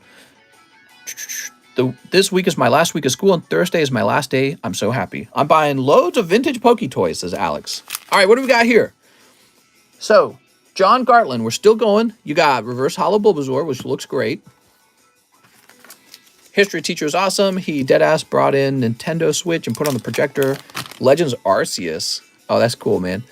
Double Bulbasaurs, but no crazy pulls otherwise. These were very expensive for you. It's a good thing the rest of your order was pretty hot. Mr. going back home after he retires. Going to the UK. Well, I need to take a vacation there first, in my opinion. You can't move somewhere without going on a vacation there. So I got to schedule a vacation one day. All right. Here we are, John Gartland. I still have 2 packs. What? 1 VMAX Climax, 1 Shiny Star. Did we not get those? Hold on. Did we? Chilling Rain. Oh, I think you're right, man. Hold on. I'm trying to wrap up your round too soon. Let me get you that VMAX Climax and Shiny Star. Sorry, man. Got distracted by your hot pulls. What happens when you take a vacation? No streams. We'll have Cheese do the streams. Ukraine war videos on YouTube. I saw a whole Ukrainian platoon get vaporized by enemy tank. They thought It was friendly fire. Oof. Grandpa was SEAL Team 2 Virginia tours. History tells us we left there for a reason. I think that it's actually kind of inaccurate to say that, history definitely repeats itself. I think that if that was true, wouldn't we be exactly the same today as we were 100 or 1,000 years ago? I think the reality is we look at history and we do change, actually. And maybe not just because, we looked in a history book, but maybe we just change because technology improves and we, as a whole society, kind of discover, hey, this is what works, this is what doesn't work. So I do think that people overvalue history sometimes. But again, I want to say history is not bad. Like, you should learn history. But when we're talking about how to efficiently train ourselves and to get ourselves into a good position in life for wealth and for comfort, I wouldn't start with history. I would start with, learning some productive work skill right away. And then I would probably get to work as soon as possible. Once you're all wealthy and you got free time, then you go back and learn history for free. You learn history for free. You can learn on the TV. You can have a government TV channel where they just play history books. I don't care. Imagine if society already reached this level and all got erased now. We are back here again. Yeah, I mean, Rome was a really advanced society, wasn't it? And Rome fell. So there's no reason why we can't fall too, which would be too bad. That would be too bad. But, something knock out the internet, knock out the power grid, knock out the internet. That would send us backwards in time. We have JD and Meilua. One goes to the past. You got it, man. One goes to the past, huh? Something knock out the internet. That would send us backwards real fast. We should take Canada and then Mexico, says Corn Rules. Well, I don't really think the United States needs to do that. The United States is already pretty large. There's a lot of land. There's no reason to do that. But I think America needs to work on its culture. We need to be a competitive culture of hard work and high pay and, the American success, right? You can start a business out here. You can live in excess. Yeah, the idea that Americans are becoming super poor, it's kind of like, man, what is going wrong here? All right, here it is. Goes to the past. That's the one thing America has going for it, in my opinion, is that people can get rich here. One Star Wars Galaxy 1. Our states are other small countries. The U.S. needs to accept Puerto Rico as a state. I mean, you could probably argue you could take California and split it in half. You could split Texas in half. You could do all kinds of stuff to change the number of states. When you start tampering with that kind of stuff, you know who takes notice? People take notice of the number of senators that are going to be representing those places and who's going to gain a political advantage by splitting up a state or including a territory as a state. Puerto Rico is not the only territory we have. And so it becomes a real interesting situation because Puerto Rico, they probably would vote for a lot of welfare benefits and therefore their senators probably would be Democrats. So, I feel like Republicans would not go for that. They'd be like, why are we going to give 2 new Democrat senators to the Senate to tip it one way, All right, so one box break, the Breakpoint. I think it's an interesting idea. There's more to it than that. The other thing is, so the Puerto Ricans get to live with a different tax system than us. They pay way less taxes. And so if they changed that and became a state, they would then have to pay U.S. federal taxes, and their taxes would explode. Their taxes would go way up. And they would probably, what would happen is they'd lose out on a number of wealthy people who moved to Puerto Rico specifically for those tax benefits. So they're able to attract wealthy people to Puerto Rico with those tax benefits, and they would lose that. So they would immediately have to start paying federal taxes. They would lose their tax benefits, and the wealthy people who moved there for the tax benefits would leave too, taking their wealth with them, and probably leaving, probably taking a number of jobs with them too, right? So if you move there, you're probably taking your company with you. So that's not necessarily something that they would like. And probably the only people who would really like that would be the Democrat Party itself, the government party, who would go, oh, good, we have more votes now as a result of this move. And then, you and I, the taxpayers, would start paying welfare out, I suppose. I'm not sure. Oh, look, it's Salacious Crumb. Here we go.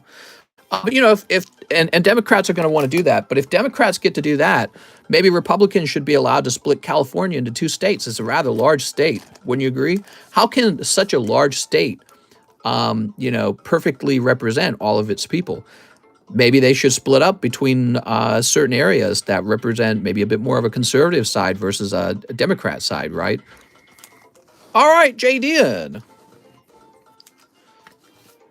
But if you were to kind of float that out there, I feel that the Democrats would reject that immediately. They'd go, "You can't do that.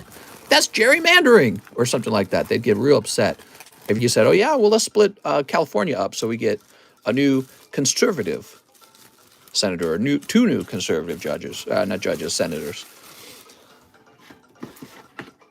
All right, there we are. I'm in California. It's all effed up. We make the most money, but we're in debt. Puerto Rico has very nice beaches and weather. I've heard of that. I need to go on vacation to Puerto Rico. Puerto Rico is very beautiful. I was looking at house prices out there. Did you know Puerto Rico's got a lot of $1 million houses out there? $1 million condos? Really beautiful. Colt Hicks says, "Mr. Please, one breakpoint." All right, Colt Hicks. So guys, at this point, there's only 15 minutes left. And I'm going to judge if we have time to open this breakpoint box. We might have to save it for tomorrow. One Pika. All right, one Pika. You ready? Oh, that's a hit. So this Sylveon's a good pull. You got the good price on that. Very nice, Mr. Colt Hicks. All right, beautiful. That's one of the chase cards in VMAX Climax. Just think, a whole box of VMAX Climax would have to be opened for one character secret rare to be pulled. And then there's all these stinky character secret rares to pull. This is one of the chase pulls. So Colt, let me grab your bag. That wasn't too bad at all. Cody. He's a fatty bag on the top shelf. Thanks, man. Save for tomorrow. Boo! I believe this is it. You grade cards? Yeah, but not today. I failed to grade any cards today because there was too much other work to do. I broke the very tablet I'm watching this stream on the last time I went to PR, so not very good experiences. What? To Puerto Rico? Yeah, I'd love to go to Puerto Rico. That sounds cool. He says, "And please grade my Bulbasaur poker card." Oops, put that away too soon. What if tomorrow never comes? Hey, man, I guess that's possible. Small possibility. What do you guys think of the rumors that Vladimir Putin has blood cancer or something like that? I heard rumors that he has blood cancer, and that's why he's doing all this stuff. Here we go, Bulbasaur. And apparently he's not in good shape or something. He's not in good health. There's all kinds of speculation going on. Do you think it's just a rumor? Maybe it's just Western propaganda. Dominican Republic has even better beaches and all-inclusive resorts. Here we go. Spooky, mister, says D's Nuts. Spooky! He had surgery on his intestines, says D's Nuts. I want to know what is actually true and what's Western propaganda, because there may be propaganda or there may be truth. Has he actually confirmed anything? There we go. Should we pray for Putin? Dear Lord. He's already undergoing cancer surgery. I believe he's sick, not sure about blood cancer. May his pee-pee don't work. Next up, we got Carl. He says 2 into the large sub list. All right, you got it, Carl. So this is full now. I'll give you spot number 11 to get you in the same one, okay? There you go. Let's get it started. The best beach I've ever been to is Neth Beach. Putin had his blood transfusion. 3, 4, 5, 6, 7, 8, 9, 10, 11. His pee-pee not working would definitely make sense for this whole thing. Mister, from your experience when you were young, what should I take advantage of when you're 19 and in college? Take advantage of? Yeah, you're just talking about general life advice? If I could go back and do it all again, I would have dropped out of college and just worked on a YouTube channel. It's crazy, right? But I didn't know I was going to be successful on YouTube. So, and maybe the moral of the story is, if you already knew what job was going to make you successful, would you be in college right now? And the answer is only if your college education was going to be directly required for that job. And you'd be surprised how many jobs do not require that degree. So, but when I was 19, I didn't get anybody pregnant. So maybe that's good advice. Don't get a girl pregnant yet. I dated girls when I was 19, but all those relationships ended. And I didn't know that when I was 19, that they weren't very important. So when I was 19, I was dating, but I was serious about dating, right? Like, oh, we're going to get married. And then as I got older, I'm like, none of those relationships were worth it, right? So, but I did meet my wife in college, but I was already older by that point. I went to college later in life. All right, can I get a number from the audience? If you like learning for fun in 20,000, 5, 1, 2, 3, 4, 5. All right, there you go. All right, here we go. Carl, Carter Thomas, Daniel Wiseman, Tyler Nix, Demetrios, Mike Side. Hey, look at that, Mike Side. Joey Barton. Sorry, Joey. Peter Waddington. And that's Peter Waddington. All right, so it's going to Mike Side and Peter Waddington. Wow, I can't believe Peter Waddington grabbed a spot. That was so random. He kind of popped in after a long break. And he's like, yeah, I'll take a sublist spot. Mike Side cheated, says Giovanni. Yeah, he did have the number that he guessed. Here we go. So this is Mike Side. And this is, who's the other one? Peter Waddington.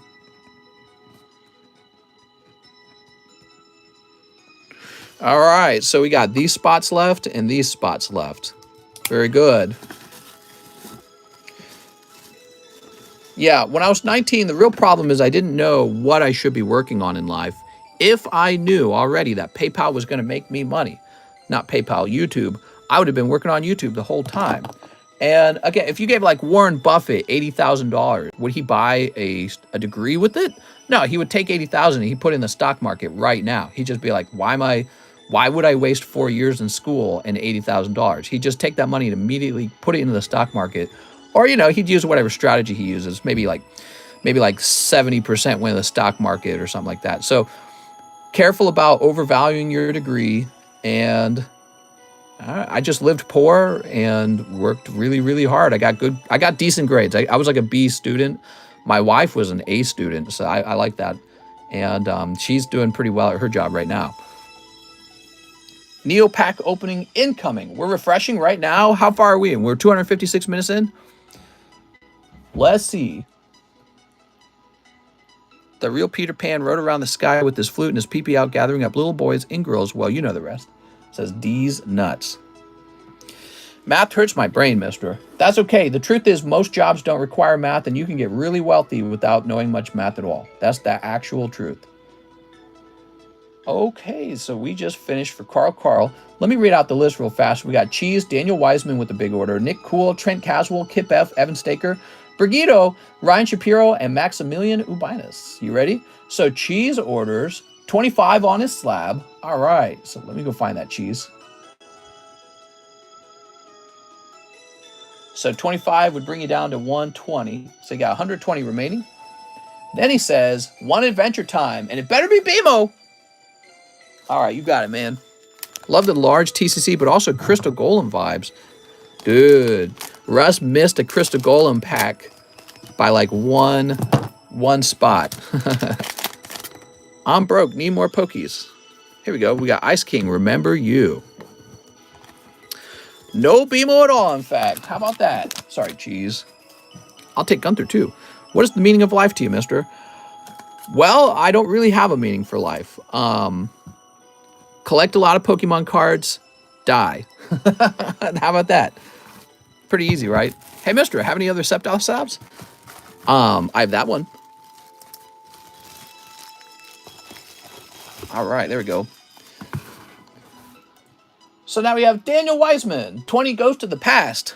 Oh my God, let's get it. Hey, maybe we'll pull another Ghost Rare right away. It's possible.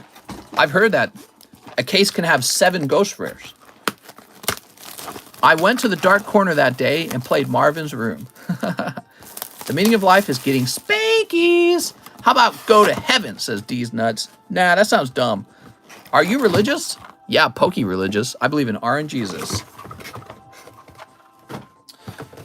Are you a religious man?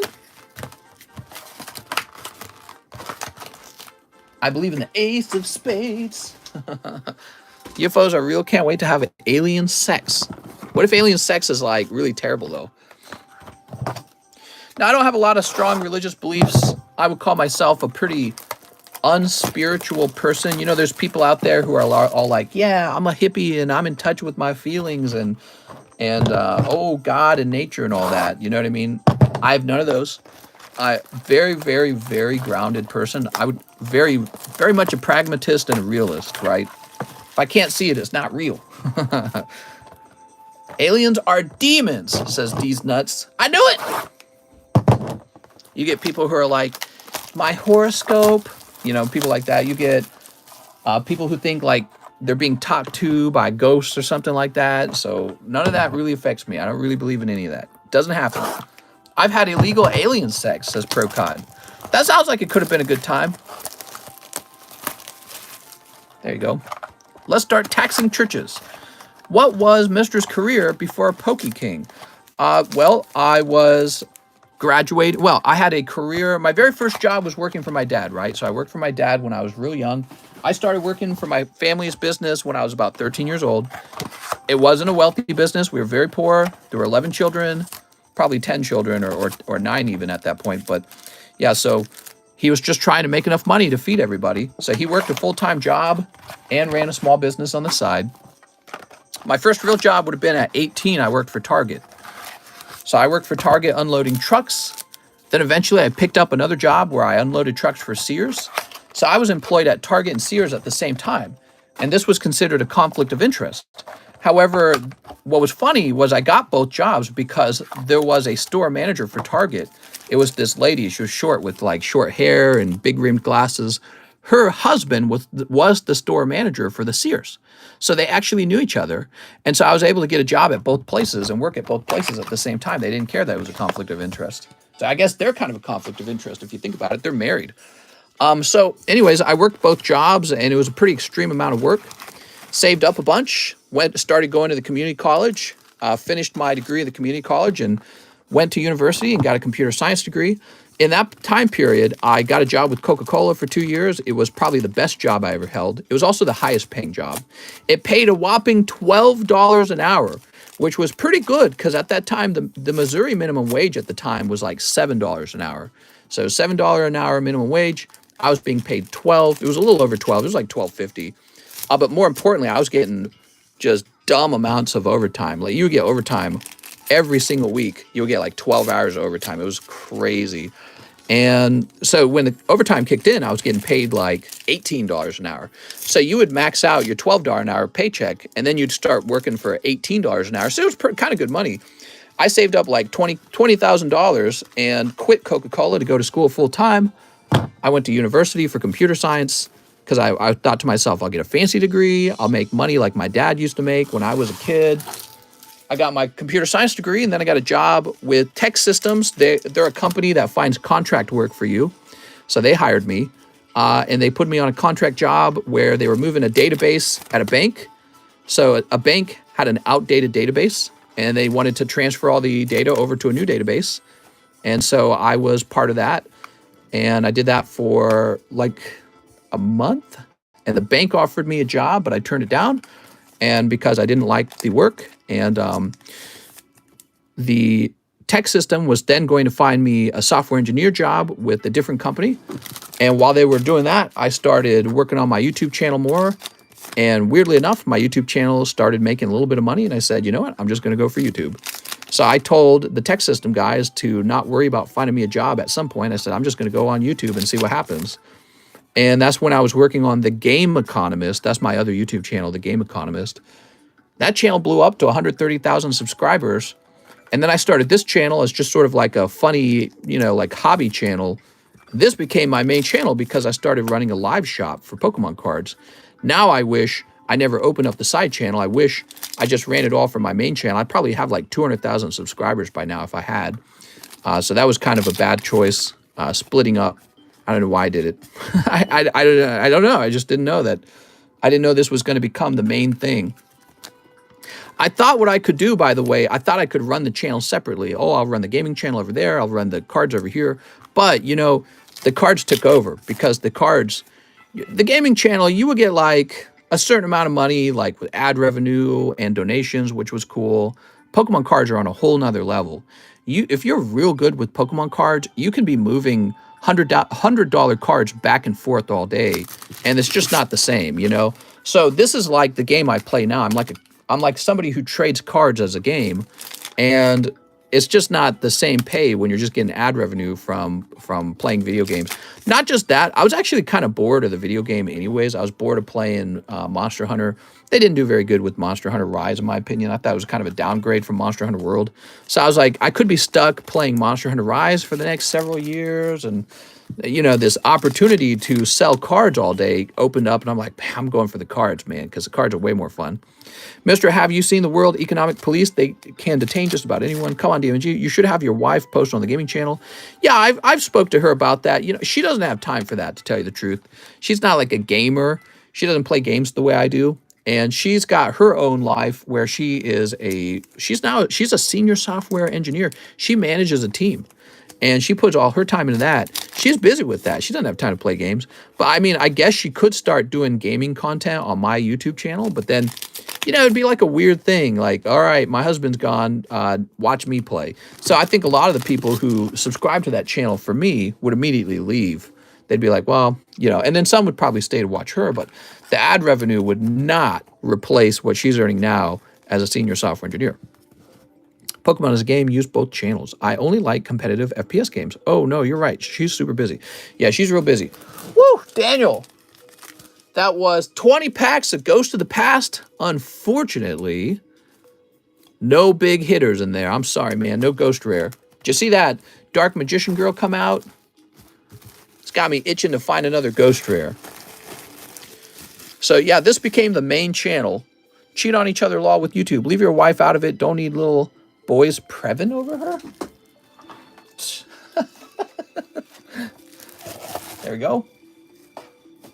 All right. So he also says 2 spots in the Neopack break, 1 more spot in the Breakpoint, 10 Dragon Maid Weiss. Thank you, sir. You got it. Let's get those Dragon Maids done. So 10 Dragon Maid, you say. Previn. Got to be real confused with both of these, says Alex. Bofa? So anyways, you know, it turned out card investing got me a house and a boat pretty fast. And so I just can't stay away from it. It's like this economic game, trying to predict what's going to go up and down in price. I'm addicted to it. 1, 2, 3, 4, 5, 6, 7, 8, 9, 10. Not only that, but I mean, I literally get paid to open up cards. It's the coolest job. So I really appreciate, by the way, all the support you guys show. And I still get to do what I did on the gaming channel, which is talk about news, politics, whatever you want to talk about, economics, self-help, relationships. So, you know, when I was playing Monster Hunter World, this is what we would talk about, the same stuff. But over there, I was playing Monster Hunter. Over here, I get to open cards, and honestly, the cards are way more fun. Any advice on how to build a channel? Yeah, I mean, if I started a 3rd YouTube channel, it would probably succeed too. Really, it's all about you in the end. You got to be somebody who can talk about subjects that are so much fun to listen to that people want to come by and talk with you about it. So if you're not a conversationalist, I think already you're going to struggle. I was always watching your Monster Hunter videos. I think being an Eskimo fisherman is the coolest job. It's minus 20 days. I could see myself being a crab fisherman in another life because I love crab meat that much. I love crab. I'm very passionate about crab. All right, here we go. Very passionate about crab. Oh, what's this? What's this? So you pulled an OFR. Mr. Daniel, the OFRs are real rare. I was told there's about 2 of them per case. And I have no clue who this is, but obviously it's a swimsuit episode. All right, and we've got this card here. The TheCardconomist? Yes, the TheCardconomist. Here's a holo. That's going to be a rare card in the set, and that's pretty good. I'd probably grade that one. That's Toru, crab dip. Do you like sushi that has crab in it? I love sushi. And I wish we had better sushi out here in Lake of the Ozarks, but we don't. And I love sushi that has crab in it, of course. All right, here we are. I'm a big fan of seafood. I eat enormous amounts of seafood. I've got a swordfish steak in my fridge right now. Cook it up for dinner. Love seafood. Love all fish, really. Just the other day, I had a big plate of shrimp for dinner, and that was it. It was just shrimp. I have a long school day tomorrow. Should I go to sleep? Quick, go to sleep. Okay, here we are. And here we are. Hey, hell yeah, I'm a big fan of sushi. I love to eat the most. LMAFAO, Mister, there always is the biggest order right before mine. Never fails. There's some big orders out there, man. Who's this? This should be considered a hit by itself. This must be one of the best hollows, right? Feels like a coastal state would have been more your speed in that case. Well, originally, my wife and I had plans to move to Washington State, like on the West Coast. So we had plans to move to Washington State. You know why? Because one of the pastimes out there is you can go crabbing. You can go crabbing for the Dungeness crab. And not only that, but it's actually closer to, you know, the seafood markets anyways, because a lot of fishermen go, you know, further north and further west for all the crab and all the other fish, like salmon. So I said, we're going to move out there. We're going to go salmon fishing. We're going to go fishing for Dungeness crab. So that was our original plans when we were going to college. But, you know, over time, we got much better at looking at the prices of housing and understanding markets. And we're like, man, Washington's way overpriced. And they're a very blue state. We didn't want to move to a very Democratic state. We want to stay in a red state because both of us are conservative. There we go.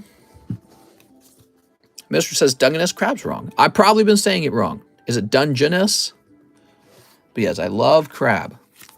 You guys have a special seafood market in Seattle, Washington. I got to visit it. I live in Washington. It's expensive but beautiful and lots of fishing.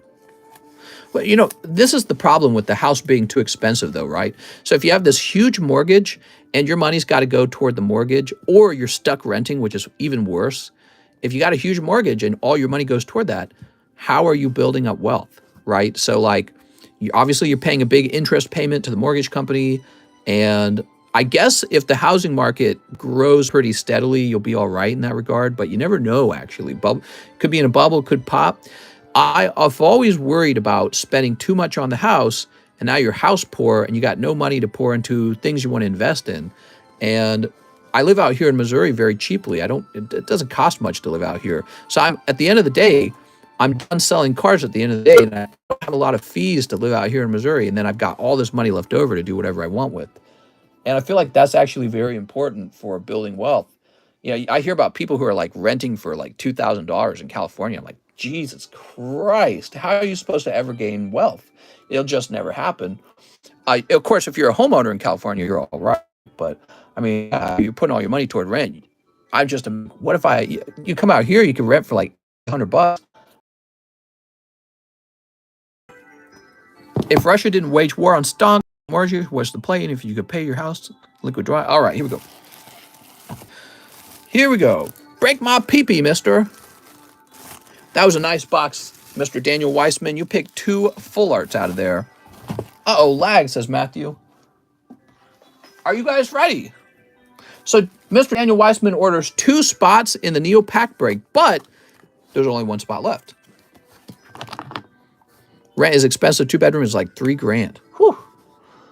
What I'm trying to tell you is that when you have to pay that level of rent, unless you're already earning insane amounts of money out there, which some of you guys are, so it's fine, but not everybody, right? Like, if you're the guy who's got a regular job, not like a special software engineer or business owner job in California, and you're stuck paying rent, how are you ever going to build wealth? And it's just probably not going to happen, you know? So this is going to say $28 here. There you go. Lots of homeless, says D's Nuts. Right. Yeah, I think that's ridiculous. I'm actually able to build wealth from a cheaper place. And that's why people are moving to like Florida, Texas, Utah, maybe Colorado, Idaho. People are trying to move to a place where it makes more financial sense to live. I guess the struggle shall continue. GameStop and AMD. Only damn I got sniped. You ready? 1, 2, 3, 4, 5, 6, 7, 8, 9, 10. All right. What's a good income to live in Lake of the Ozarks? Well, if you don't buy a lake house, there's houses out here for like 80,000 bucks. So you don't have to be rich to live in Lake of the Ozarks. There's houses off the water that are very affordable. Yeah. And the funny thing is you could probably buy a boat still and still dock your boat into the water in a public docking area. But most people move out here for the lake, because if you don't move out here for the lake, I don't really know what else there is to do. Pretty boring out here otherwise. What are your thoughts on Texas? I live here and the weather will be 100 on the next day, then 55 on the next. All my homeschool friends moved from Missouri to Texas. Most of them did. And I'm sad because I'm sad that they left. I don't really have any strong feelings about Texas either way. I hear that it's a good place to run a business. Mister, have you been to the Ozarks? Well, like Lake of the Ozarks? I'm living in Lake of the Ozarks. All right, can I get a number? Well, Doug Stacken already picked 4. 1, 2, 3, 4. All right, here we go. So we got 4 right here. Do you know what docking means? Public docking doesn't really exist. I might have said the wrong thing, but public water access. How about that? Is that better? All right, so public water access. All right, I love opening these old vintage Neopacks. I think I got a sealed box of these somewhere. There's a lot of opportunities in Colorado. Yeah, I mean, there's opportunities all over the place. Okay, go ahead and take that like that. That's the holographic card right here. Good luck to whoever pulls it. Next up, Trent Caswell. So Trent is going to pull shoop, Metapod. Sorry, Trent, that's a cold one. Somebody's got to pull the cold ones, right, Trent? All right. If somebody gets a number on it, I'm going to read. Nothing free, bro. So the cartel over there trafficking girls and drugs? No. No, that doesn't actually exist over here. Although there is a bar called the Marty Bird. A lot of people have moved to Colorado for jobs. Here's Tyler Nix. I always lived right next to Lake of the Ozarks. I was only like 2 hours away from it. So that's why we moved out here. So for Tyler Nix, you pull a wonderful Natu. See if I can find your bag, Tyler. I think it would be fun if my wife and I could move to a lake house and then rent this lake house out. I think that'd be pretty neat. You could come down here and trade Pokemon cards with me. I hear Lake of the Ozarks has a huge gang problem. Lake of the Ozarks really does not have anything like that. There's not enough people down here to have problems like that. Okay, now we have Darren Thompson. Sorry, Darren. Just a common for you. You're not one of the beautiful people this time, Darren. Oh, it's so cute, Teddy Ursa.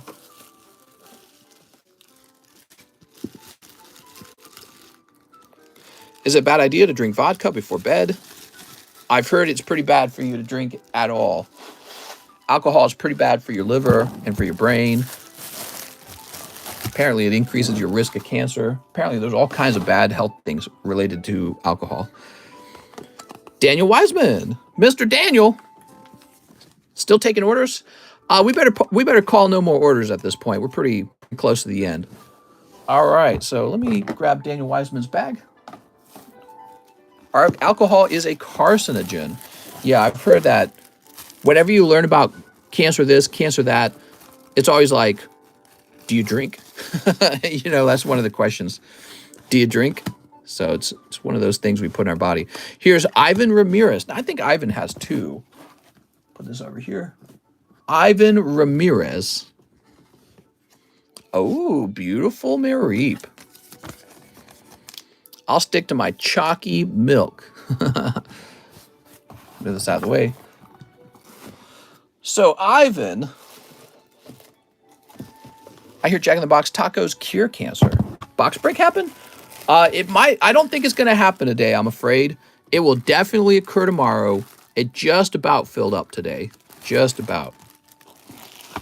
I think there's like 1 spot, literally. But it's too late in the stream to be opening up a whole box. Here's Matthew Fowler. Did Matthew have 2 spots? Matthew, I think he had 2 spots. So we got 1 Matthew Fowler. Picking up Dunsparce.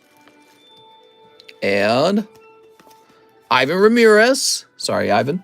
Ivan had 2 spots. Oh, look at that Poliwhirl. That's a cool card, man. Are you on daily? I'm on every day between lunch and dinner in America, okay? Every day. Come back. Alexander Mary. I'm getting nervous. Sorry, Alexander. See, you just put your eyes up. All right, there's only 2 guys left. There's only 2 guys left. Here's the guy who missed. The boy who lived. Oh, I'm so sorry, Mr. Matthew Fowler. That is rough. My God. You got Larvitar. All right, Matthew. Well, I tell you what, I'll give you this as well. Nobody pulled a trainer today, so we'll give you the empty package for fun. Oh, it's really close. My goodness. I know. You must start sweating bullets when it comes down to that last pack. I know I would. So close, dude. Marty, Mason. Of course, if you had pulled it, the other guy would be sad. So somebody has to be sad, I'm afraid. Somebody always has to be sad. That is true.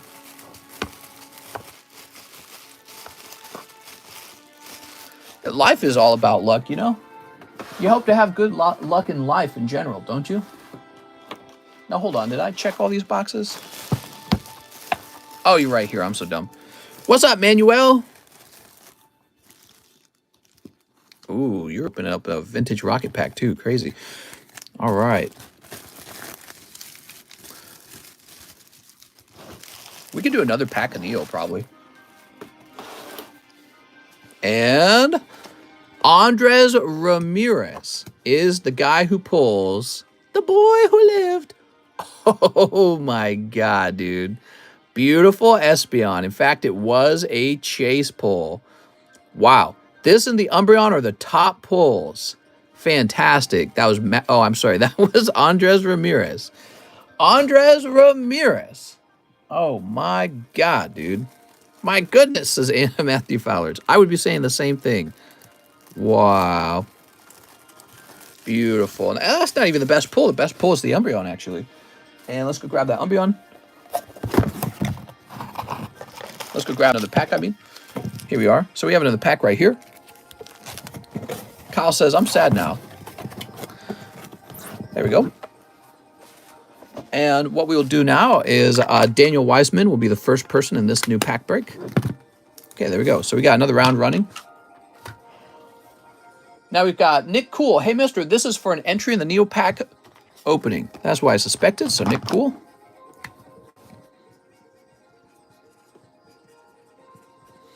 There we go, Mr. Nick. Now we have Trent Caswell. Please slab away the Dratini and $5 to charity. Wow, that's really nice, man. Pretty generous. So this comes down to 124.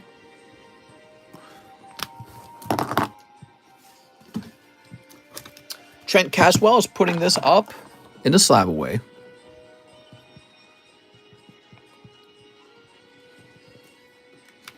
Any NFL cards? We don't do NFL. Maybe we'll do it in the future, though, okay?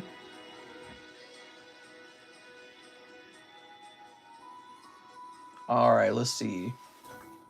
You'll be right here, Trent Caswell. And it's going to say Dratini. And what was the price on that Dratini? $145, right? $145. That's a special Dratini. Base set, Wave 4. Kip F. Bulk grading for the Hollow Shantoto. That's what I thought you were going to do. That was a great pull. Any more entries on the UFC box? Not yet. It's a slow-moving box. There we go. Still going, Mr. Cray Cray. We're wrapping up soon. Yeah, no more orders, guys. Stranger Things coming out soon. I'm going to come. Are you doing a giveaway? I'm so sorry. I wasn't able to get any grading done today because there was simply too many other issues. So, no, there's no giveaway because I didn't do any grading. Do you want a Pikachu Illustrator? Yeah, I do. Oh, my God. Oh, no, wait a second. This is a bulk grade, not express grade. Mister, instead, could I grab the Jungle Victory Bell in 2 vintages? Nick Cool. This one? Yeah, we can do. Oh, yeah, we can do that. Make my slabs fall over.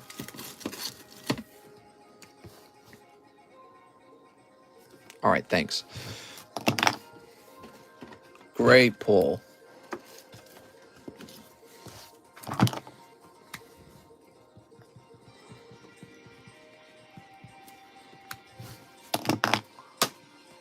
Okay, and 2 vintages.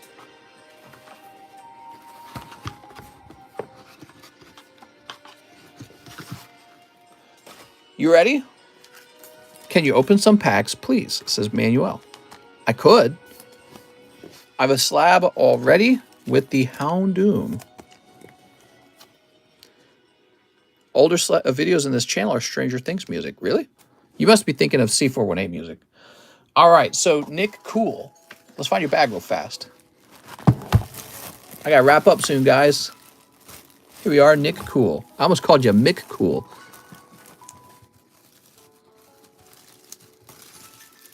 Sweet. Now we have Evan Staker. He says 1 live custom and shipping. Okay, Evan Staker.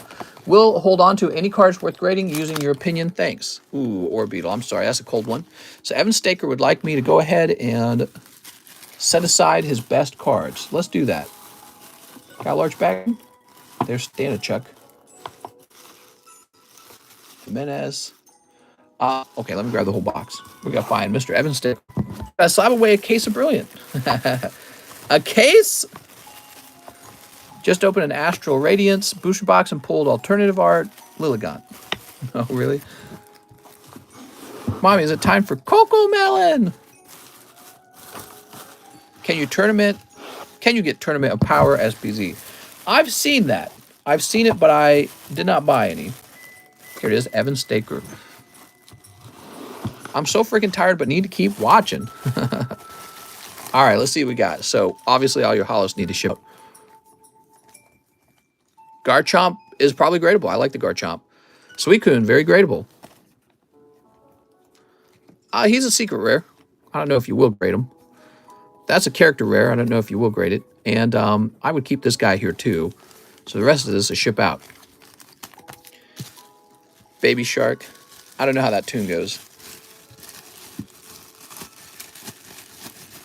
All right, thank you, Mr. Evan. So, Evan, what I'm going to do, we're going to give your bag a little extra stability in the back with your Fortnite card. The pack break is the same as the other one, correct? It's the same booster pack. That's right. Neo 2 Japanese. Mister, you didn't put me in the pack break, says Ryan Shapiro. It's not your turn yet, Ryan. I can see you're 2 orders away. You haven't been skipped over. We had a very large order earlier in the stream, and this caused a pretty bad backup. All right, there we go. You need a label, Mr. Evan?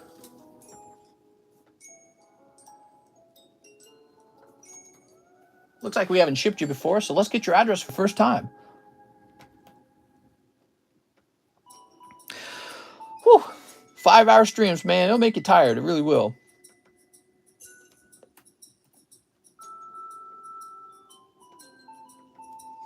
Definitely makes you tired. Makes your butt tired. Like, I can't wait to stand up, honestly. 5 hours at a time. That's a long time to be sitting. And we're going to ship this in about 8 ounces, I think. Print. Matt says, what was your major? What was my major in school? I went to school for computer science because I wanted to make money. I wanted to get paid super bucks. I originally went to school for financial advisor, though. So I had a bunch of classes on finance. And then I swapped over to computer science because I was like, you know what? I think I'm smart enough for computer science. I was at first scared of it. I was like, I don't think I'm smart enough for that. All right, so we're logging back in. Evan Staker's done. Now we have Brigido Ibarra. 2 celebrations. Oh my God, do I have 2 celebrations? Oh my God, I need to go get celebrations. I'll be back. Oh wait, got some right here. Perfect. I was gonna have to leave the room. Oh man, it does feel good to stand. It does feel good to stand.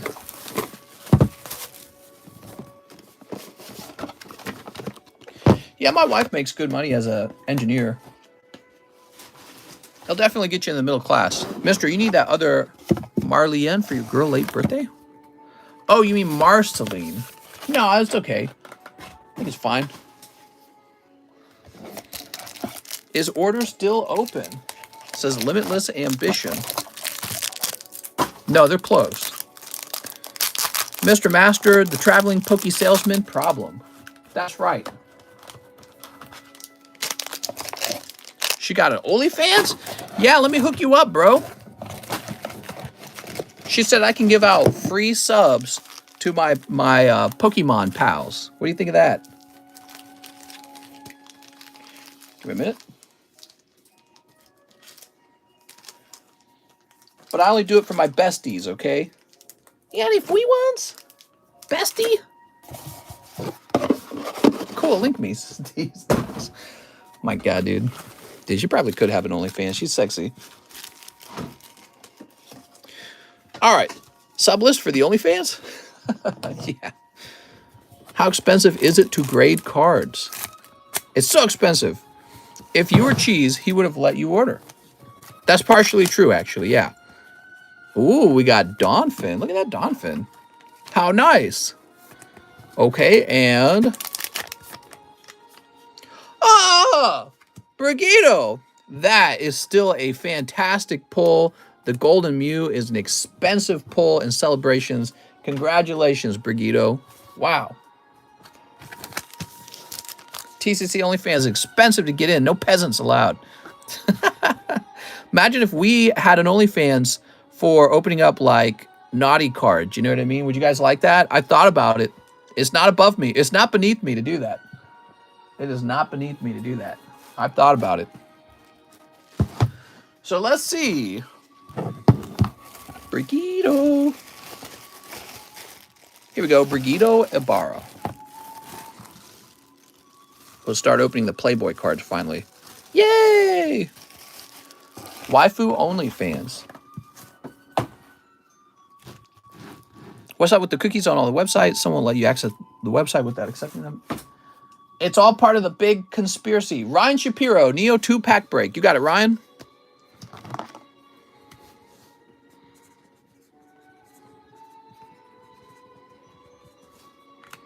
My wife would never believe I'm watching you open naughty cards on OnlyFans. Maximilian Ubinus, 2 Neo pack break. All right, Maximilian. How about that? Open some packs.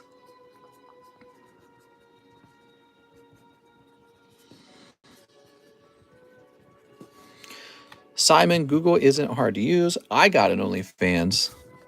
What?